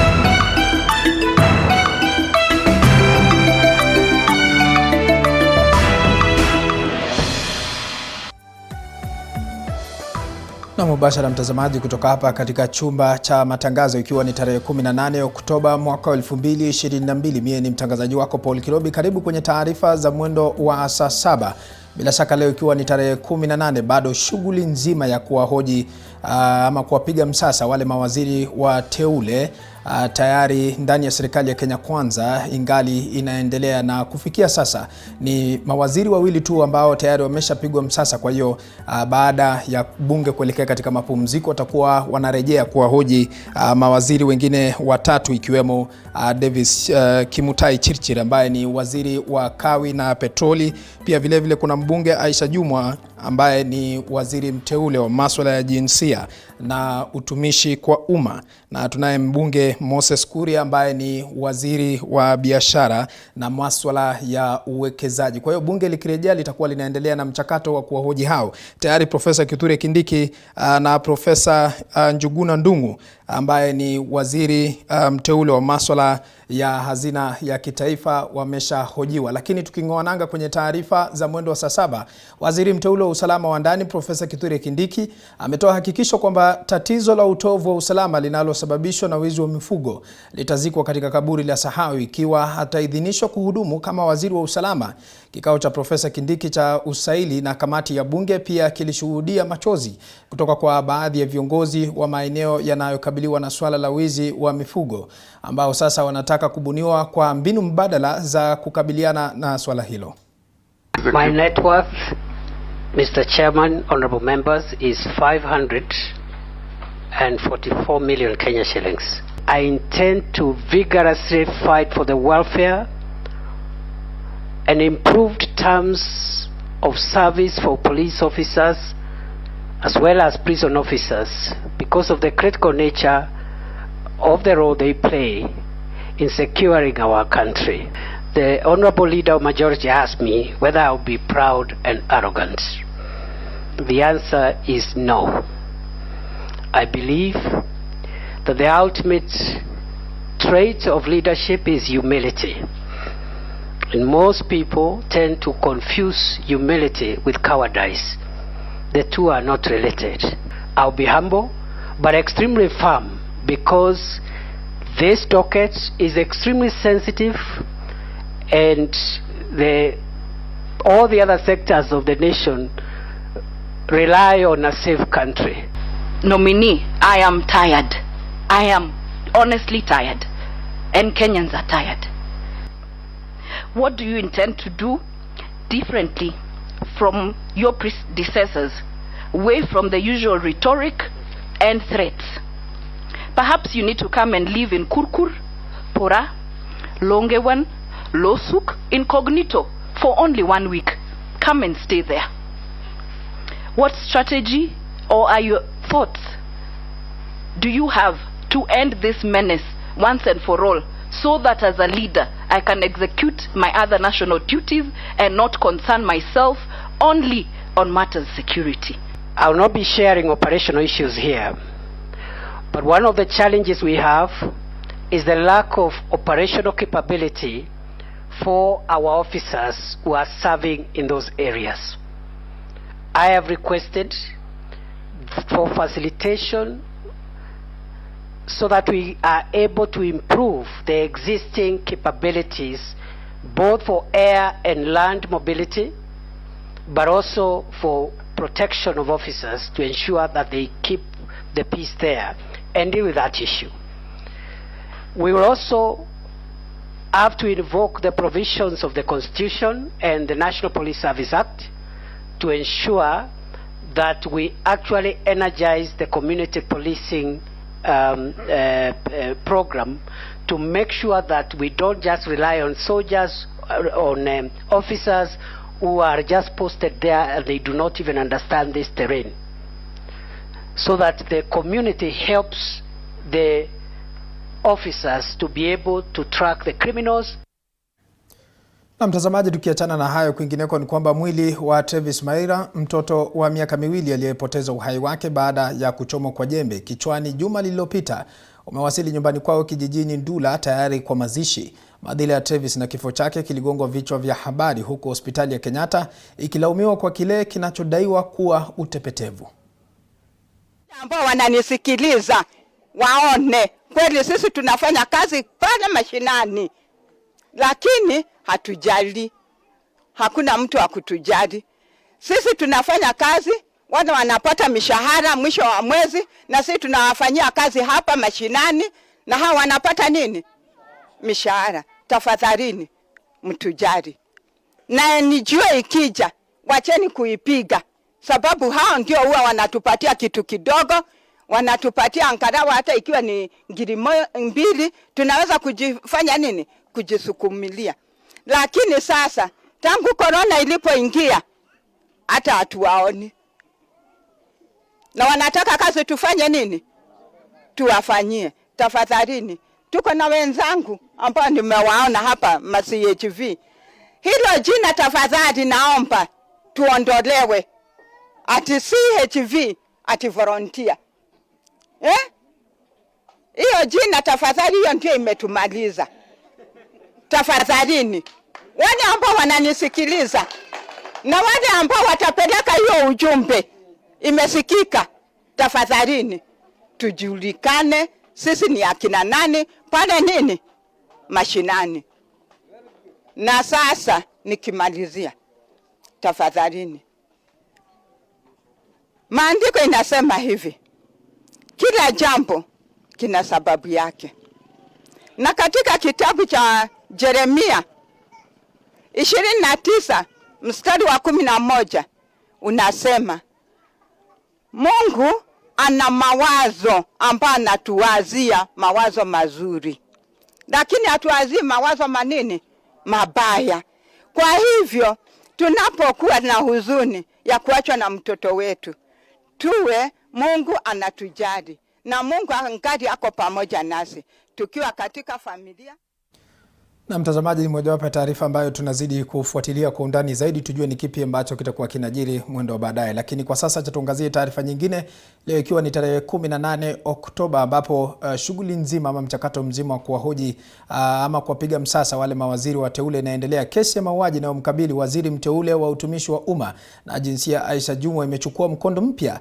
Hii ni baada ya familia mhusika katika kesi hiyo, Jola Ngumbao, kuagiza kuondolewa kwa kesi hiyo mahakamani. Jumwa na mlinzi wake Geoffrey Otieno walishtakiwa kwa madai ya kuhusika kwenye mauaji ya mfuasi huyo wa ODM wakati wa chaguzi ndogo za wadi ya Ganda mwaka 2019.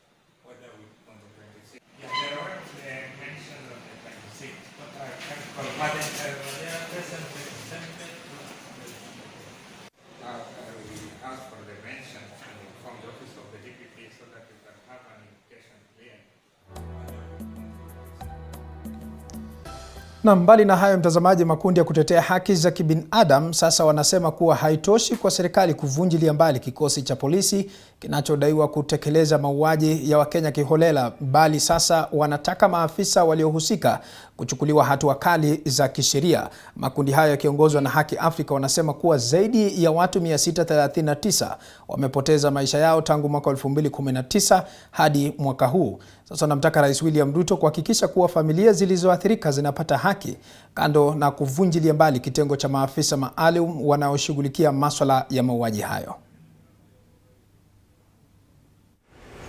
Yet we can see the alienation that is happening within the slums. Take a look at the slums. How many schools do you find down here? Zero. You find 0 primary schools, you find 0 secondary schools. Take a look at the basic necessities. How many toilets are down there? What is the capacity of water do they receive per day? Look at the poverty in general. Look at the alienation by the state, and then try to see how does this contribute to this. If the government wants to fight the war on crime, then they should not turn to alienating the masses and trying to deliberately kill them, but try to look at these other causes. The president's pronouncement the other day, and in as much as we appreciate that he has come forward to disband this unit, we are saying that it is not enough. We need to see further action taken, and this includes the setting up of a public inquiry so that we can confirm all the atrocities committed by this unit. And then once the investigations are done, officers who are found culpable must face the full wrath of the law. The worst police station in Pangani. Kwanza ni extortion. They don't fight crime. So hakuna mabadiliko yamefanya. Ndio tunasema Rais Ruto amesema ya kwamba kitengo kimevunjiliwa, lakini kama watu hawapatiwi accountability hawezi badilika. Na pia uhalifu pia unafanyika kwa vijana wa miaka 20 na 14 hapo, ni kwa sababu kuna major crisis ya unemployment pia. Hao watoto pia wanahitaji rehabilitation. Kwa hivyo tunasema program zile walikuwa wamesema zinafaa zifanyike ili kuweza kufight crime. Na tukitoka huko mtazamaji, baadhi ya wakazi katika kijiji cha Karuga katika kaunti ya Kiambu wamelazimika kuacha kufuga mifugo kutokana na ukosefu wa maji. Wakazi hao ambao wamekuwa wakipokea maji kutoka kwa kampuni la maji la Gatundu wanasema imekuwa miaka tangu wapate maji kutoka kwa mifereji yao. Kwa sasa wao hutegemea maji ya mtoni. Gharama ya maji kutoka eneo hili imeongezeka kutoka shilingi 20 hadi shilingi 50 kwa mtungi wa lita 20. Hali hii imechangia ugumu wa maisha katika eneo la Gatundu Kaskazini licha ya kupambana na changamoto ya ukosefu wa maji. Kijiji cha Karuga imezungukwa na mabwawa ya maji ambayo huelekezwa katika kaunti ya Nairobi. Thank you.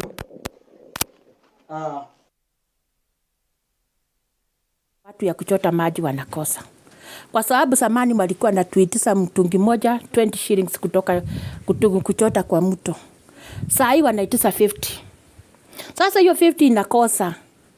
Tuna hata hiyo pesa tuna. Sasa nikaona ni hasara inaingia. Chakula imeharibika. Gari nazo za kuleta chakula zinalipisa bei kali. Maji hakuna. Sasa nikaona hiyo ni hasara inaingiza. Kuku inagonjeka kwa sababu ya hiyo maji ya mto. Wakati hapo mbeleni tulikuwa tunapata maji ya City Council, lakini ilifika mahali hiyo maji kakatika. Sasa tulikuwa tunauliza kama serikali inaweza kusikia ombi letu, wakuja waturudishie maji, tunaweza furahi sana. Kwa sababu siku hizi tunatumia maji ya kupigwa machini ambaye mwenye hiyo machini akikuja kutuchotea maji anatulipisha kwa tanki moja shilingi 700. Mama wakikuja kuchota maji wanasikia migogo inauma, na vile tu mnajua maji ndio mambo yote ya nyumba. Sisi tuna shida ya maji. Kwa hivyo tungetaka MP wetu, MCA wetu, hata serikali yenye iko kwa serikali saa hii ikuje itushughulikie sisi wakaaji wa Karuga. Tuko na shida mingi, hata mifugo yetu hatuwezi fuga bila maji. Tukitoka huko mtazamaji, kwa sasa tunavuka katika kaunti ya Bungoma ambapo wakulima katika kaunti ya Bungoma wanasema kwamba wanahitaji mafunzo zaidi ya mbinu mpya za kilimo, ikiwa ni njia moja tu ya kuzika matatizo ya baa la njaa katika kaburi la sahau. Wakulima hao wanasema kwamba wanahitaji kufunzwa kuhusu mbegu mbadala za mazao walio na uzoefu nayo ambayo yanaweza kustahimili kiangazi. Anajiri huku Kenya ikijiunga na ulimwengu kuadhimisha siku ya vyakula nchini, siku iliyoadhimishwa wakati sehemu kubwa ya Kenya inakabiliwa na kiangazi kikali ambacho kimepelekea watu zaidi ya milioni 4 kukosa chakula, watoto walio chini ya umri wa miaka 5 wakiathirika zaidi. Serikali ya kaunti iko na mipango mizuri kwa wakulima. Ya kwanza, tuko na mbinu za kutengeneza policies ambazo zitafaidi wakulima.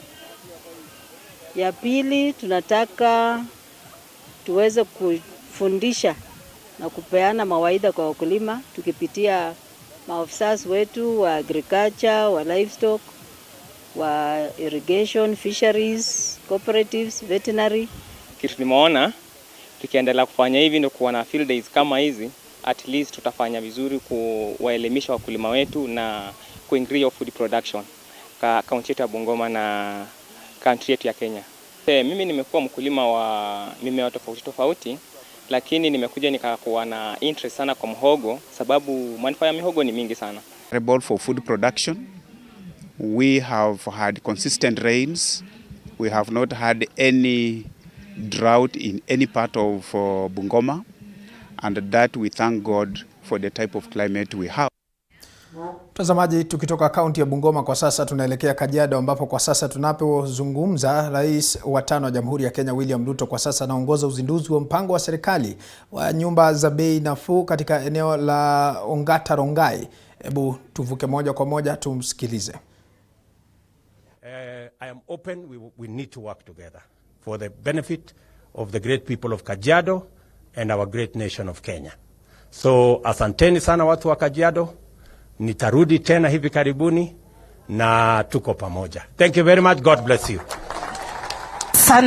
Asante sana Mheshimiwa Rais.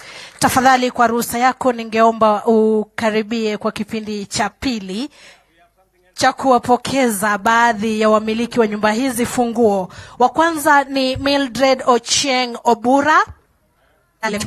Kine sote kwa... Tafadhali tuketi. Na mtazamaji, ni picha za moja kwa moja kutoka eneo la Ongata Rongai ambapo Rais wa tano William Ruto kwa sasa anaongoza shughuli nzima wa nyumba za bei nafuu. Tukiachana na hayo, kwingineko ni kwamba viongozi na wanachama wa chama cha UDA katika kaunti ya Bungoma wameandamana hii leo wakimtaka Rais William Ruto na uongozi wa chama hicho kuingilia kati katika utata wa uteuzi wa madiwani watatu kutoka kaunti za nje, wakiongozwa na wawakilishi wadi walioteuliwa kupitia chama hicho na mwenyekiti wa chama hicho katika kaunti ya Bungoma Juma Sikuta. Wamedokeza kuwa wameghadhabishwa pakubwa kutokana na uteuzi huo licha ya kuwa na wakazi waliohitimu kutoa nyadhifa hizo. Najiri wakati gavana wa kaunti hiyo Kenneth Lusaka akitarajia kuhutubia bunge hilo kwa mara ya kwanza hii leo mwendo wa saa 8 mchana.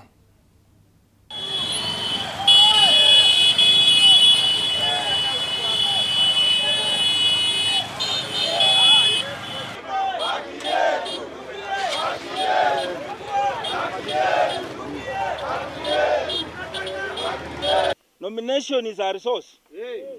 Mtu akiwa nominated, serikali itakuwa ni resource kwa area yenye anatoka. Sasa sisi hatuwezi kubali, tupange laini, tupitishe president, alafu chama ianze kututendea namna hiyo. Mimi naomba party leader wetu, Mheshimiwa Daktari William Samoei Ruto, tumetoka na wewe mbali. Umbali huu tumefika na wewe penye tumefika hapo. Angalia watu ya Bungoma. Sisi wana UDA Bungoma tunalia. Sinataka hii vitu, mimi najua labda ulikuwa hujajua, leo ujue ya kwamba nomination ya Bungoma hawa watoto wenye walikuwa kwa ICD katika ofisi yako huko Nairobi walijichagua wenyewe. Walijinominate. Sasa eti hao ndio MCA nominated in Bungoma. Na sisi tumekataa wachukuliwe warudishwe huko. Tunawaambia kwamba Bungoma tuko na Wakisii, Bungoma tuko na Wakalenjin, Bungoma tuko na Wakikuyu. Waje tuchukue Wakikuyu kutoka Bungoma. Tuchukue watu kutoka Bungoma. Sio lazima utoe Mkisii huko akuje huku.